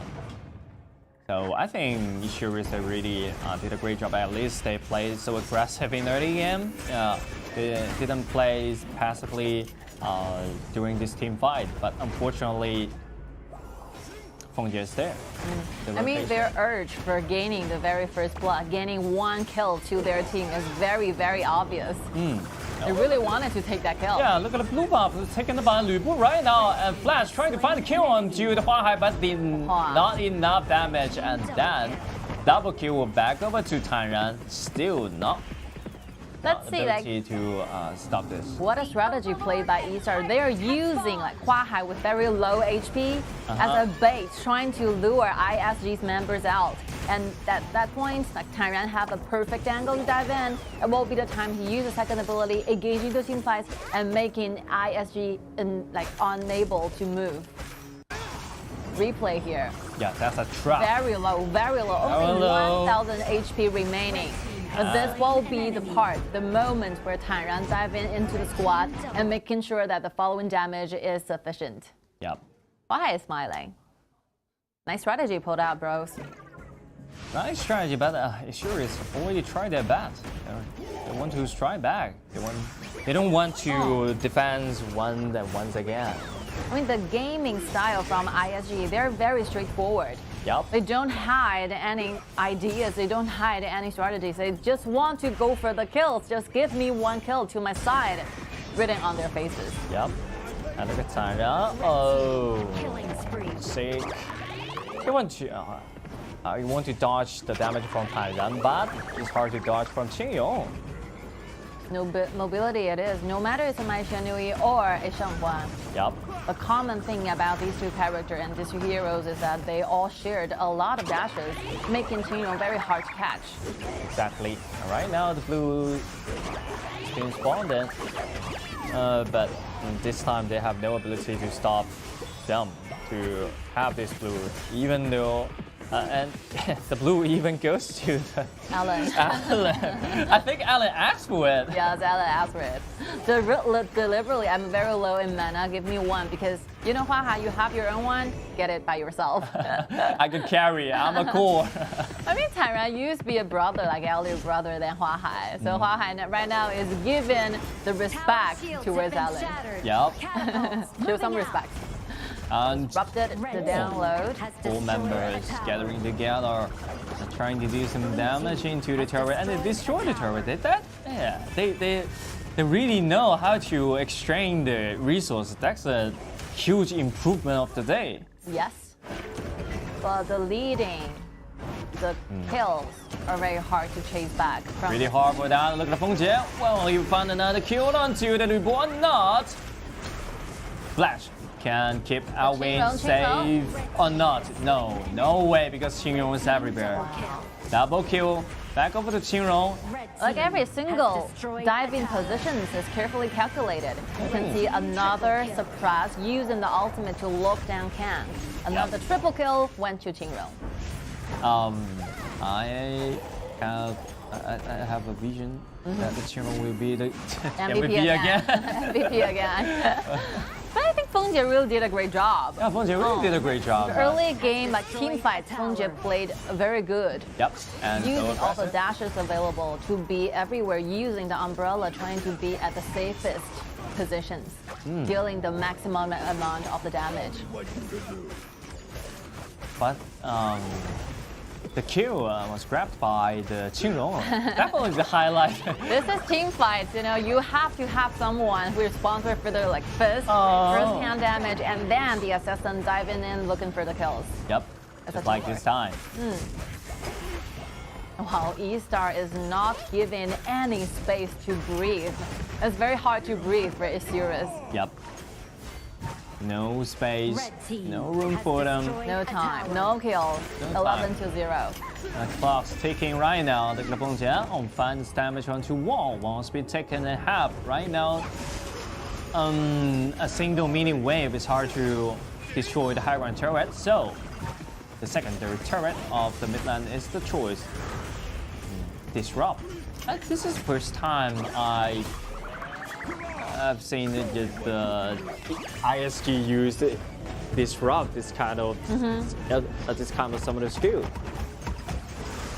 Another Pokken using the ultimate from Shengguan, trying to steal away those HP bars. But one lucky news for ISG, they're getting side by side with one another. So the ultimate, the power and the damage will be separated, evenly distributed to each members. That's one way, one strategy when to face Shengguan, this kind of hero. Just a little detail. If you face to Shengguan's ultimate when you fly in the sky, you have to stay with your teammates. You cannot leave your teammate away. It's very interesting. Let's see the composition from eStar Kai, Guan Yu, Shengguan, and Gongsun Li. These four characters are very, very powerful when it comes to 1 versus 1 solo matchup, solo lanings. All good, best solo fighters. You cannot take this kind of damage alone. You have to stay together. Okay, next blue buff. Waves are rushing in. Okay, Howling Emblem. And then zoom away all the members of the ISG right now. They are hard to play in the minion wave except for the Shen Mengxi. Yeah. That's the only hero they can count on. And right now, facing the fact that Qingrong will be gaining this blue buff, and eStar having two tanks, Guan Yu and Kai at the same time offering the vision, it will be very hard for ISV trying to fight back and trying to go to the outside, the other area. Ooh, and the flash of that at hard CC with Allen. It definitely can guarantee a kill of that. A little damage, double kill back over to Qingrong. And then Guan Yu use the first ability, long range sword to guarantee the kill. And then the mini wave was cleaned by Heng. So maybe the next round. I think Guan Yu is really like the god from this current meta, because you can see a lot of qualities from these heroes are very, very good. Shoots fast for this current meta. He can offer a lot of poking abilities, poking damage, and he can be an assassin. He can initiate a team fight. He can do basically everything you're looking for within a team fight. He can be the bodyguard, and he can be the backline destroyer. And the replay, we're seeing different method to gain a kill. Displayed by Qingrong, using this kind of different ways. The first and the second ability, those are the poking abilities from Shangguan. And when he's using those dashes, it will be a sign, which means that he is using the ultimate. It's gonna be flying in the sky. And look at Wang. Oh, that would be the solo kill on that. And then Qingrong jump inside and find a lot of damage into the crowd, but separated by 4 people. But what does it matter? TianYun jump inside and then can separate all the battlefield. Let's see the team fights over there. Like Fengjie used a lot of ability, contribute nearly 99% of the HP of that kill, but Qingrong diving at the very last second. That's what we talk about the highlights. All the kills are back over to the Qingrong right now. Once again, Qingrong will guarantee he will get the double kill once again, but this is an equal strength. But the meaning wave has been in the base, so they can destroyed. The game will end up for now. This will be the 5th battle for eStar, managing to take extra 3 points to their side. So they're running like very far ahead of the other teams, gaining themselves 15 scores till now. And if they have defeated Nanjing Hero in their next matchups, it will be gaining themselves 18 points in total, which means that they are undefeated and constantly be the only one winning the game throughout the 6 battles. Wow. With the full score, just like the AG in the KPL qualifiers, is undefeatable in this group. The undefeated monster being spawned after this match is taking place in. So there will be some hope for just some hope. Question. We can put in the hero. I mean, question being raised here. Who do you think is going to be the MVP for this match? I think 2 possible answers. From my perspective, I have 2 possible answers. I'll be going to choose between Qingrong and Fengjie. Qingrong and Fengjie definitely, but I think Qingrong earned the kill. Every time we get the kill. Come on, it's the very first time for Fengjie trying to like show some respect, show some encouragement to this very newly fresh players. I think he really tried. He really did a great job. He really did a great job at really trying, but yeah, the death throw always from the from the Qingrong. He always in front of you and just get the kill and walk away. I mean, Fengjie's Gong Sun Li basically shows everything that Gong Sun Li can do within the team fights. Yep. So he is jumping around during the team fight, around all the people, around all the enemies, and ISG eStarPro just couldn't find a possible way to lock this hero down so that this hero can take those damages from their sides. It's very difficult to catch. He's playing like a wind, very hard to catch. So, and on the other hand, he will catch every single opportunity to share down your HP, even though he will share down you 99%, but the kill will grabbed by Qingrong. Do you still remember that? He used a solo kill between those 2 marksmen. This is a solo kill. Using the frenzy, dashing onto the high ground tower, giving almost 99% of damage onto the Lady Sun, and go back to where it is safe enough, and then the one very last hit of the damage would be offered by Shangguan. It doesn't matter. You do what you want. But I really did my job. Yes. I mean, it's a very perfect work to show that Wuhan eStarPro work as a team. So every single kill, they will make sure that they will not be missing it. every single last hit damage will be followed up by whoever is ready for that kill. So I think good coordinations from Qingrong and Fengjie together, trying to grab those very slight opportunity to go for the kills. So if you're trying to protect your own base on your high ground tower, it will be quite a loss when you're losing your marksman in your team. So that's the reason why Wuhan eStarPro will keep being invisible and undefeated for the very next team fight. They're really invincible because they always keeping the pressures alive, especially in the jungle. And then when you were trying to strike back with 3 or 4 people, you will find that 5 people is back over. Yeah, it's back over there, back over the hero which we want to engage. So this is a problem. You have to be gathering together with 5v5. Out of surprise. Well, that's a new one on this stage. Show some respect, right? We pay to Ellen. Good ones using Donghuang Taiyi, participating in 15 kills and damage taken nearly 30%. Near 30%, he can find a lot of chance to engage. For second contract and create a lot of opportunities for Fengjie or for the Qingrong.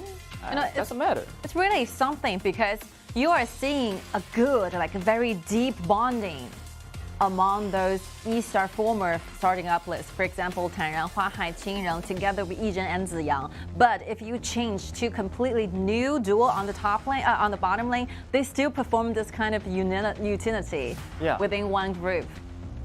So they have been practicing a lot. No matter who will be the member sent onto the battle, they are always prepared for what's going to happen. That's how strong like eStar have in their whole team members. Well, team members, that's just they already predict every single situation and they already have the solution just right before 5 seconds or 4 seconds. Yeah, they can predict a lot of things.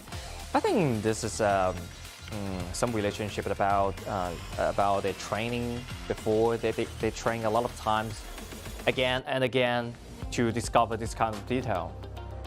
Team data here. Good news for eSurus, finally gain 1 kill to their side. Win RJ, congratulations. Congratulations of this. That's not an easy thing to get some kills from the Wuhan eStarPro. But the only kill is like for Donghuang Taiyi, it will be a 1 trading for 1. Yeah, but Donghuang Taiyi always have to sacrifice himself to guarantee some kill. Look at the team fight rate from Qingrong, 94% of the team participation. 30% damage from the team. He's everywhere. It's everywhere and do a lot of damage. I mean, the map is huge. The map is very huge place for this single mages to do the rotations. He started up going to the mid lane, but he have to make sure every single rotation and movement is effective enough so that this Shangguan can participate into almost every single team fight during this game. This is what makes Qingrong so good. He knows where he's gonna be, and once he's got there, the engagement, the team fights will be a good ones. You always know the right timing when you use the first and second ability to do the poking damage, when you use the ultimate to jump inside to clean up the stage. So I think this kind of mindset is about experience. I mean, this kind of opportunity seizing ability is not something you can learn. It's born within your own strength. That's what we call talent. It's a talent. You can't just trying to study and learn and become like Qingrong. It will be born inside you.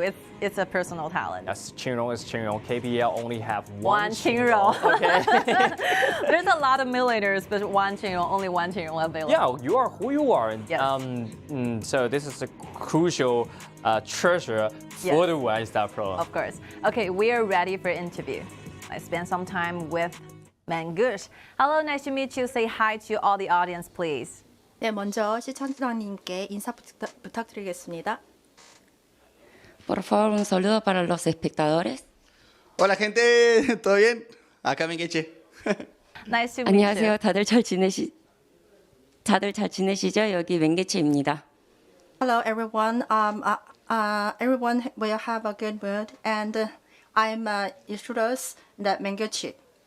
All right, so this will be the last battle for the whole journey for 2022 KIC. So just trying to share with us what will be your most memorable moments. What will be the things you remember the most during the whole journey? 네, 오늘은 마지막에 2022년 KIC의 경기의 날인데요. 혹시 전체 경기 과정 중에서 기억에 남는 거 그리고 굉장히 인상 깊은 일이 있다면 말씀 부탁드리겠습니다.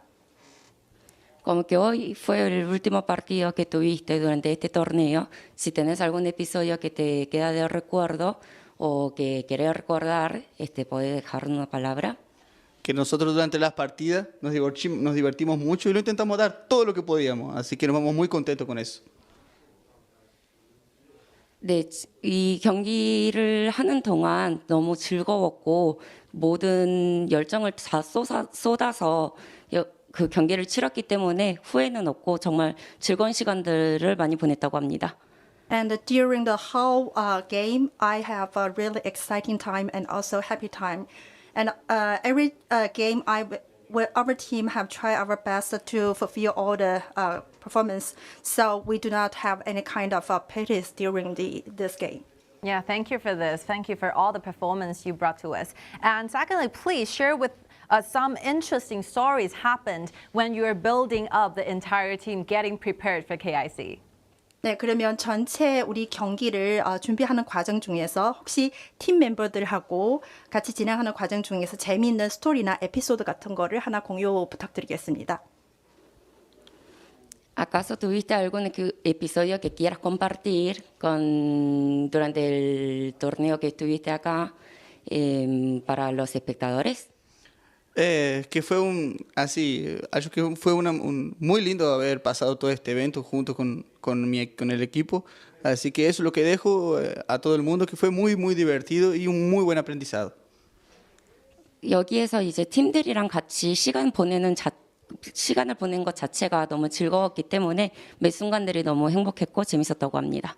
Yeah, during all the games, we have a happy time, and with our team members, we enjoyed every game and also all the happy times moment happened in this game. All right, so this will be a very precious moment. So would you like to treasure this kind of opportunity to say something to your fans, to your family, and to your friends, please? 네, 그러면 마지막으로 혹시 이 기회를 통해서 자기가 좋아하는 팬들을 또는 가족이나 팀 멤버들한테 말씀을 한마디 부탁드리겠습니다.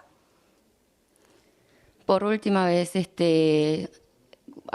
que está este lugar, si tiene algo para decir para los espectadores o para la familia o para el equipo.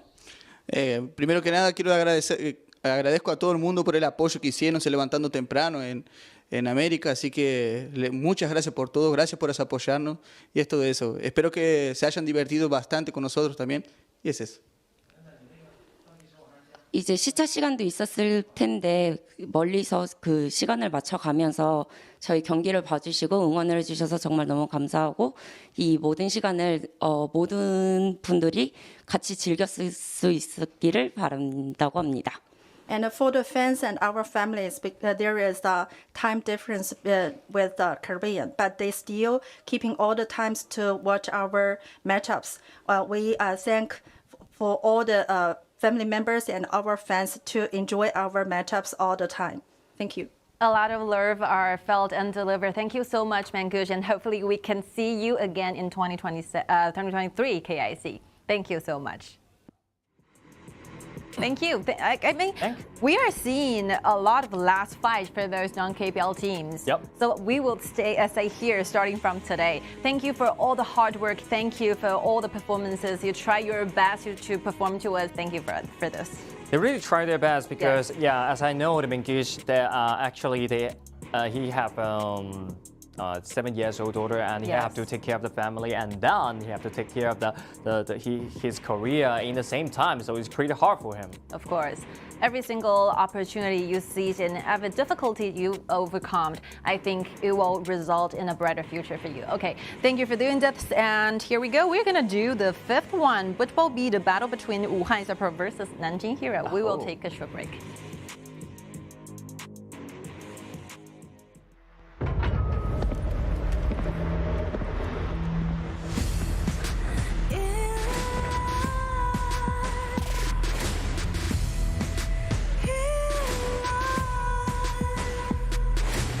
What's a life without its worth? Compromising with what hurts inside. When you let fear decide your fate, you don't choose which path to take in life. I'm finally letting go of everything that still holds me. I'm against all odds, but I won't give up, 'cause it's my time to shine. Standing in the spotlight, can't no one let me down. Destiny is calling higher light. I'm not afraid to fight for everything I love. Victory's in my sight.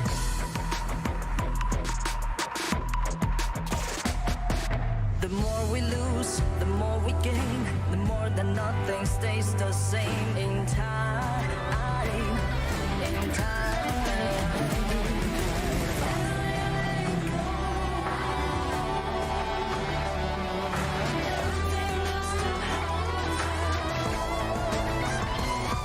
Cause it's our time to shine. Standing in the spotlight, can't no one back us down. Destiny is calling higher.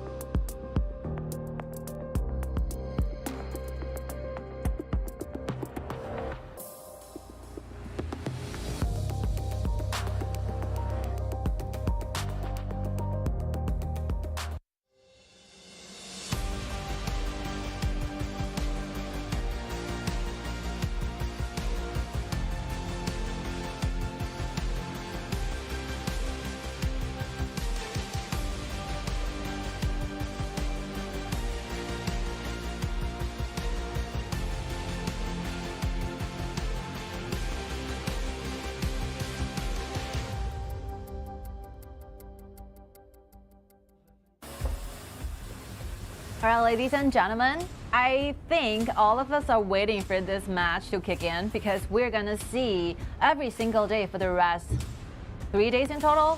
We're gonna see those KPL teams fighting with one another at least one time. At least one time. At least one time in the following 3 days. So the first day, this one will be taken between Wuhan eStarPro versus Nanjing Hero. Which we have been expect for these two teams for such a day, okay? Such a half day. Yes. And then the Wuhan eStarPro, if they West will already guarantee as part of this. As part of the qualifier, and Hero have to win one game of the Wuhan eStarPro, but and they suffer a lot of pressure from the Wuhan eStarPro, so it's a difficult task for them. Because the last time, because we were playing it like second round robin, double round robin, the first round they encounter with one another result hugely like leading towards the side of eStar. So it's a 2-0 going against Hero. Hero was defeated for 2 matchups in that BO2 specifically. And I think that matches, they're not performing the best. Yep. I'm not sure whether it's a mentality or it's a strategy or it's a BP, but the result is not looking good for the side of Hero. So obviously they're looking good when doing those matchups going against Gen.G and eStarPro, with no doubt, because they are the good teams from KPL. Yep. But if you put them going against eStar, you can still see some challenges, some struggling points from Hero. Struggling points for that, but if you want to be the best, you have to beat the best. Of course. Okay, now the best is sitting in front of you, so this is a point for them. Yeah, Hero, they got 9. They already got 9 points, and Gen.G they have 6 points. If they, if Hero already if the Hero get 1-1 tied with the eStarPro, that Gen.G Esports fate will be settled down. Yes. No matter what happens between Hero versus Gen.G, the top 2 will be eStar and Hero together. Yep. So the last time they fight against one another, I was also the casting. I do the casters a lot. So after watching the whole time, I've been introducing the story for a very long time. So a lot of like backstories and histories are underlying between these 2 teams, because we are seeing Heng and No Fear and Jacko, they used to be the teammates together with Qingrong and Ziyang. So a good thing of this is that you have a deeper understanding about your opponents. You know exactly what you want to do. But a surprise composition coming out. Da Qiao is being leased out from the side of Wuhan eStarPro. So everything is possible because Da Qiao system can create some miracle. Yep. Okay, Da Qiao system is being picked up by the Nanjing Hero. This is the second time that Hero used Da Qiao composition trying to go in against Wuhan eStarPro. Last time they used this, they are knocked upon on the sky, 5 members in total by TianYun's Lianpo. I can still remember that moment. It's a highlight from that matchup. Yep, pretty highlighted. Nobody can go home at the time. Complete disaster. Complete disaster. So will that happen?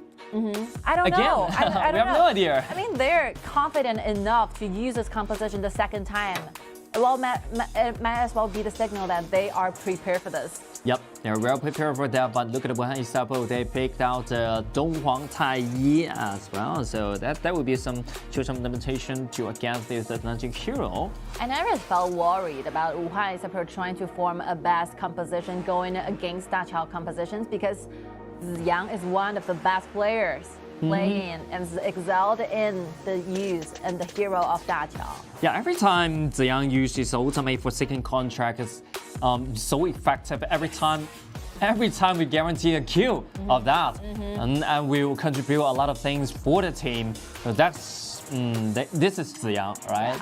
So I think that very common and typical countering effects are happening in the BP. So Hero is not hiding any strategy. They are trying to make sure they got priority using the Da Qiao and Lafuzi together as a combo, as the strategy they're going for in this specific match. And Wuhan eStarPro, very easy answer, answering their best solution using Donghuang Taiyi forced into the team fights and those poking heroes, Zhen Mengxi and Gong Sunli at the same time. Yep. And the Huahai with Lam will come into the battlefield and clean up. Who will be the top laner choice? I was wondering if TianYun have the chance to go for the Lianpo, no, it's eliminated by the side of Nanjing Hero. Xiangyu might be a better choice. Xiangyu might be a choice for them. And if they want to play more aggressive, maybe Xiaodan is a good choice. Yes. Maybe that's not so much limitation for the Dachao system, but they can play aggressive and snowballing the game. What you're looking for when you're countering Dachao composition is that you have to pair yourself up with those heroes who will have the ability to force your opponents into Sound of Dashes. So Xiangyu's ultimate will enable Wuhan eStarPro's composition to do so. The ultimate and the first ability will enable Xiangyu to push the enemies back for a long distance. Yep, and they're really ready for every situation. So the Xiangyu is picked out by the eStarPro. So they have the Donghuang Taiyi, the Heart CC, the Suppress, and then the enhance, the enforced displacement from the Xiangyu. So everything seems bad situation to the Nanjing Hero. I mean, they're both composition because the fact that the coaches are so experienced, so no very obvious mistakes are being made from both coaches. How the game will be working, who will be the final winner for this match will only depend on the performance, the execution of the strategies from those both teams. I could see they each stand up very high opportunity to win. Yep. But how this game really goes really depends on their performances during the game. Depends on the performance and the mindset of how they play with Dachao's system is pretty important because, as we all know, Dachao is a quite difficult system. I think it's the most difficult system and composition in this game, in the Honor of King. During even a lot of KPL teams cannot handle this kind of system. Of course, very difficult task to handle. You need your whole team to coordinate together, trying to salute, trying to find a perfect way to use the management to distract your enemy, to hide your vision, to make sure that your enemy, your opponents have no idea where you're standing. Using this kind of strategy to fool them into making wrong decisions will be the highlight point for Dachao compositions. And one more thing, because Jacko has just got to the position, being the support. Yep. It always takes a long time. We normally expect to see the position, the support, to spend at least over a year to trying to master this character, this hero into a professional level. But he's been training a lot. The funny is he already used 10 support hero since the quarterfinal. Very deep hero pool it is. Jacko really undergo a lot of pressure, a lot of practice by his own. Maybe a lot of voice just that they were talking about Jacko. Is that the good choice that Jacko changed the position to the supporter? But the hero push shows everything. It's okay. I can handle this. I can handle this. I mean, Hero is an esports club. You never fear about losing or they have few options when it comes to different positions. They have a lot of talents prepared for the future matchups. And I believe the current 5 starting up list will be the best solution for them for KIC. Yep. And now they're making rotations on the top lane. They're changing Hui into Dongfang. Let's see whether Dongfang is fully prepared using this foods, trying to find those initiations for the hero. So Dongfang is so important in this game. Yeah, I mean, we're not looking for really win or lose. The fact that we're looking for is that whether Nanjing Hero can perform better than the previous one. Yep. At least better than the last game. So this is a crucial things for them. Actually, the Dachao system can buy you 2 or 3 seconds for the team, but the key is what you can do with that 2 or 3 seconds. And with no surprise, Tian and Yijun are back into line for eStar. Yep. Sudden change in rotation at the same time. And then, keep the priority of the mid lane. Look at the laning. Yijun going directly to the top. Laning going against Dongfang Laofuzi. 1 share down to HP. 2.5. Easy peasy. When you're a Gongsun Li, you know it will be extremely easy to do the laning. Yeah. You're level 2 going against Fuzi. But look at this kind of dash with flash forward. When eStarPro TianYun trying to engage, but yeah, look at the damage. Is that enough for the kill or not? Huahai with 3 plays and trying to kill the Fuzi, but with the second ability, it's too tanky. It's hard to kill, but he's still on the line. He's still online. Double kill back up to Huahai, even though triple kill or not, but the elevator will send back Fuzi. So, but this is what Huahai can do the best. I really thought that Huahai is retrieving back, taking this blue, but obviously Huahai is looking for more. Diving solo into the backlines, even though shouldering up all the damage from Ukyuta together with Fuzi. Let's see the replay here. So the fact from this moment, eStar are already winning a lot because it's successfully brought 4 members very low so that they can take this blue back. But Huahai just out of a sudden, the cooldown is ready. He saw the opportunity, dive in, getting double kills. And the next one, even though it's really early, so the damage and the cooldown is not enough. If he has already got to level 4, I think he can gain another kill. Yeah, because he got control from Xinhen's second ability. But already, I think it's a very, very beautiful move. I think it's enough for him. Enough. Going solo, gaining 2 kills. What a move. Really, really good. And that's what we call eStarPro. They always can surprise you in the early game. Yes. And the best information for eStar to collect is that they know exactly what the blue buff from hero will be spawning again. Yeah. For the second round. The second round, as we always talking about, the 3 minutes. Yes. Yeah, the Wuhan eStarPro will invade the top side in 3 minutes. Still make good use of this information. They will do the constant invasion again. Yeah, and they already took the Tyrant with this extra damage. That will be that. Okay, 3 minutes right here. Gathering around. Every minute in count. Jacko have the ultimate available right now, but he stays in the bottom lane, pairing up together with Bell. Yeah. Trying to clean a wave. Whether Jacko want to use the first ability, first ultimate, put into the. And this is not the right time, so Huahai will keep the priority of the top lane, so they can have another grid number to invade this blue. But they would like to surround the No Fear, but No Fear is very sensitive. He found that everyone missed and trying to dive into this turret, so he left earlier. Everything just back to normal again, where we're seeing No Fear getting the blue to his sides, where eStar cannot make the endeavor to go in deeper into this one. So the second blue buff will go to the side of No Fear. Yeah, that's a good sign. Good news for Hero. We managed to take the pace down for a little bit. Delay something down. And then TianYun will try to offer some vision and collect some information for the team. And right now they know the red.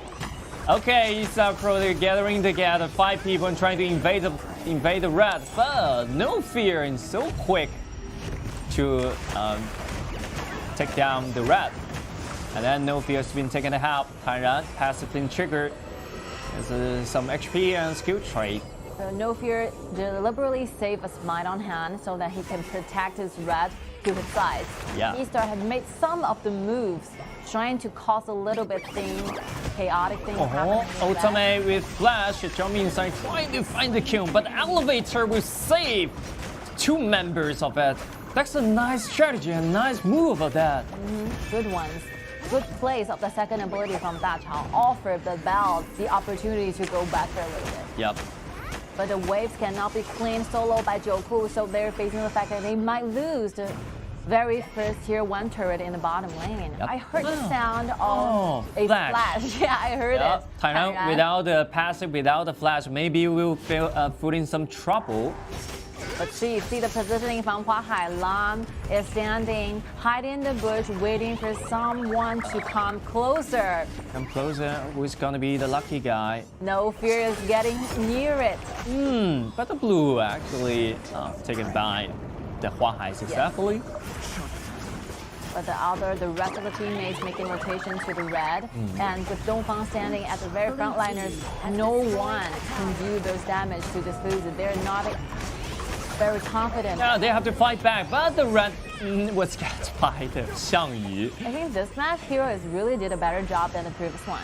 Yep, but the damage is not in accurate calculating in that time, especially the smite. Yes. You can see the coordination between Da Qiao and the marksman or Fuzi are getting deeper than the previous one. Every single time the retrieval strategy went so well that eStar don't want to use their ability, don't want to waste their ultimate from Donghuang Tai to try and to engage.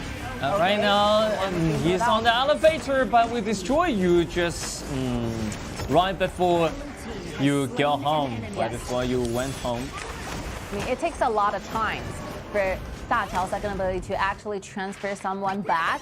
So it gives eStar nearly 3 seconds to use all their powers, all their energies to take the kill. Yep. Ziyang has been waiting this for a long time and make sure 5 members are standing side by side. That will be the moment where Ziyang uses ultimate force into a team fight, getting 1 kill. Yep, but look at Hua Hai being cast by the hero. A good initiation from Dongfang. Fuzi, the ultimate, looked down Hua Hai. Fuzi Dongfang is a crucial player in this game. Yes. Good one, Whole team depends on the initiation by its ultimate.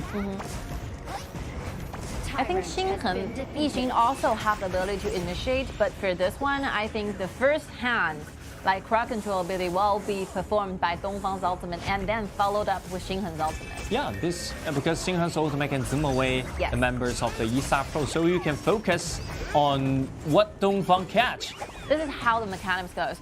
If Dongfang is locking down, either he do it initially actively or being like triggered and targeted by Ziyang's ultimate, he will be the target so that eStar's resting members will be stand so closely trying to follow up the damage. It will be the moment where Xinghen using the ultimate trying to lock down more opponents. This is how the whole strategy works out.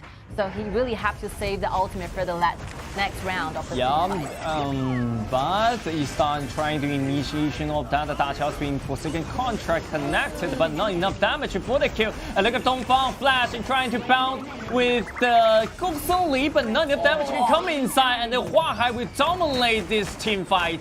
Hua Hai going for more, but Jacko went far away for a little bit, so managed to keep himself quite safe. Nice initiation and nice drive back from the hero, but just not quite enough for them. I would say the very first half of the team fight, Heroes did a great job. Yeah. They absorbed all the damage from the backliner from eStar, managed to engage again, but the next round is not that good because the following damage cannot be just immediately connected.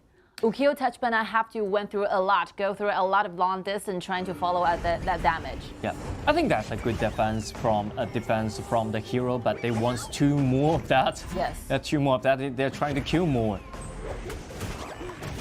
Oh, look at Donghuang Taiyi being blocked by the Fuzi, and right now look at the damage. Is that enough for the kill or not? That's the answer is yes. I mean, TianYun is so tanky at this point. So they have banned away 2 warriors available, Lu Bu and Lian Po at the same time, but lefting out this kind of option. This is one bad thing when you're playing BO2. Yep. So if you're BO7, I think more heroes will be limited, and more heroes will be considered to put in the future matchups and save for the future ones. But if you're playing in BO2, a lot of heroes are available for TianYun to use. You ban away Lian Po, he have Xiangyu. You ban away these 2, he will have Lu Bu. Always countering, going against your own composition is very hard. Trying to target one player, only use 2 positions in your ban plays. Not enough. Very simple. Yes. You're gonna ban away all the heroes in the BO1 or BO2 format. So that's an opportunity for a lot of teams actually. Dongfang and TianYun Dongfang is trying to create the skirmish and create the team fight. Look at the dragon, look at the dark tyrants, and look at the shadow tyrants in 10k, 10k. Oh, okay. No fear can guarantee this shadow tyrant.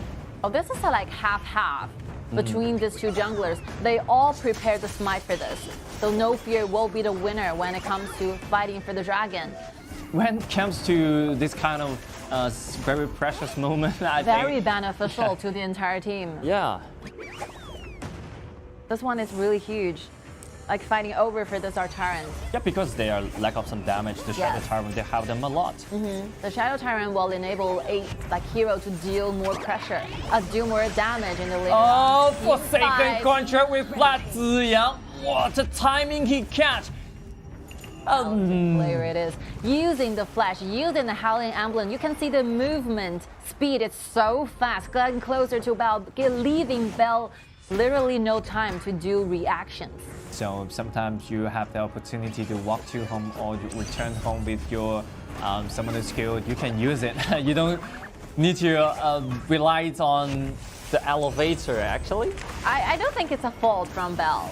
Even though he has the flash available, even though he might have the second ability available, 2 dashes right there, but the speed from Ziyang, those decisiveness, those quality from Ziyang is so hard to, phase, build a lot of time to reflex. It's very hard.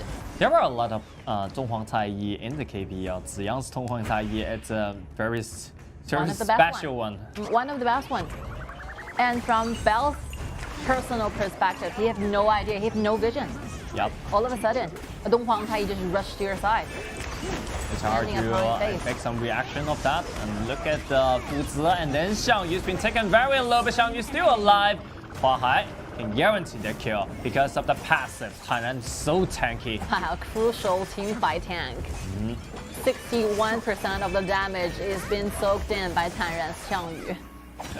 The whole HP, 61%. Hero really suffered a lot during the team fight. They're trying their best, trying to focus on one target. Yep. But the only member they're going to have offered the vision will be Tanran. It's very hard to trying to reach for those backlines from eStars. Qingrong and Yijin are standing very far behind. Has destroyed a tower. And gradually eStars are making their way towards a high ground tower. All the tier 1 and tier 2 turrets on the top lane is going down. You will face the same situation when you get snowballed by the other side, especially the eStarPro.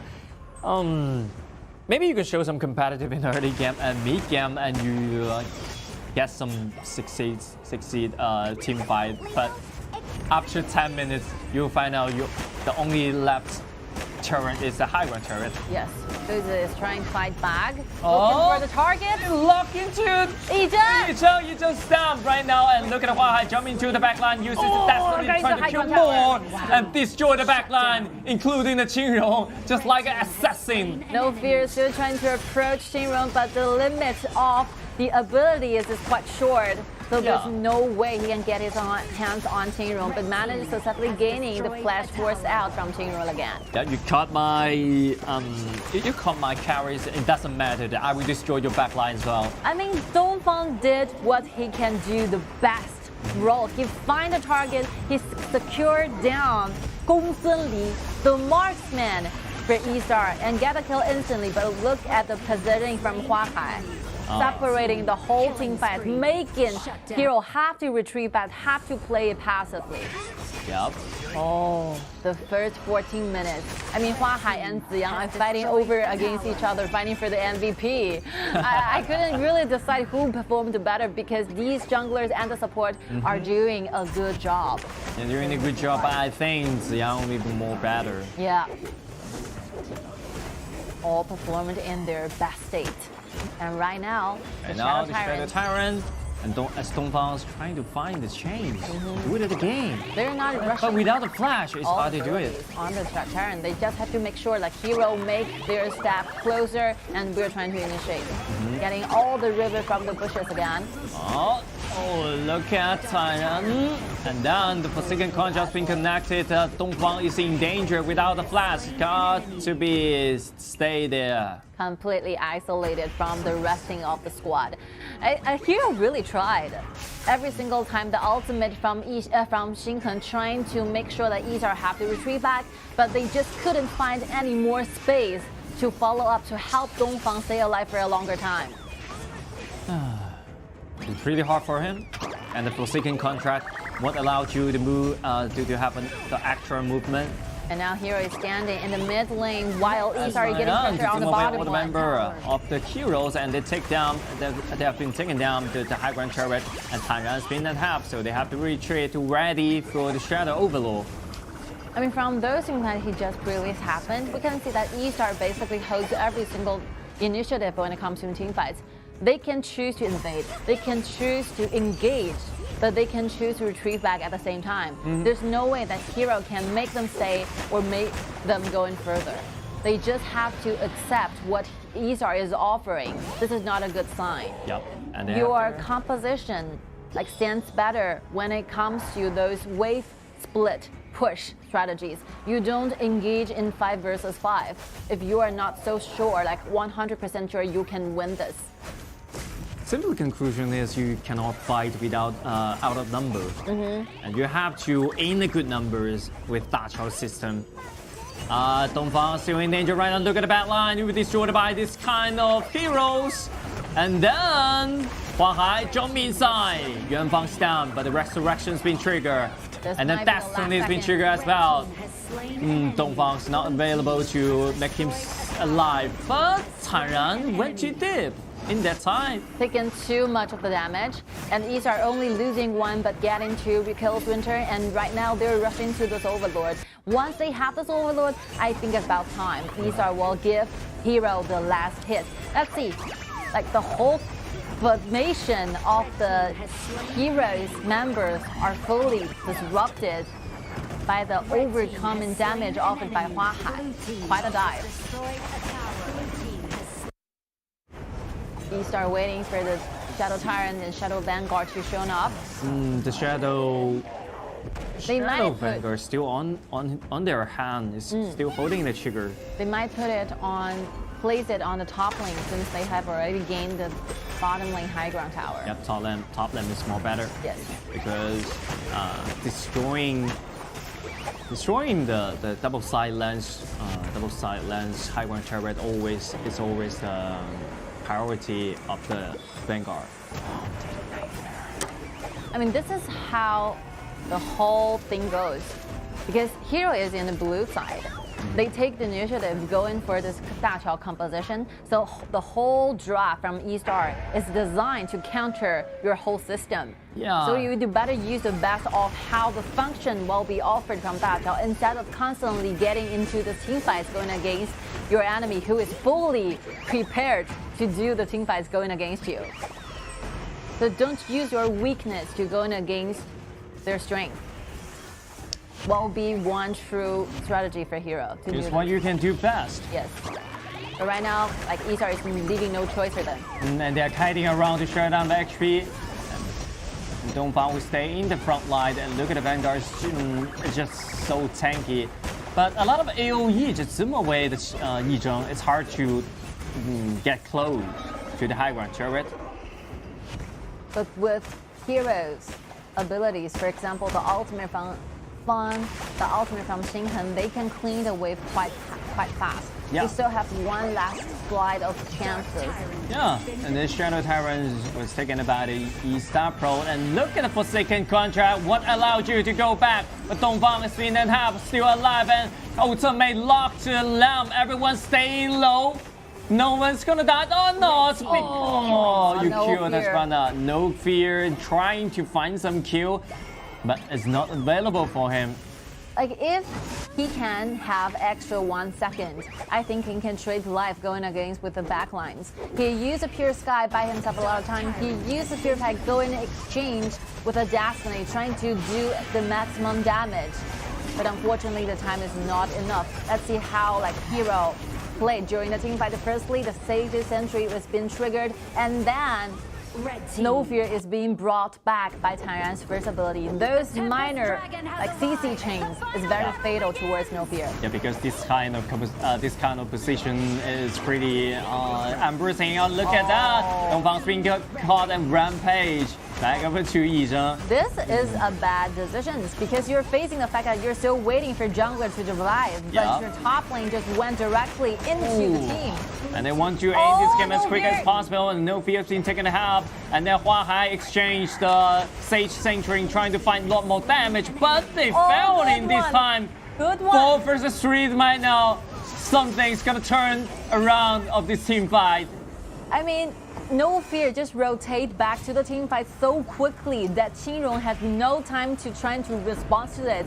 And one sudden move, one sudden second ability offered by Ukyo Tashmana, those burst damage in this late game will be extremely high. Yeah. So Qingrong was killed instantly, even without the time to use the flicker. And this is a good chance for the hero to turn something back because they have the number, they have good numbers, they can rush this Tempest Dragon easily. Match just started to seem more interesting. Interesting of that. 20 minutes earlier. I think now, like both teams are 50-50. But if you compare the amount or numbers of the Sage Sentry offered and available, I think eStar is getting some advantages here. And since they have one more lane of the Super Soldiers, this will be helping eStar a lot. Yeah. But Hero really strike. Hero will strike back at this moment. And look at Yixing's ultimate will lock the front line over there, and TianYun's been suffering a lot of damage, but he's still alive. Forsaken contract's been connected. So still not tanky enough for the Dongfang. It's very difficult trying to follow up those damages when you have those backline from Yixing and Fan at the same time. Yeah. TianYun is so tanky. Yes, and with with a lot of the time. passive, it's hard to using the Blood Rage also. Blood Rage with the passive, it's hard to deal with this kind of hero. So the only thing that TianYun should be doing during the team fight is making sure that he will be the only target that hero can find and buy themselves the entire team as much time as possible for those backliners trying to chip away those HP bars from hero. Heng and Bell are going through a lot because a lot of AoE damages are coming from eStar's backlines. Mengxi's ultimate and Yizhen's second ability. Huahai's diving in. Every place it seems quite dangerous at this point. But I think that both teams should wait for the second Tempest Dragon to spawn. Yep. This game won't. They cannot end this game without the second Tempest Dragon because only if hero they went to rush. Oh, look at the engagement of that. Too much damage to want to jump inside. Look at the back line. No fear, nearly to kill the Yizheng. Yizheng's resurrection's been triggered, and look at Lam is in the back line. That would be something's gonna be happening here. And TianYun's been taken down. Yizheng's resurrection's been triggered. Without the resurrection, no ability for a next team fight. All right, so after the team fight, actually the winning point and the winning side will still be hero because TianYun using the flick trying to initiate while No Fear get his hands onto the backline, making Yizheng extremely low, even though with the loss, with the cost of the City Sentry, but they managed to win this team fight. Yeah. And Huahai rotates a lot around, like circular movements are being displayed by Huahai, trying to find a place to dive in, but the rest of the squad is being brought very low, and hero actually have the second ability from Da Chao provided for that particular team fight. So Huahai choose to retreat back. Good decision. You have to retreat back Yes. because it's no more Sage Sanctuary he can use Wise in choice. this time. Wise choice. Yep. You have to say the maximum amount of your rational. You have to stay calm at a large extent so that you do not make those mistakes resulting badly for your entire team. But look at the bottom side. And seeking the opportunity of that, just like that. Oh my god, this kind of opportunity, destiny is being triggered and everyone comes down because of the elevator. This might be the opportunity for hero because gaining the kill over your opponent's jungler can result hugely. You can have the Tempest Dragon, you are 5 versus 4 constantly. And from this time, 21st minutes, the reviving time will be extremely long. Yep, and TianYun's been taken very low. They're waiting for the next movement of that. The Forsaken Contract's been connected, not available for you to go back to home. The Yizheng find another damage into the back line, but the Forsaken Contract is not available to gain themselves a lot more kills. So 2 versus 3 right now in this moment. And right now, throughout the wave push just now happened, hero got the high ground tower in the bottom. And let's see the replay here. TianYun absorbed a lot of damage using the blood rage buys extra time using once again the first ability to pull back Heng, trying to make sure the following damage can't be connected by Qingrong's endeavors. But you're seeing like the coaches, all the assistant groups from Hero are fighting over, quite celebrating of the truth that they actually won again during the last team fights. And right now, they're waiting for those members to revive again. Hero and eStar will be rushing towards this river again, gaining the vision for the second Tempest Dragon. Yeah, they really play back and forth in these 25 minutes, but that will be the same problem for them. The Super Soldier is at 1 point, and then when the Super Soldier crashes into the base, how can you defend the Tempest Dragon? You have to manage the wave. You know, the team fight initiated on the bottom is so good. You normally don't see like Huahai being ambushed down here. Yep. So Hero, Jacko, and Bell stay together, hide the vision. That will be the angle where Huahai has no vision on, and right now still ambushing the bush and trying to get some kills, trying to offer some opportunity right there. But Huahai is so sensitive.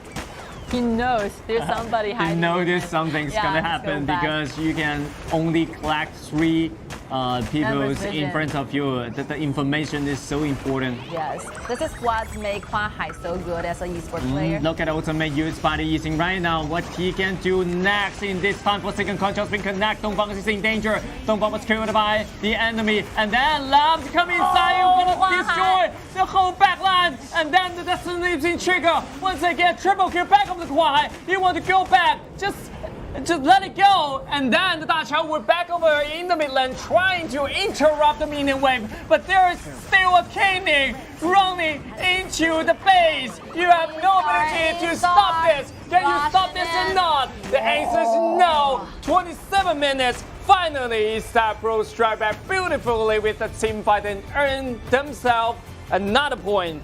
I think both teams are performed very good in this one.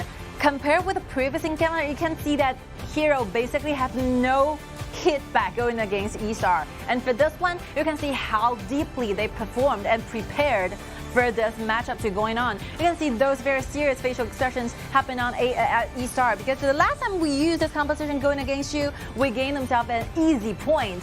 And for this one, almost 30 minutes of very serious parts, like fighting with one another, using the brain and the ability at the same time, getting themselves a very difficult winning and victory. I think Hero did a great job, even though they're losing, but they're completely improving in a different kind of level. Yep, different kind of level, because you actually force the eStarPro to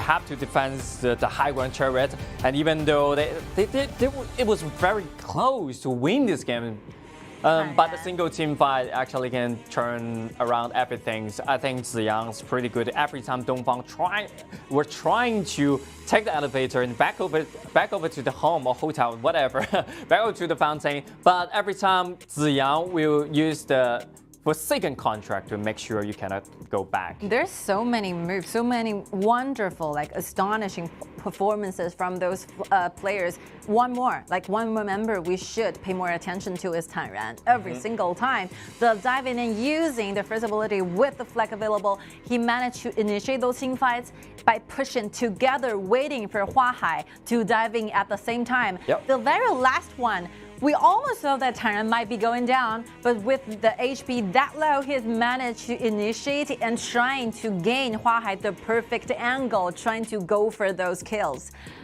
Good combo chains over there. Good combo chains, and just it seems impossible to use ban places trying to restrict the performances from TianYun. No way, Xiangyu maybe is the best hero, maybe he's not the best hero, okay? And he performed so well because of that.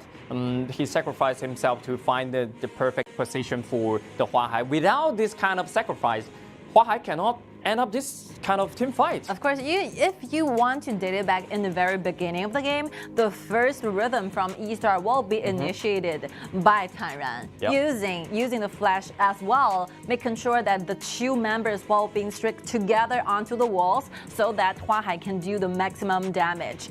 I think like top laner together with the jungler, those kind of chemistry and collaborations are deeply shown by this performance of this match. But just to take the other side, Hero did a better job than the previous one because they basically choose a composition similar with the last one. And the last one, I think the game is gonna be probably finished around 15 minutes. And right now this one, 30 minutes.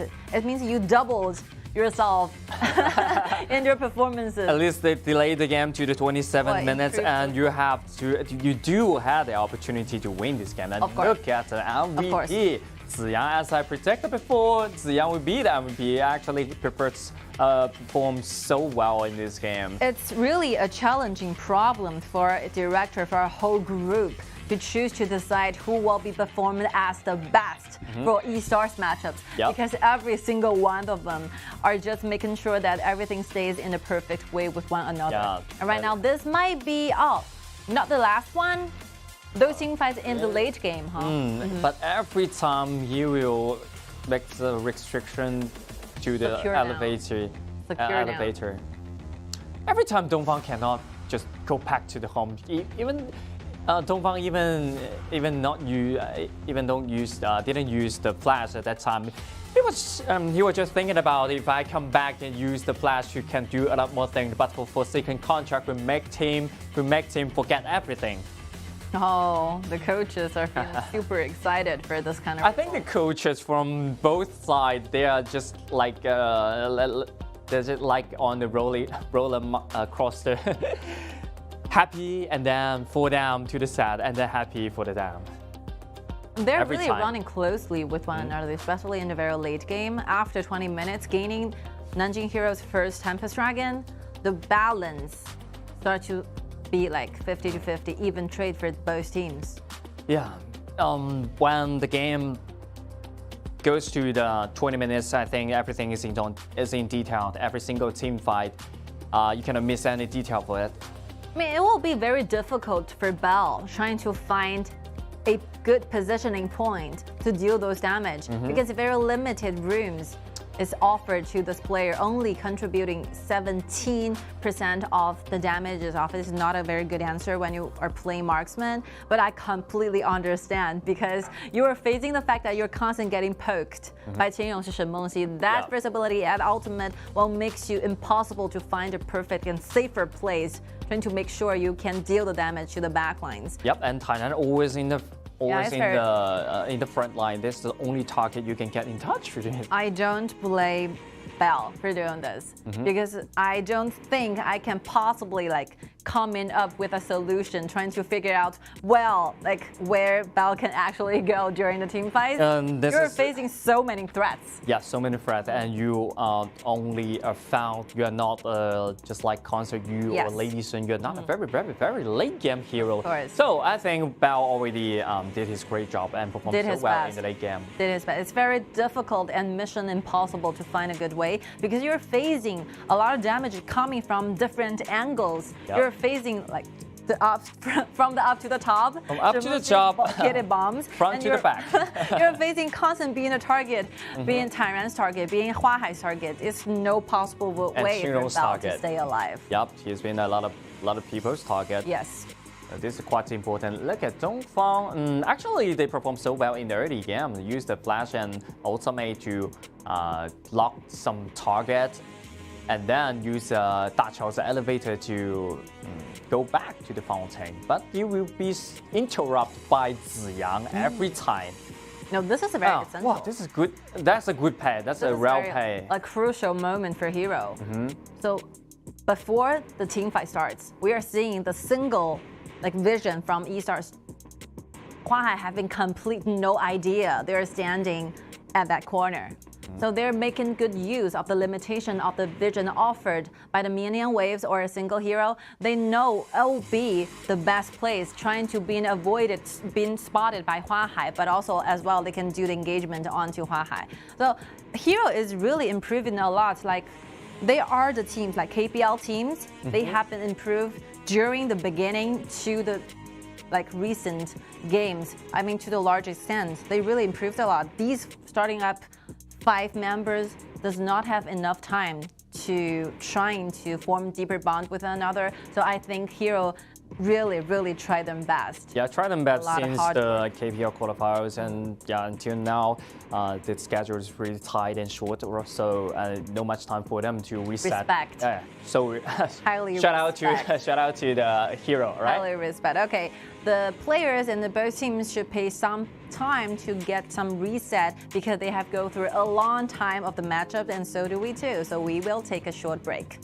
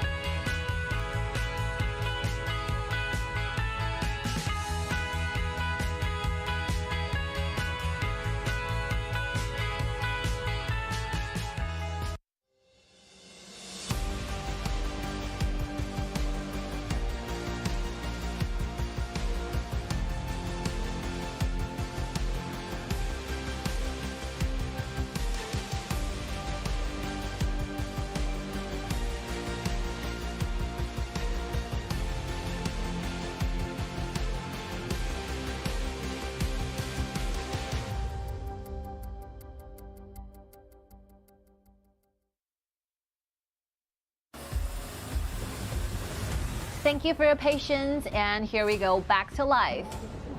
The second match between Nanjing Hero versus Wuhan eStarPro. Well, this is that was a pretty exciting game in the last game. So Nanjing Hero actually they have the opportunity to win the game, but only some details cannot do such that better than not that better than the eStarPro, so they lose the game. I mean, it's a good game indeed, but the result is kind of expected from the very first 20 minutes. So eStar getting a huge lead in the early and mid game, and a lot of nice moves are being displayed and done by the side of Hero. But you just know you need to create a lot. You need to build up a lot of foundation in order to win. You don't just count on those mistakes made by your opponent or those very unexpected wonderful performance. It might be happening once or twice during a matchup to win. So the early game development, how your strategy went well. what kind of action and execution might be leading to a winner situation should be like more like highly performed by the side of Nanjing Hero. Yeah, exactly. So I think Nanjing Hero, they can did more better in the early game and the mid game. A lot of mistake will comes out from the Nanjing Hero.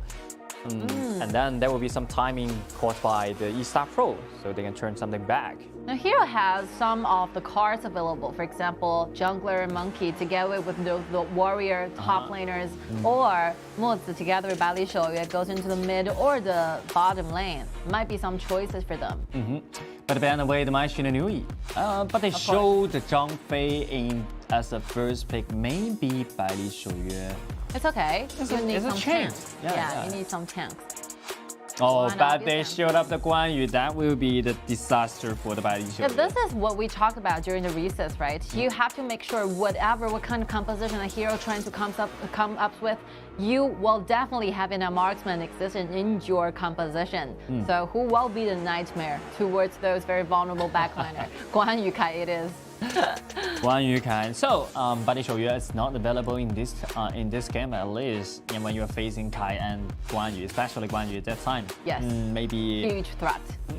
If you want to play more passively, Quan Yu is a choice. But if you want to play more aggressive, yeah, Gongsun Li, and combined with Xiaohou, definitely show the competitive in the early game. Who will be those backliner selections and options from the side of Wuhan? So we're trying to deal with the very tanky frontliners from Hero. Like Zhang Fei and Xiaohou will not be simply destroyed by Zhao Jun's ultimate. It's not enough. They're definitely looking for those marksmen who can do the real damage. For example, Marco Polo. But I think this option might be banned. Luban Duel is still available. Of course, yes. You need to look for those marksmen who can do a lot of burst damage, who can be a nightmare towards those tanky front lines.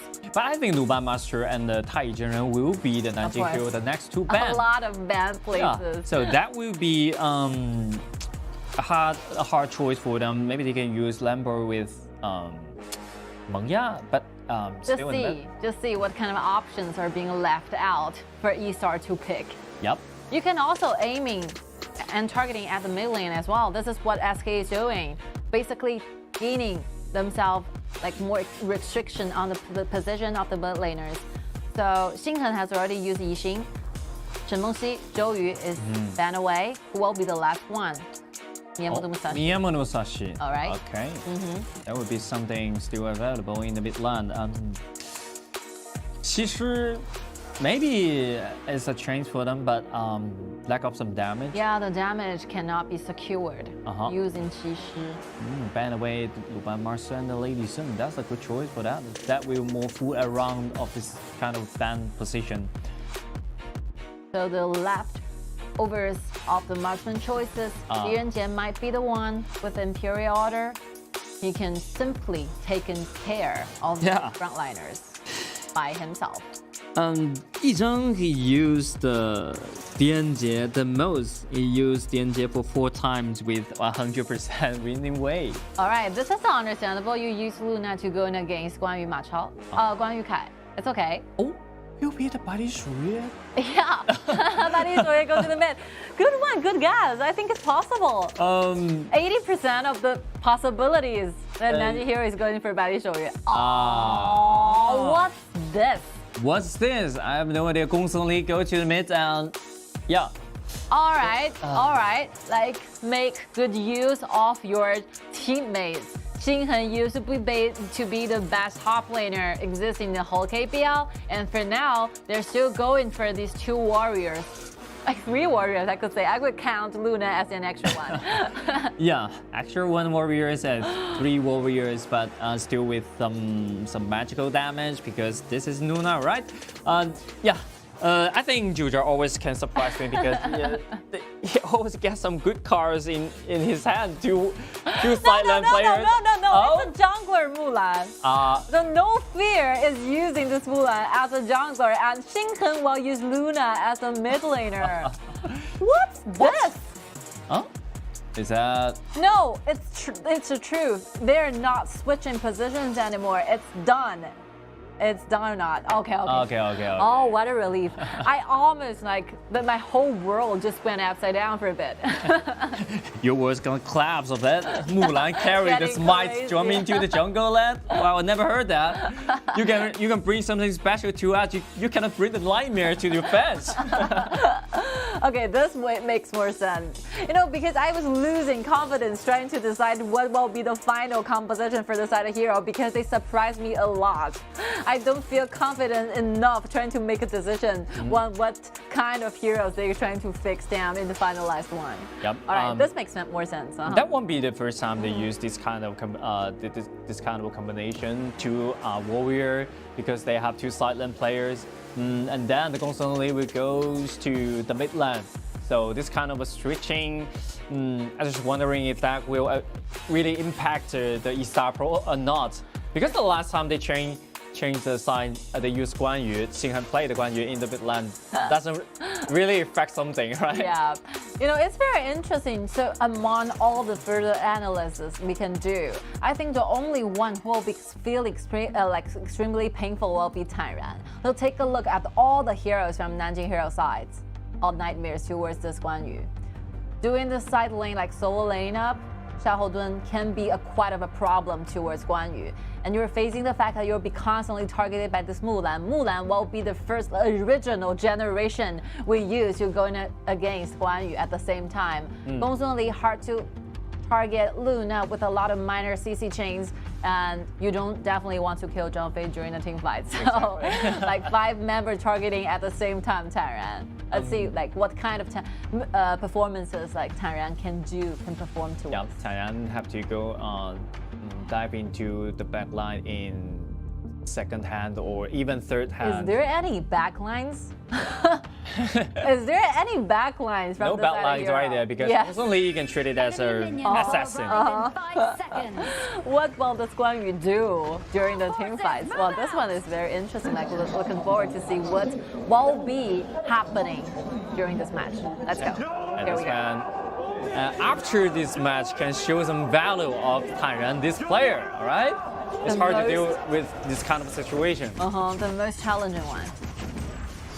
All right, this laning is very interesting. There's C, Huahai, and then 4 members right there and trying to steal the blue, and they succeed.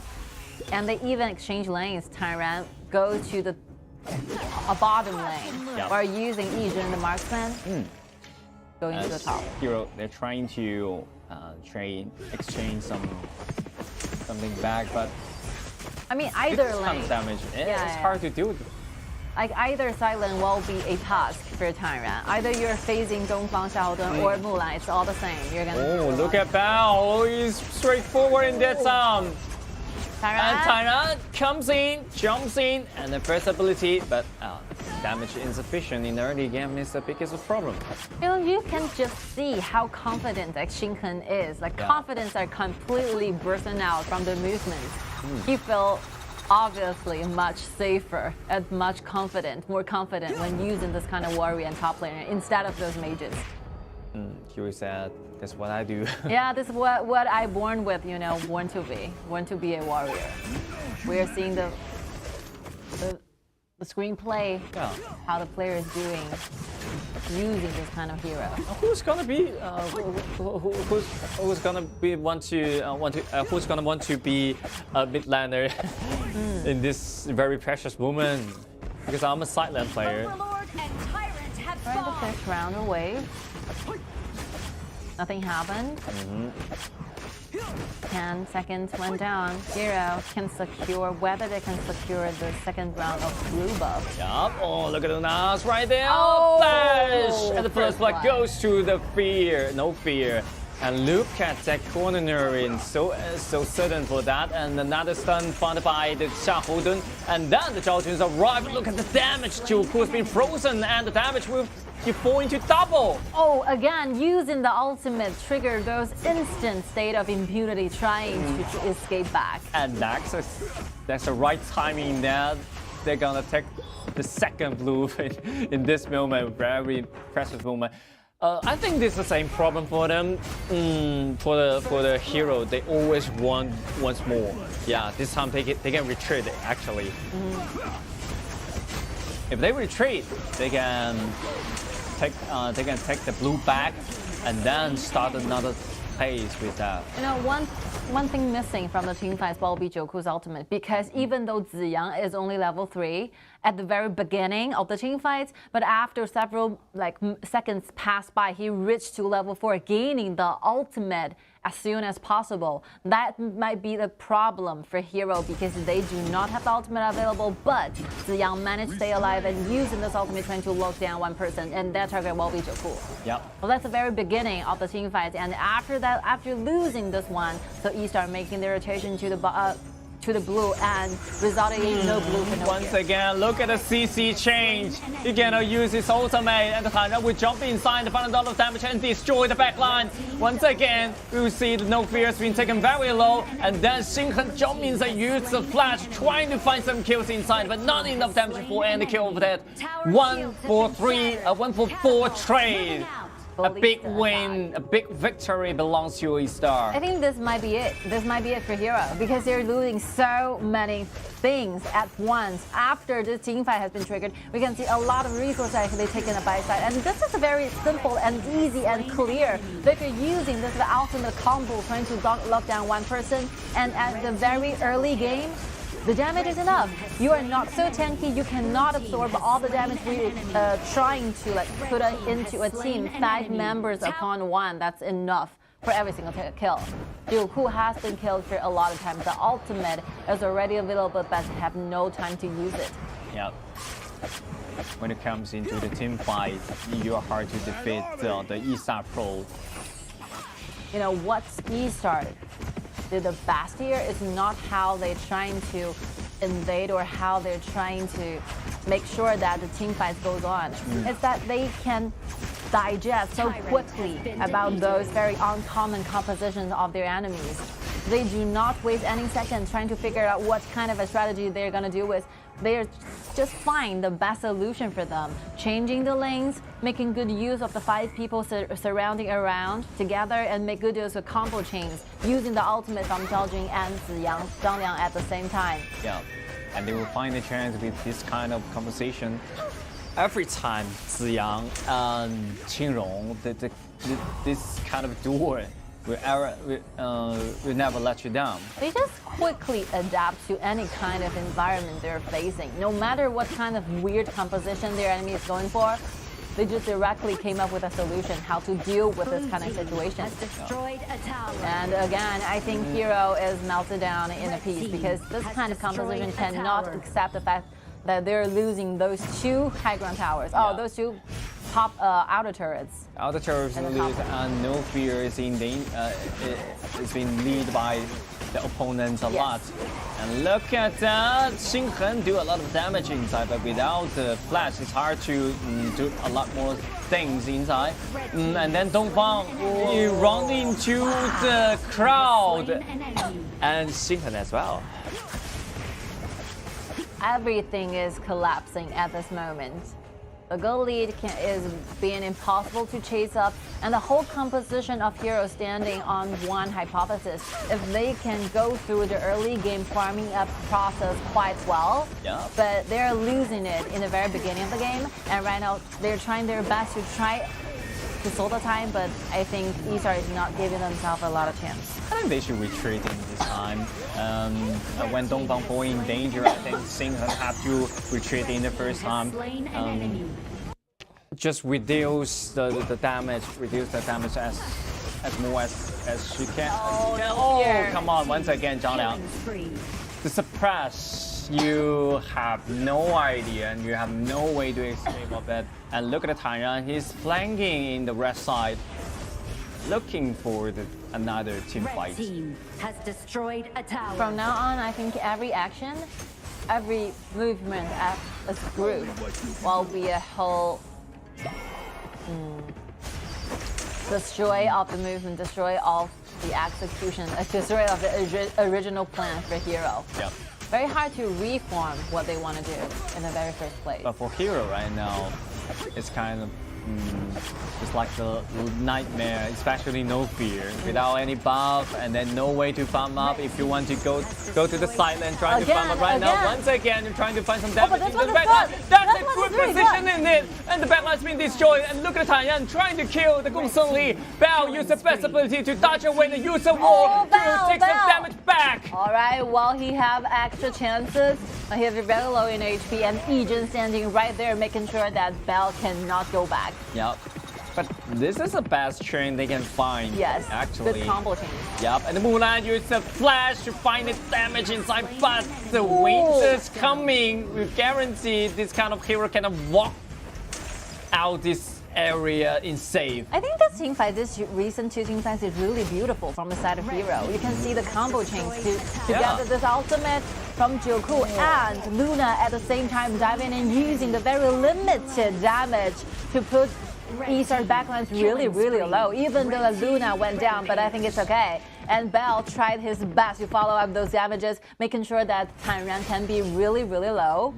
And after this, like Heng comes in, what if they have like more gold offered? I think this result of the team fights will be completely opposite. It's definitely different. Yes. It's definitely different of the situation because they don't have enough gold for it. No fear and Bao as well, and then the Heng. And look at that, another combo will join inside, but no fear has been frozen. And look at the TianYun, he would jump into the back line and offer the protection to the carry. You know, this might be a signal because early on, with no items ready, with no teammates getting ready for what's about to come, like eStar can make sure that they can finish those kills against Zhang Fei at instant.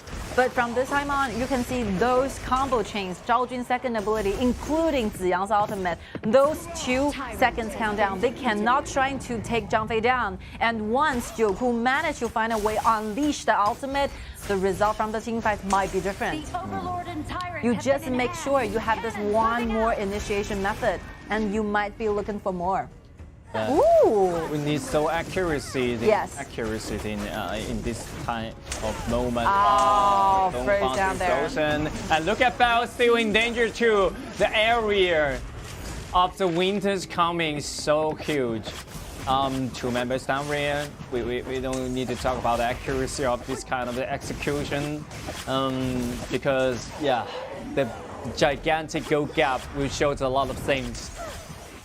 2 members down ahead. Hero, 3 versus 5. It's hard to defend this high rancher because Zhang Liang's ultimate is still available. We do a lot of things. They want to end this game. Look at the ultimate, but interrupted by Jacko. That's a nice move, but look at Luna. Nice fast. Interrupt the ultimate, trying to get out of it, and he's been taken very low. But they defends the base successfully in this time. So during this team fight, no one get down, but they cost them a lot of common skills, the flicker and a lot of frenzy. See the replay here. So hide in the bush, waiting for the right moment, got first down, get 1 tank, stay out of the trouble. And right now, eStar is really looking good. They finally found a perfect solution for these tanks. Once like Qingrong together with Ziyang look down 1 frontliners, it will be immediately followed up by the Imperial Order. Once you have that in target, no one can survive. No one can survive. That's a quick solution. Oh, okay, look at TianYun trying to pull back and trying to knock back everyone, and Dongfang is staying. No. And then Lofia trying to come inside and find double damage into the back line. Jacko uses ultimate as well, but not enough damage because they have no item, no goal for any kill. And Heng has been kind of around from 4 people. Killing spree. Look at each second to do the solo kill or not. Another first ability is not available. They want to do a trade. And right now, No Fear facing the problem of losing 3 team members and very, very low in the blue. He really needs to rush back to the base again. Isa, did you see the positioning that this Zhao Jun came from? He basically surrounded all hero members by making sure that they can have nowhere to go. It's assassin positions. You normally don't see this kind of positioning from Zhao Jun. Nice job. Qingrong playing so aggressively. He basically do a round circular movement, goes to the back, like the bush behind the red buff and trying to make sure that he can secure down those hero members without further like routes offered for them to trying to escape away. Chino always can find the best position. Chino, every single hero he played will be played as an assassin, even though it's Gen.G, one of the most especially when they play, especially when they play the Xixi, always can very accurate abilities, dive into the back line and make some control on that.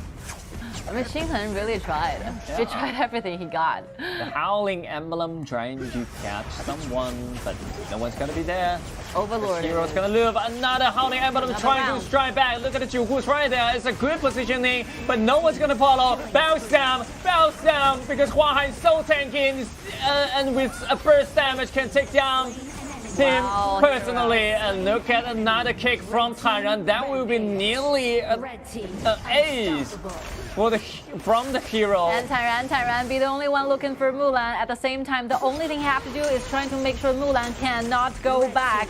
But unfortunately, other than that, he did an extra job by gaining the solo kill to making sure it will be an ace to the favor and the side of eStarPro. Another 5 scores went down, making sure that eStar will be complete undefeated in our group stage. 2 weeks in total, 18 points in total. They are the #1 leading the whole Group A. They're fully prepared for what is about to come in 2022 KIC, and I think they are looking for more. And this is the first spot being secured by the eStarPro, and they perform so well and perfect. So immaculate team fight and strategy they perform. Every single detail we should do some research. We can do some research, or a lot of space and room from these teams still can discovered by us. I think if you're a very first time viewer of this tournament, if you are very first time, you have your experience as a viewer watching KIC, watching Honor of Kings tournament, you will definitely leave in a huge and heavy impression on the team Nanjing Hero. They are those fighters thriving at a lot of difficulties. They are those fighters who never give up. They try their best to form what we saw will be unusual, but they are really trying their best to do their best to fight for more. This will be the result coming from Jojo. This will be the result from all the hard work together, united as a group, hero.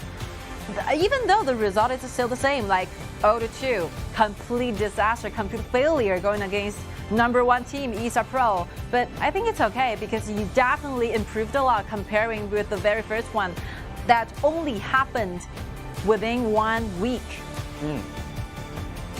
I think I can see some potentials. I can see some futures from this team as long as they hold this kind of spirit and trying to stick for more. I think it's so important for Hero. Maybe they're this kind of team is just like a new team because they change a lot of positions. Yes. Yeah, the new lineup and a complicated lineup of that because they have 2 silent players. They have no actually really mage or mid lane player in their team, so they have to suffer a lot. That's a process they have to go through. That will actually take some time, but actually they perform so well and they improve a lot since the KPL qualifiers. And after this, after a lot of matches, we saw the difference. It's like life, you know. There's some rules set up by those very strong and very #1 places, very #1 players set to the entire meta. Says, yeah, this is how the meta works. You need to have a warrior, you need to have a jungle, you need to have the mage go into the mid lane, you need to have a marksman together sticking up with a support on the bottom lane. This is how you win the game. Those very strong teams is gonna set the rules in this current meta, but Hero will be one team telling you, I always have my own idea, I always have my own thoughts toward this meta, and we will continue fight for more, fight for better results. This is one and good spirit coming out from Hero, and I really appreciate this. And that's right. Who don't want a mid laner just like Qingrong, right? But you don't have the mid laner player just like Qingrong. You cannot change the world. You can change yourself, right? Sometimes you don't have to really follow the rules. You find your own, and that will be your signature move. Nobody can copy. Only you can do this. So yeah, after casting and watching those hero moves and hero matchups, this will be like very positive, those positivity coming out from the matchups. And I think we really learned a lot, and this spirit should be passed by. I really suggest and encourage like the whole team Hero and the coach Zhe stay in this. Insist on your own theory. You're gonna find a breakthrough route for your entire team. Okay, so much for Hero. So the MVP, Ziyang. Ziyang once again. Ziyang, well, again and again, I would like to say. I don't want to like emphasize a lot more. Oh, this is the very first FMVP in huge tournaments in history. Very first one. For support. KPL history. Yeah, for support. Ziyang, this Zhang Liang, every time he can use his ultimate in the right timing and always can impact the team fight. I have no idea why he just hold the trigger for such a long time until he released the ultimate. Yeah, I get it. I get it. I get everything. You don't doubt Ziyang's decision.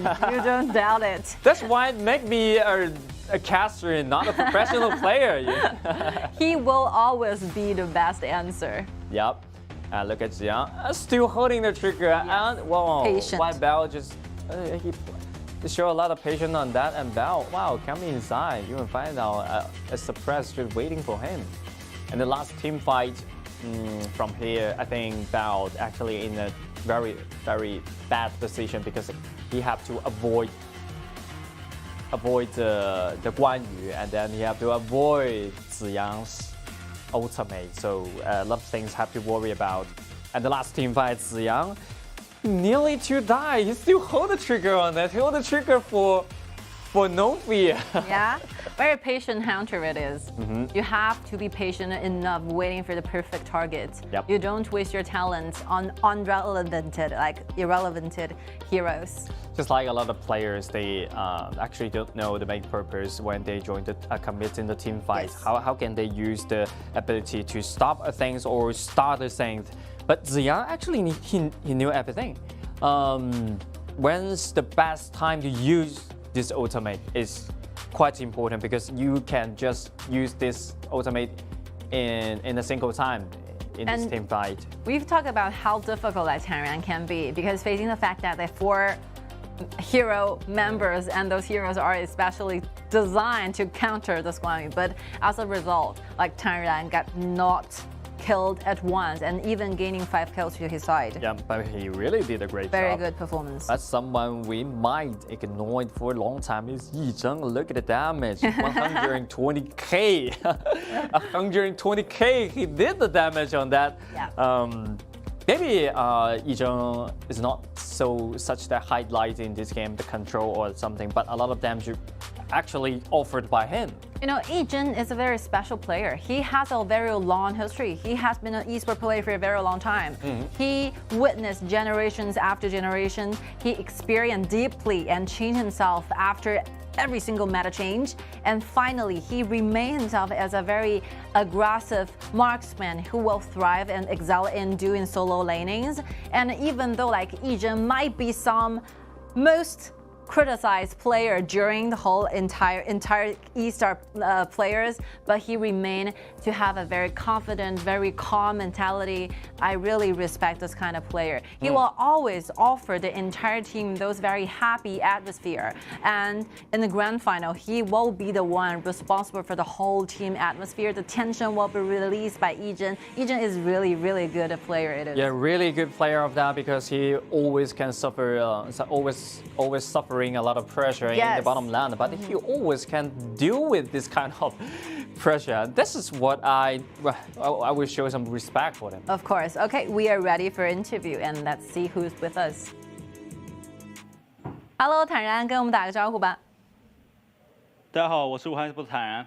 And the second match, the composition is really difficult for you because you are a Guan Yu, but you're facing the fact that they have Xiaohoudun and Hua Mulan together in one composition. So what will be your answer and conclusion after the whole BP? How do you design to open up this match? 这一局比赛呢，其实第二局嘛，你是关羽，但对面有夏侯惇啊，有花木兰啊。其实这个阵容呢，关羽可能不太好发挥。当时 BP 结束之后呢，整个队伍是怎么商量对策，让你去在这场比赛打得这么出色的呢？当时的话呢，因为后手队选出了一个张良嘛，所以对花木兰这些也就没有那么怕了嘛。有克制的英雄嘛，就相对没那么怕，我可以自己发挥。All right, so we use a Zhang Liang as a counter pick towards those warrior who might be a dangerous signal for me. So after getting a Zhang Liang to our composition, I just found a perfect win and I will play on my own. OK, eStar 这一次呢18分，然后小组赛全胜，表现得非常好。接下来的8强抽签，坦然和整个eStar有没有想要遭遇的对手呢？对于这个抽签有没有什么样子的期待？我自己个人暂时还没有吧。不太清楚，应该暂时还没有太多的期待吧。All right, so what will be your expectation towards those draws deciding who you're going to be in the quarterfinals? So the answer will be like, yeah, I don't have a personal preference. It really depends on how the reality goes. 好，谢谢坦然接受我们采访，谢谢你。Such a cool guy. I think that's the same answer from Ziyang too. Oh, really? Right? Yeah, really. They don't have any expectation of that, and they just like we are welcome for any challenger. Yeah. Any challenger, come and get me. So cool. That's the confidence we're talking about. Okay, so much for this one. We're looking forward to our next match between Nanjing Hero versus Gen.G. We will be back shortly.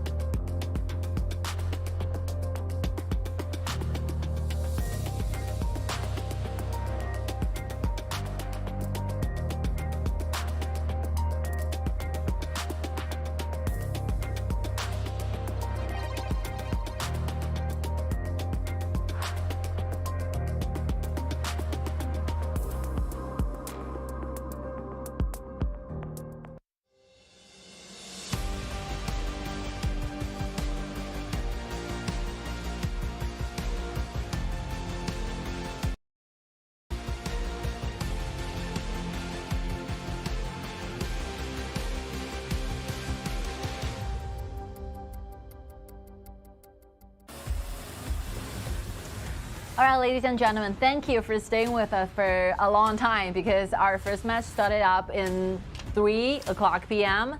and we have been go through a lot of matches, and here we go. This will be the last match for today. And the last match for the Group A, and that will decide the fate of the Gen.G Esports. If the Gen.G Esports can defeat Hero with 2-0, which means they're gonna make it to the quarterfinals. That's the only hope. That's the only hope of that. 1-1 is not enough. The only hope for Gen.G to survive, to make it to the next stage of Honor of Kings International Championship is they have to take 2 wins going against Hero. Huge stress. Sounds like an impossible thing to do. If they lose 1, okay, everything will be settled down. So just enjoy this kind of moment. Enjoy the days. Yes. All right, so for Hero, back-to-back battles because they have just finished the battle going against the eStar. Everything seems good for the Hero because they definitely discover a lot of details and a lot of problems from the last game. Yeah. But the truth is you have no time to rest yourself. And those 2 previous matches going against eStar quite be challenging, quite be exhausted. So let's just wait and see how well that Hero can readjust and trying to keep up with the pace. They were angry from the previous game. They need a way to release. And this time, Gen.G Esports come here. Well, I will be the challenger for you. Like Gen.G has a lot of battles going on today, and quite a way because they have been waiting for a long time. But they were angry too. Yeah. Because they definitely want to make it to the quarterfinal, but that's a difficult task for them. Even though Hero lose to the eStarPro 2-0, but I think it doesn't matter because it's a different level for these 2 teams. Like completely different levels. So even though like Gen.G have 6 points, but these points are get from eSurus. So 2 combats, those 2 battles going against eSurus. And he was defeated by eStar and Hero for the very first round. And this will be the second chance for them, trying to revenge back going against Nanjing Hero at the same time. Okay, the game starts. The battle starts. Let's figure it out what kind of homework that Gen.G did last night. Now, we have been talking about like homework for a lot of times. But starting from today, I began to realize if you are doing those battles going against KPL teams, you do not know where to start. Because BO2, there are so many things available for them to choose. And even though they're choosing the same composition, the opening, the laning, the gaming style might be different. Everything is different because different. And with different situation will happens because you cannot stick on the plan just like strict line. Everything will change. Yes, you have to gain yourself the ability to change directions, change game style immediately after absorbing much what your opponent's gonna do. So it's very challenging. Now they choose to play aggressive, use the Gongsun Li together with the Zhou Yu. And then another substitution I need to mention is Illusion. Yes. Yeah. The Glow substitute the Illusion. So Glow definitely want to revenge. You know, this time. I think like meta heroes are the only way out for those non-KPL teams. Because you have to get those heroes so that you can gain yourself a better beginning. So we are seeing the use of Hanxing and the use of Jacko. It's not working a good effect. Not good. You have to pick the meta paper, especially you are facing the Nanjing Hero, the KPL team. But one thing I have to mention that is Glow actually is an old competitor with no fear during the KPL during the KPL GT because no fear is in the GOG and Glow is in the rocks. They stay together, you know. They knew each other actually. Yeah, they knew each other. And no fear is the jungler of the champion. Champion jungler. You have to use it. Okay, that's very, very interesting. Like old acquaintance. Old. That would be the fate. That will be the fate. Deciding these 2 players getting one by one. But you know, like no fear had know a lot of friends, make a lot of acquaintance. He had been like go through the KGL to KPL. He had been traveled a lot between those clubs. So No Fear have know a lot of friends, made a lot of friends, a lot of teammates back then. A lot of history. Okay, again, Monkey. Okay, will be the next choice, and then Zhao Jun, so stable. Yeah, a very common one, not a very unusual composition, huh? Not some unique hero. Not that. It's very common and solid of this composition. And look at the other side. Concept pick up the support. So Needs some engagement. Like Heng is saying like, yeah, no need to hide my strategy, and for this time I'm using the mage. Hope you're happy with this. I don't go for the warrior, I don't go for Mulan and Guang at the same time, and this one I might be for real. I'm using the mage to go into the mid lane. Yeah, mid lane, simple and easy. Zhao Jun, even TianYun can handle that. Yeah, that might be the only one I can handle. All right, so the last choice from Gen.G, the supports. They need an initiative torch, so the best choice is the Lambo because Wang okay. is out of the table. It's a good combo. Using Asa together with Lumber, good ones, combo chains. I was wondering if Glow can stay alive all the time. He will be very difficult because he is facing Dongfang, the warrior, the Mengtian, and Zhao Jun's ultimate at the same time. It will be difficult for Glow to find a way to do the dose damage, and the Fire the Flames might be quite hard to set up. But if you do not have enough flames, the damage is not enough, so that Sui Sui cannot dive in. It will be the whole consequent chains.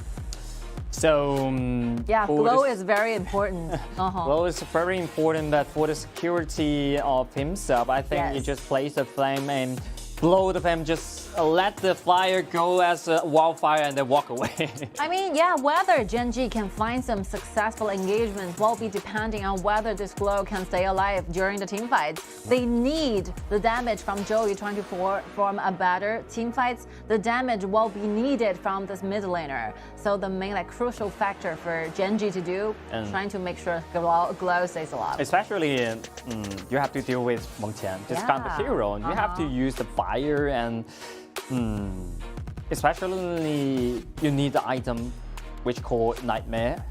Yeah, like Shen Mengxi and Zhou Yu are two completely different heroes because even though they all comes up with those very huge AoE poking abilities, but the range of their abilities are completely different. And you need to stand closer to your enemy, trying to make sure the fires goes further. But for Shen Mengxi, you just have to stand at the very back of the whole formation and using the ultimate. The range is quite far. Quite far on the target, and the target land will by your control. Yes, the damage distance, the range will be shorter comparing Zhou Yu against Wang Zhaojun. So this might be Zhaojun's time, the final opportunity to use the ultimate. Maybe steal away those HP bars. But I don't really worry about the Glow because you know that's a stage of time that Zhou Yu actually popular in the KPL, actually from KPL, and from Glow, from Rocks, you know, from this player. Very experienced. Glow actually bring the Zhou Yu to the KPL, and Zhou Yu became famous. Since then, Zhou Yu became the meta pick, so I really don't worry about the Glow we play with Zhou Yu. The proficiency is secured. So hopefully this player can make some surprise for us. And that's why I would love the different gaming style of the non-KPL team because they always can discover some heroes and different playing style and impact the KPL and make some influence in the KPL. Right, so much. The whole draft is done. And the two compositions chosen from both teams are shown below. Let's see who will be the very first winner of this BO2 matchups, because the only way that Gen.G can possibly make to the next stage will be gaining the very first victory, become the winner of this match. If they lost it, they lost the complete hope to be the next. They have to know the target. Clear and clean is a Nova number 7. Never waste a lot of ability on the front line. So this is a crucial key for them to win this game. There's no way back. The only way is going further, taking up those challenges. And right now, their opponent will be Nanjing Hero. Let the battle begin. Let's see how the laning got worked. Okay, nothing changed. Nothing changed. Yeah, usual way to start up. And Glow, use the flame, place a flame in 23 seconds, and then second flame in 28 seconds. That will make him clean the wave so fast. Yeah, it's very clear, like Glow is using the flames, aiming for those waves. Yeah. Trying to get to level 2 ahead of Heng. This is quite detailed when you're playing at this hero.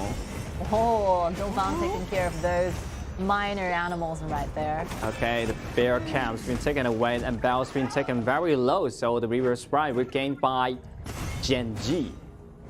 So far, so good. So far, so good. Quite peaceful, 50 to 50. But the River Sprite in the mid lane, oh, throws down there.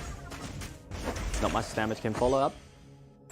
He will take his healing below the tower, making sure that he does not need to go back. But one more thing, like beneficial point from using Joey. Joey can stand on the fire and gaining HP recovery. Yeah. This is one very good thing and merit of gaining this character. You don't need to go back. Oh, but Wailing have to go back. Wailing have to go back. 1 versus 2 is quite hard for him. He suffered lots of stress. And Wailing don't want to go back. He don't want to give up this minion wave. That will be another point for them. But ooh, look at this execution from his individual ability. Use the first ability to dodge the first ability and flash from Jacko, and then use the second ability to block the damage from Nova number 7. What a play of that! I mean, Jacko did whatever he can do. But, I mean, the marksman, your permanent very low. You use your flutter together with your first ability, enable you to have one more dash, getting closer and trying to slow down his pace. But this is why, like, Kung Sun will be the meta pick. I thought he would die at that time. And look on the top side. Oh, top side. Getting targeted by No Fear Monkey Ultimate. 2v2 to lose the battle. Yeah. And once again, they have this kill, making a shortcut. Yep, this is timing for them to gain this blue, and then Faye will fall down here. So another quite good opening for the hero. Now we're seeing the hand operation detail from No Fear, making good use of Monkey. Monkey are very good, easy to handle this character. I highly suggest each of you, if you got time, trying to use of this character. Trying to practice this hero. You can use it as a side lane, you can use it as a jungler, all available, depending on your mood. You can play the physical damage hero in this theater. There's 2 ways. Oh, look at Wailing is in danger. 1 versus 2 once again, and knock back the Jacko. And then Faye will come. Knock out, but not enough for the kill, and it glows right there. He's trying to find himself the kill and take some revenge. That's what he can do. Alright, I think it's cool, you know, 1-to-1. But the marksman all went down. But the rotation by Glow is very important. You need extra damage, trying to make sure that Bell goes down at the same time. Very nice job, very nice move, using the ultimate, trying to slow down and making sure that Jacko vanish away. Yep. But unfortunately, you know, the cooldown initially is quite long. Quite long for that, but they use 2 flashes to secure this death. So Tower shields have been shattered. that's not some lead, moving out. not some advantage for the Gen.G. But you're competing and going against a hero. I think this kind of team fight is okay. It's okay. Yup. Look at this blue. Hero, they are coming. Look at the Zhaojun. Winter is coming, huge area. And then the Sui Sui can bring back the blue. But there will be a timing for them to do some damage in the mid lane. And look at Wailing's been taken very low. Auto attack with Flash. Another auto attack, double kill back over to Dongfang. Wei Ling is using the same strategy going against Jacko, using the ultimate, forcing Jacko down a little bit, making sure that Jacko's ultimate cannot reach the target. But unfortunately, I think the next move, dash to the point where the umbrella is quite risky because Dongfang have the flicker available. If you're standing closer, he will definitely using that flash to trying to give you a kill because you're very low. I think Wei Ling really want to show some ability of himself, but it's too rush for doing this because you have to watch out for your HP, right? Yeah, watch out for your HP and have some cooperate with your teammates. You cannot do it alone. Yeah, those like combo strategies, using different kind of dashes, connecting together, dodging the damage. We all know you have like fully grasped of this hero, but you need to stay close with your teammates and making sure that even if like Dongfang have not. Look at that! Dongfang going inside and trade to the defense mode, but not enough to guarantee that kill. And Gong Song Li will down. And look at the no fear jumping to the back line and find a lot of damage. Now, this is a very good teamwork. We can see Wei Ling change 3 positions within this one team fight, but every single time he gets it, there will be a moment, a member waiting for him to dive in right there. Yep, another trade happens here, and Gen.G 3 members down. And Hero only trade the sequence right there, and then Fei was trying to get away of this place, but second ability as a more longer than the One Master's ultimate. And Hero successfully forced out the flash. Look at that. Nice engagement. Yeah, it's so tanky and by the teammates a lot of times. And then look at Bao, just like an assassin, the Luban number 7, circle around to the back line. Like this kind of team fights is very mature. You can see those Luban rushing towards Luban number 7, offering the chain, making sure that Luban number 7 can go and be somewhere safe.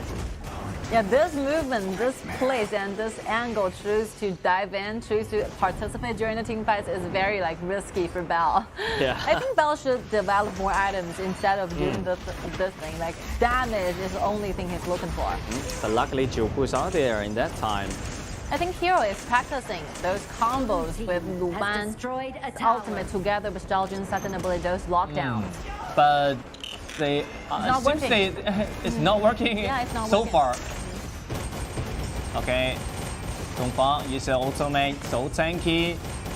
Buy the teammates some time to destroy this turret, and then Fei's been pulled back by the Luban Master. They have to go down, and then the next will be the secondary turret of the mid lane. Yeah, I think we have to. It's not like we have double standards towards different enemy, different teams, because you are trying to go further to the next round. So Hero definitely needs to prepare like perfectly using different combos. Yep.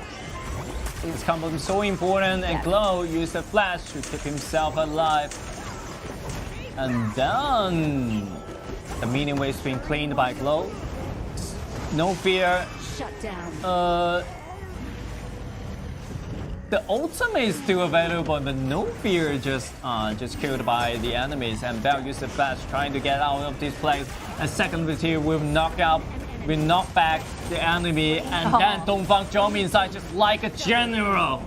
Stop everything, just like a huge war. Stop the enemies, and Heng use a flash and ultimate to retain every single enemy, killing spree.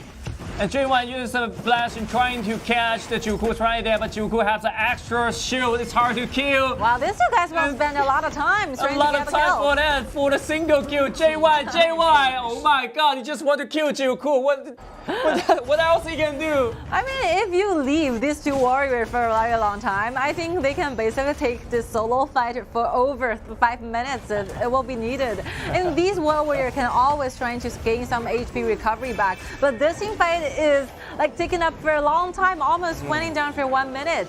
Yep, 1 minute team fight from. And every single action is so random. You can see like someone went down and some more team fight goes up. The whole initiation from the team fight started with Hero side 4 against 5. with no fear went down for the very first instant, and then Dongfang stayed at the main resource of the damage, and now here we go at the very flash knife, back to life. Something happened, Bell gaining the kills, and and look at the no fear has been taken very low, but he's still in the battle. But CC has been down in this way. That will be an ace That's for the end of Hero. This will be the end of this game. And this will be also the end of Gen.G's journey in 2022 KIC group stage, because they failed to earn the very first points back, which means that Hero will reigning and be ranking firstly ahead of Gen.G. Yep. After this game, everything's been settled down. Gen.G have no hope. Already have no hope to make out to the main draw. So I think they should enjoy the next game. Maybe enjoy the next game. That's not maybe. That's definitely the last game of this tournament of this journey. And so much for the ranking board right now. eStar 18 points running ahead, first place. The second will be followed Hero at maximum, at least gaining 10 points back because they have one more battle to go on. If they win it, they're gonna be 12 points. If they lose it, 10 points it is. But Gen.G will be only got 70. That will be the maximum number of the scores they will be having, even though they won the last one. So here we go. Group A all settled. And that's so hard for Gen.G Esports. They have to win Hero in 2-0. That's definitely the impossible task for them, but they are willing to try. I think they really did their best or create some trouble in the early game. I mean, Wailing really tried, but you see those kind of like hardworking, those moments where Wailing is thriving a lot, trying to buy those deal like maximum damage to the backlines of the enemies, but it's not working because you have to make sure you have the full idea of where your teammates is standing. Making sure that wherever you go, you can be followed up as a team. So I think this place in this area will be something for Gen.G to improve in the future. The teamwork is so important because Wailing, this is a pretty great player. I can admit that, with high potential and individual abilities. But without the teammate, you are nothing because you have to seek some protection from your teammates, and you can have so that you can have some room and space to do some damage. And for the side of Hero, I really think that Hero is like relaxing themselves because they have went through a lot, and for this one, those team fights can have like better collaboration with one another. They're using Luban together with Zhao Jing, so normally if you have watched like GK's performance using this kind of combo, every single time that Luban using the ultimate to put one member and target back, it will be immediately connected using Zhao Jing's second ability, but we saw like no combo of this kind of ability mixing together. So I think if like Hero will be definitely going to the next round. It's already fixed. It's determined. They're gonna be the final 8. So make sure next time trying to do a better job. They were practicing, so I hope that will be more better than this time. Of course, you have to perform better in the future lineups. Okay, the MVP. Dongfang. Okay, as we all saw that what happened in this game. By Dongfang using this Mengtian, so tanky and powerful.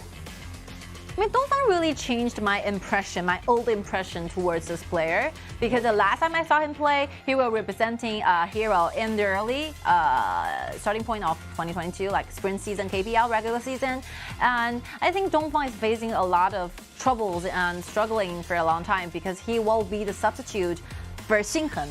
But Heng is so well as a top laner, so which means that Dongfang will have very limited opportunity to be the final starting up list. Now he finally wait the chance. Heng become a mid laner. Finally, some miracle and some like opportunity happened, and I think this player really grasped this kind of opportunity to make him as an official member representing Hero.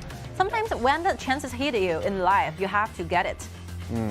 Get tight. Hold it tight. Maybe there would be a tiny light in front of you, but you have to catch it. Maybe there will be dark in. Maybe there will be dark in the way on your way, but you have to keep going because Yes. when the chance comes, you can catch it. I mean, this kind of thing happens, especially in Hero. They have a lot of talented players prepared for the future. So if you do not perform the best, if you have the chance, you might be discarded, disqualified in the following tournaments coming up. Yep. So I think Dongfang really did a great job. And Dongfang really in the well preparation for this Yes, tournament, well and so prepared. he really caught this kind of chance to Yes. show himself.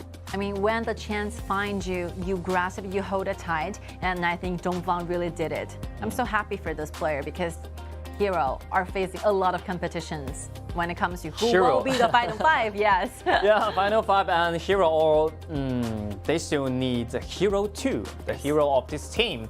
Somebody they have to stand up and stand for this team to do and contribute more to this team. Yeah, really improved a lot, more mature in his gaming play, and we see even though the rest of the squad might loosen up for a little bit, but Dongfang will constantly be the most stable one. The Foods going against eStar is okay, it's very good, and for this one, Meng Tian will be the only one like sober enough to stay alive doing those damages. Very, very cool, very He cool. performed so well in different kind of heroes such Yes. as Meng Tian. He used Meng Tian for 5 times 100% winning rate, and then Guan Yu 4 times 50% winning rate, and Arta 2 times 100% winning rate. So a lot of heroes he can play as a tank, as a warrior, so it's a full around side lane. Yeah, it's okay. I think a lot of brighter future is way ahead for this player as long as you keep it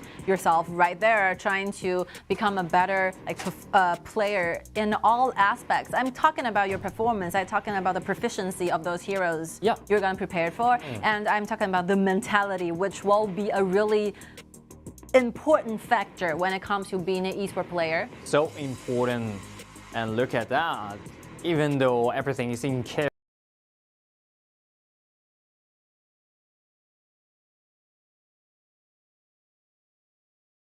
Even though everything is in chaos, but he's still calm. Yes. So calm up that, and then look at Bao. That's the same time. You know, he knew he's gonna be a dead man, but he did a great job before he died. He actually do a burst damage and full damage for it. And look at Heng. This use of the flash reminds me a lot of how he plays Mulan. Right? Use the flash and then trying to do a lot more damage or retain the enemies. Yeah, it's always a very nice and interesting moment casting those hero matchups because their composition is worth expecting for, and the performance always give us such a surprise. Okay, so much for the very first battle, and here we go. After a short break, we will be jumping into the second match of this BO2, which will be the last match for today. So stay tuned, don't go away, we will take a short break.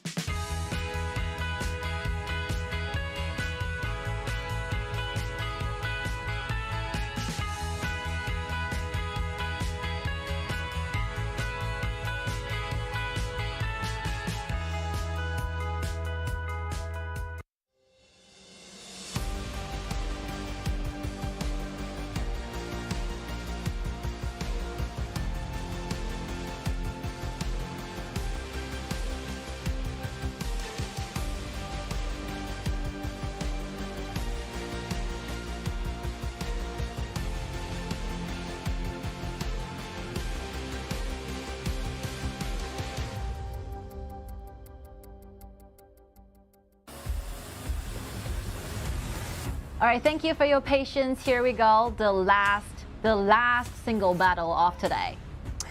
Nanjing Hero versus Gen.G Esports from South Korea. And Gen.G Esports, after previous game, they already lose the spot of the quarterfinals, so they can just enjoy the game.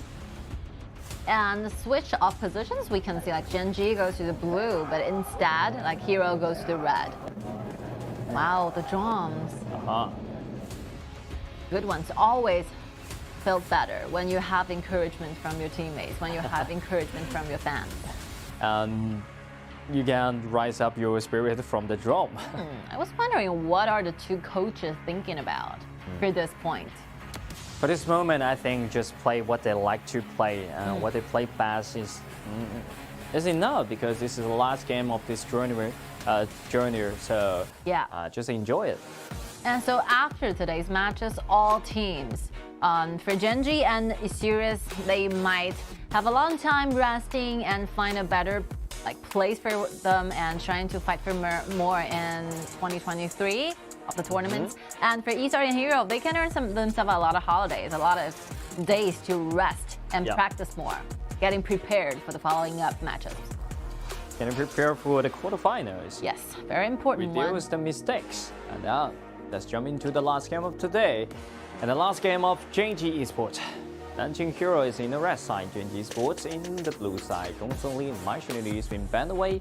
And then Da Qiao, Meng Qian. Okay, the first pick. Non-KBL team's favorite, Shimeng Xi.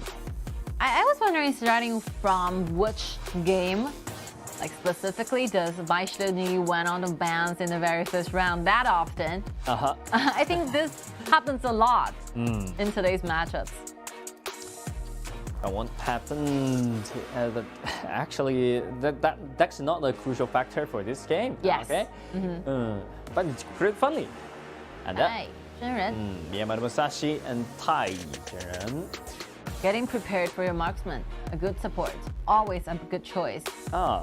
That is Lady Sun or not, but Lady Sun definitely will. I think it's all okay. Every single marksman loves to be accompanied by Tai Zhenren. No matter it will be Lady Sun or not, DRG.GK can also work the same way. Lam has been chosen, and the support is also Sean from Hero, so there's no limit or no room for Liu Bang again, unless Nanjing Hero is going for Liu Bang as the top laner. That might be the challenge. Might be, but Gen.G Esports definitely will kick Liu Bang out of the table. Yes. And the Lady Sun will ban away from the Nanjing Hujing only if they're willing to release it, because waiting actually play with Lady Sun for 3 times, 100% winning rate. So that would be something for them to rescue this game. Yeah. Enjoy yourself. That will be the last one. You have the opportunity on stage, trying to cherish it, trying to enjoy it. Liu Bang, they ban away for themselves because they already have the Zhang Fei in their conversation. And then the last ban from the side of the Gen.G will be the Arta. So, Lu Bu combined with Zhang Fei. So popular combination, and we saw this kind of duo a lot. This is a very common pick, when it comes to these two frontliners standing together, using the ultimate, trying to create those combo chains. Yeah. We've been seeing... JY. Like this. Play Mulan. Like it. Do he have former history playing this character before? JY. He haven't played Mulan before, because 5 heroes, 6 heroes have been used: Xiangyu, Lu Bu, Xiaohouden, Meng Qian, Ata, and Guan Yu. First appearance using Mulan, going against this kind of composition. Enjoy the game. Enjoy the game. The last option. Look at pick. And Bao chooses a favorite, Bei Dao. Favorite. Obviously. Bell's Bei Dao is very famous even before he goes Since 2020. Very famous even before he goes up and representing a hero, playing those matchups in KPL region. Yeah. So, so much for these 2 drops. Gen.G Esports, they actually want to do their best, because waiting they pick out Lady Sun, which is 100% winning weight of this player. And Mulan, that would be the fresh experience for JY in this stage. I'm looking for what kind of performance that will be played from JY. I mean, vulnerability is one thing coming from Gen.G's composition, obviously, because you do not have a tank. You do not have enough vision offered during the mid-game of the entire matchup, but you have an extra life in return. So they're using this kind of soldier pair, like Mulan and Miyamoto Musashi together, and trying to get those like very good solo performances when it comes to laning. I think this composition is very interesting because you gotta see some beautiful matchups. You see Bei Dao in the bottom lane doing those snipes to the duel, Lady Sun and TianYun together. And every time we watch the games of the Bao, especially when playing the Bei Dao, it will be wow. 80% accuracy is so important for him, and he's getting prepared for the qualifier. I mean, the composition, how Hero is gonna be playing in this match is very obvious and clear. They have like two frontlining standing together, Bell getting the snipes all the time, constantly poking away, and when the HP bar is low enough, it will be the time for No Fear to dive in, and the rather AoE damage will be provided by Heng. This is how this composition works in team. And Gen.G, this is the last one, the last battle for KIC, so make sure you perform the best. Do not leave yourself any regrets. I hope they will treat this game more serious than... Oh, SK! Look at the mini screen there, SK. They're all friends. Yeah, very good. eStar's coach and the Heroes coach, the main coach. SK know what you're looking for. You're looking for the paper on my head? No way. So you do not want to steal, my BP card. It's very secret, top secret for Top Hero. secrets for any main coach, for any team. And look at the Gen.G. Both of them have been taken to half. And once again, the blue will be the first target, and Jacko already carries his might.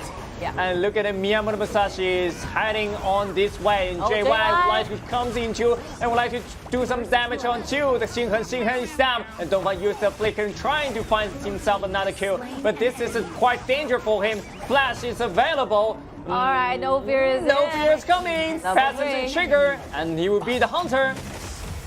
Alright, 2-1. So Gen.G got themselves 2 kills over 1. So I would say that even though their jungler is being invaded, but ending up in JY's body. This Mulan, with the cost of the flash, make as much damage as possible. I think it's okay. And the Faye using the first ability stun 3 members down there is really good. But they really show the tempers of this game. Yeah, Heng will be their first target, using the flash to duck away, and Dongfang just making sure that he has enough HP stays there all the time, but he got silenced out, waiting for No Fear.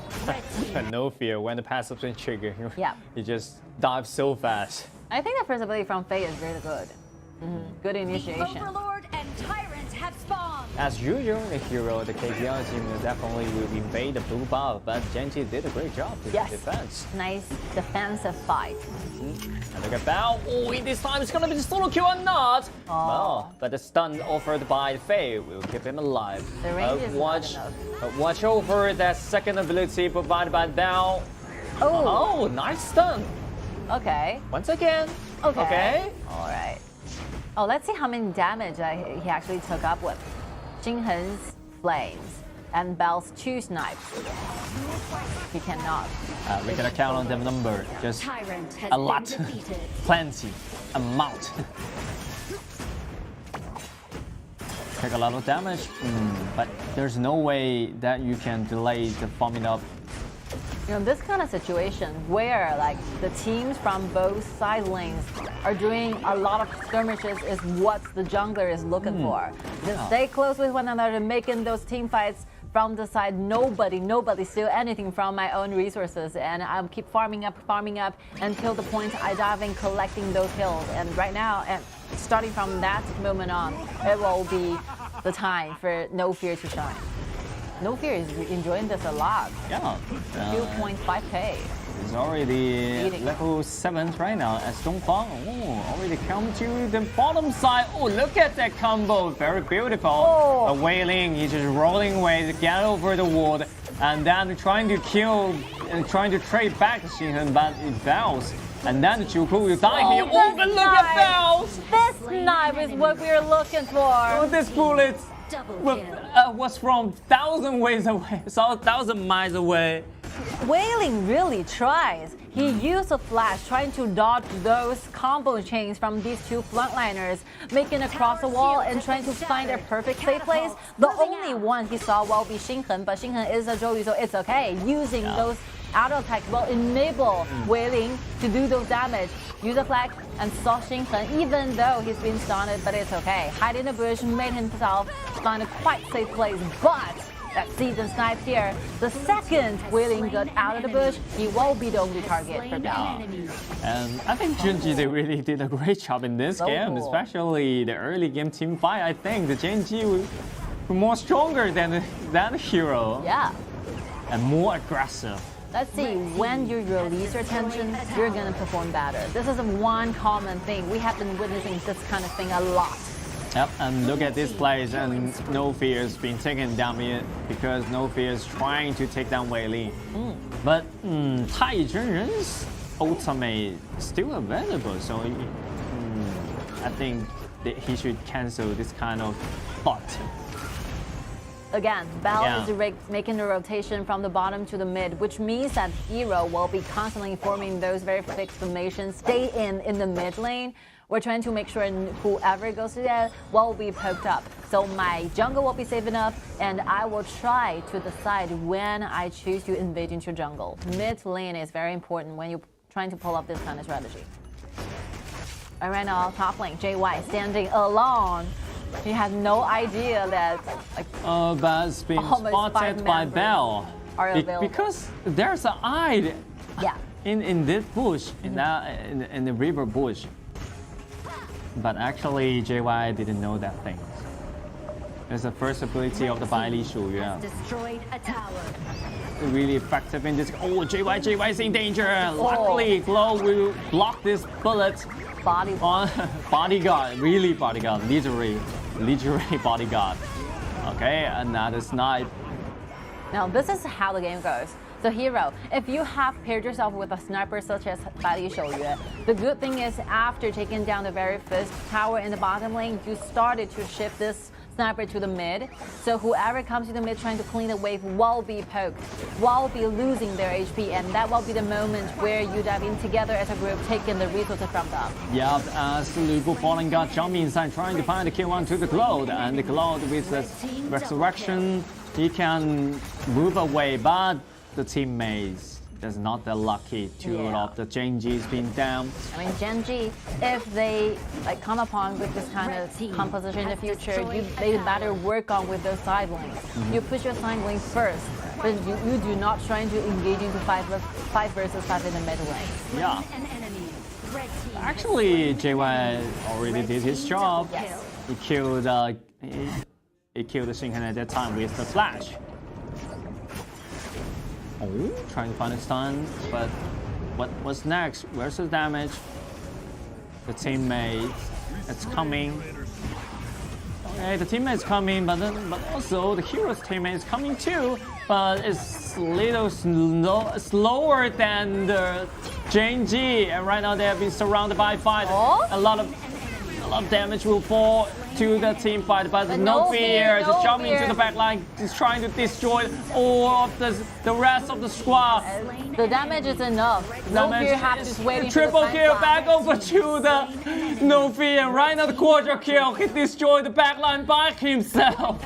It's like an easy job for No Fear because almost every single teammate you got absorbed and taken all the ability from the enemy, and from such a long time, almost 8 minutes of farming of No Fear will gain himself a lot of items needed to finish all the 4 resting lives. And the item is enough for him to have have any kill in this team fight. You know, from the very beginning of the team fight, you think like Gen.G is using 5 versus 4.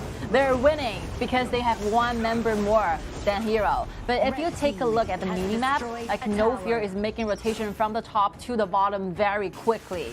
Earthquake. So, even though like Gen.G did a quite great job in the beginning of the team fight, but the end is hard.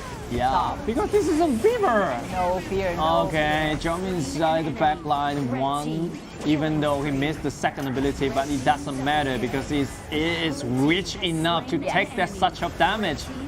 And then there will be the minion wave to save his life. The minion wave. It's just a matter of time before he collects his quarter kill. Yep. Look at Glow. I'm trying to move, dodge the bullet. It's hard to deal with this kind of boss, whose name is No Fears right now. Yep. Okay, look at the combo. Jump inside, ladies and gentlemen, instantly delete by this kind of combo, and the resurrections we trigger without the ultimate. Only single first ability will guarantee that kill, and No Fear is in the empty health bar. He's still alive. He can go back. No shutdown for the Gen.G. And right now, 4 members available standing up front of the high ground tower. Even though No Fear have to repeat that, but the rest in 4 can still available on the Vanguard already arrived in that way. Glow, you are staying low. Glow. It's a very hard time for Glow. Every time the bullets aimed on Glow. In the past few minutes, I think what Glow is really doing is getting poked, getting back to the high ground tower, and getting poked again. And then clean the wave. You're doing this 1,000 times. Yep. And you have to clean the wave. And right now, Sui is in danger. Ultimate jumps in. Ultimate versus ultimate. But yeah, the gold deficit is landing right there. You do not look for solo kills or solo battles going against No Fear at this point. I mentioned this before. If you have a lot of skirmishes happening in the side lane in the very early game of the phase of the game, your jungler will feel extremely happy because he's taken control all the resources on the map. He's gaining the waves, he's getting the buffs, and there's no way you can possibly stop him in this kind of late game, mid game, I would say, only 10 minutes. And the gold deficit will become more huge, bigger and bigger. I think we will be quite surprised if we take a look at the gold ranking differences. No Fear will be definitely running at the very first place ahead of the second one. It's definitely the top. It's already 15, level 15, with full experience. And now Bao's so happy because everyone is gathering together, and then he got the blue buff. Yes. Okay, JY. Look at JY trying to find the kill on 2.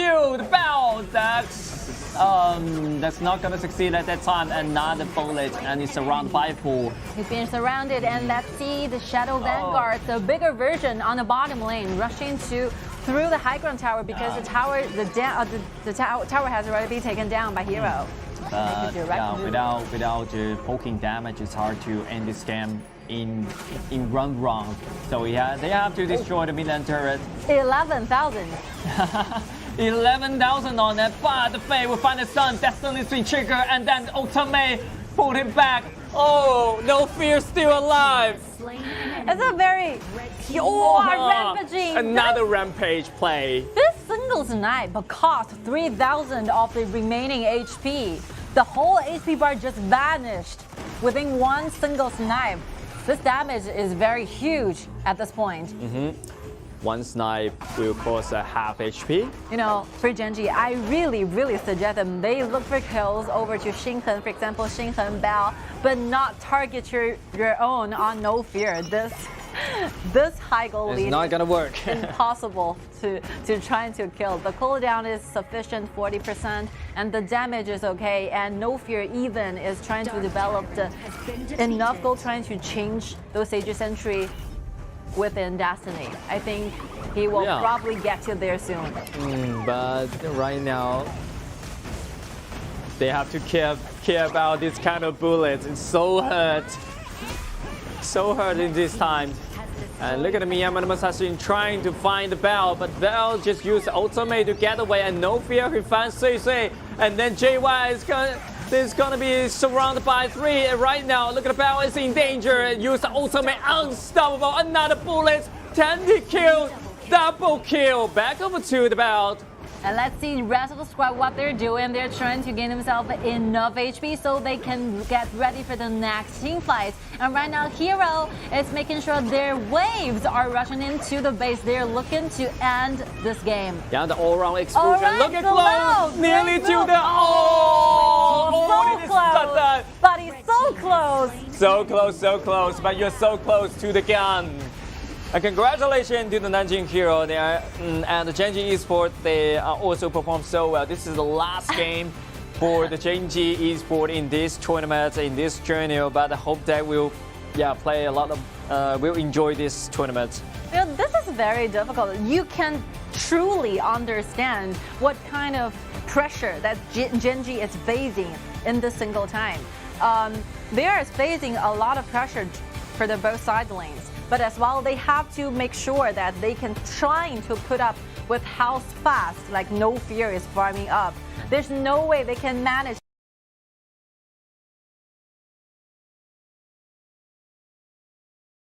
to the bottom and neglecting the fact that this jungler, Lam, is farming like crazy. By the time you saw this hero coming up to join the team fight, I paid attention to like personal gold. Around 10 minutes, 10,000 gold. So basically, you do a calculation for one time. 1,000 per minute? 1,000 per minute it is. Yeah, that's pretty high in this tournament because when the jungler found or the marksman found up the speed just like 800 or 900 per minute, it's super high. And 1,000 per minute, wow, you cannot imagine that speed. It's a dreamy situation for every single junglers. Yeah. So we have saw No Fear playing a lot of kinds of different junglers. Kai, for example, being the tank in the frontliner, and Jing and Lam together being an assassin, and Agudo at the same time assist for those Dongfang using Agudo and Ma Chao together. I think this player really excels at switching to different modes, trying to adjust as soon as possible to those kind of different positions when it comes to the jungler choices. Yeah, because he played the side lane before, so he can adapt to every situation. Because when you play in Kai, when you're playing Agudo is just like a tank when you play in the side lane, right? The main purpose is to open the vision and offer the vision and collect some information for your teammate. And when you use Kai, it's the same function, same formula. So I think the way they play, the experience that he played the side lane before will really effective when he playing it in this jungle. It's a very long day for those 4 games and 4 teams in Group A. So starting from 3 p.m. in the afternoon, Gen.G Esports have the very first match scheduled, and they finished at the very last one. It's been 6.5 hours. Yeah, it's a very long day. So thank you for Gen.G staying awake for a long time and managed to do 3 matchups against different type of enemies. So very hard. You must be very exhausted, and you can take your time to revise a little bit, have some days to recover from those battles, and trying to develop a deeper understanding and comprehension towards HOK. You have to do a better job the next time we saw you. We expect you to see a better one. If they have faith, they will be succeed. Wow, Bao, with no doubt. Bao. Like even though No Fear had gained quarter kill, the MVP still goes to Bei Dao. I start to understand why he just changing this name. One factor is his Chinese ID, and another factor is every single bullet hit on the target, we just like say, oh, bow, bow, bow. Like a sound effect from those snipes. Yeah. You know, a lot of highlights clips should be like cutted to show how talented and how accurate those snipes went on. So cool. And you know, playing Bei Dao is not very easy because instead of trying to make a perfect hit, you have to protect yourself. You have to stay in a position where it is safe enough. Yeah. You have to find the right moment, the right positioning So it's quite difficult for playing this hero. And yeah, and one more thing, normally you do not have vision all the time. Some of the snipes might be performed by those experiences. You have to predict where your enemy might go. This is the main strategy to use this character well. Yeah, and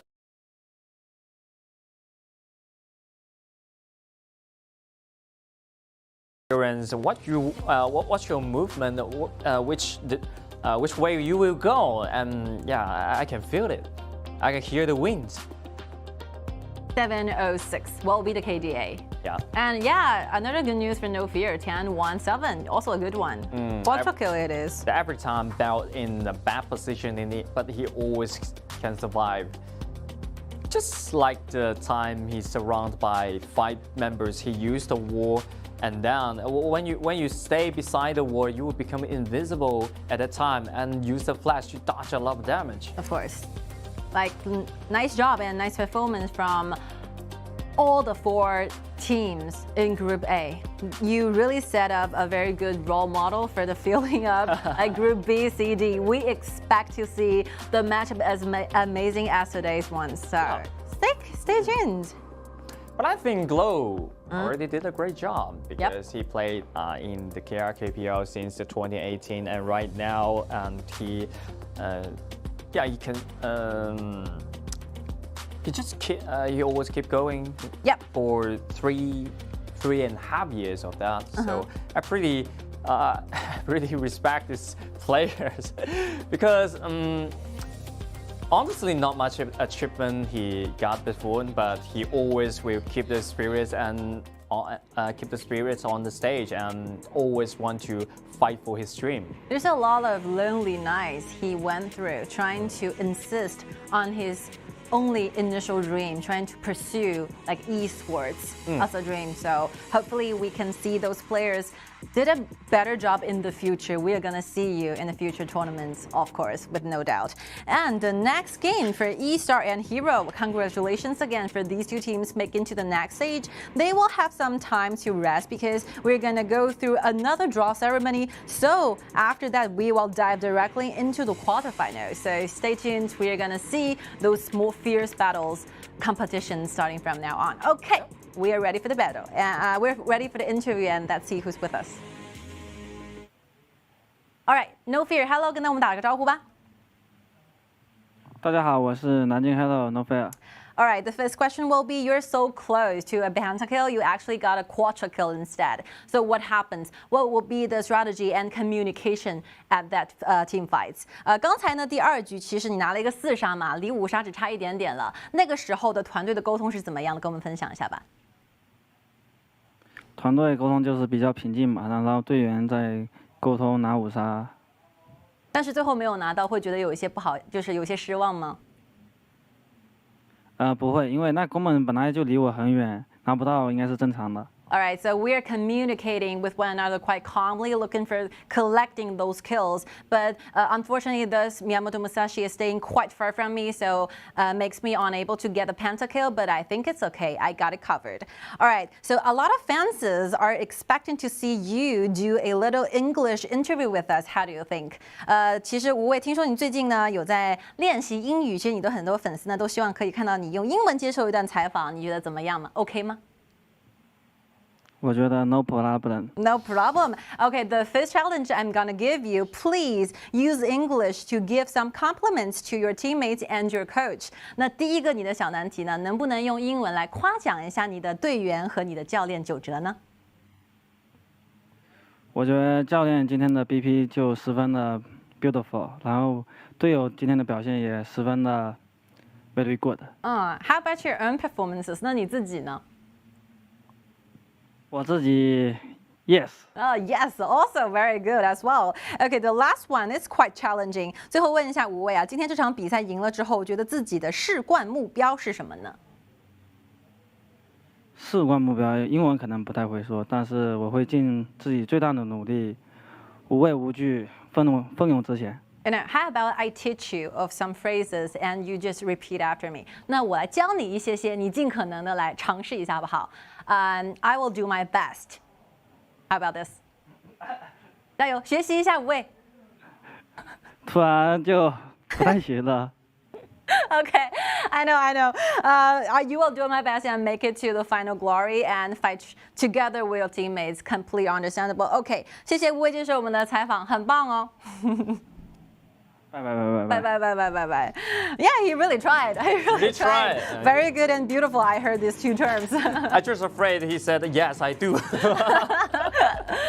All right, so much for today's matchups. We're seeing all 2-0s as a result, and no tide has happened.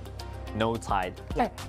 Really no tide in this group. Yeah, no tide. No, every single game we get tied in this group. Every single game is 2-0, 2-0, 2-0. Yeah. Look at the team standing up the group A, no tide. What are the odds? You know, we're seeing a lot of ties happening in the group B, C, D. Yep. Cool. All of them. Yeah, cool. C, B, C, and D, all of them have the tide, but the group A never tied. Yeah, but again, congratulations for Wuhan eStarPro and Nanjing Hero together make it to the quarterfinals. Yeah. All right, tomorrow's matchups, we're gonna see those fights in Group B. Yeah, like Esports and Impunity, that will be the big challenge for them because they're gonna face the Shanghai EDG.m and the Chongqing Wolves. Will be the last one. Yeah. Something to look forward to. Yeah. So these battles are sticking quite close with one another. I still remember the last time, like Chongqing Wolves going against Shanghai EDG.m managed to give a tie. Yeah. And after the interview, we spent with Xiaopang. So Xiaopang basically saying that we are confident enough next time we're gonna do a 2-0. 2-0. That's what they're supposed to be the 2-0. But you're the champion. Come on. You're the champion of the 2022 summer season final. But I think that the EDG.m, the newborn team, already showed the competitive against with the Chongqing Wolves. So the Chongqing Wolves, they have to be careful. Maybe they will get tied once again. Again, you know, you don't want to turn this again happen. If you got tied with the same enemy for like 2 times, I think it's will be quite a lesson learned. Okay. so much for today. We expect to see you tomorrow at the same time. See you tomorrow. Bye-bye. Bye.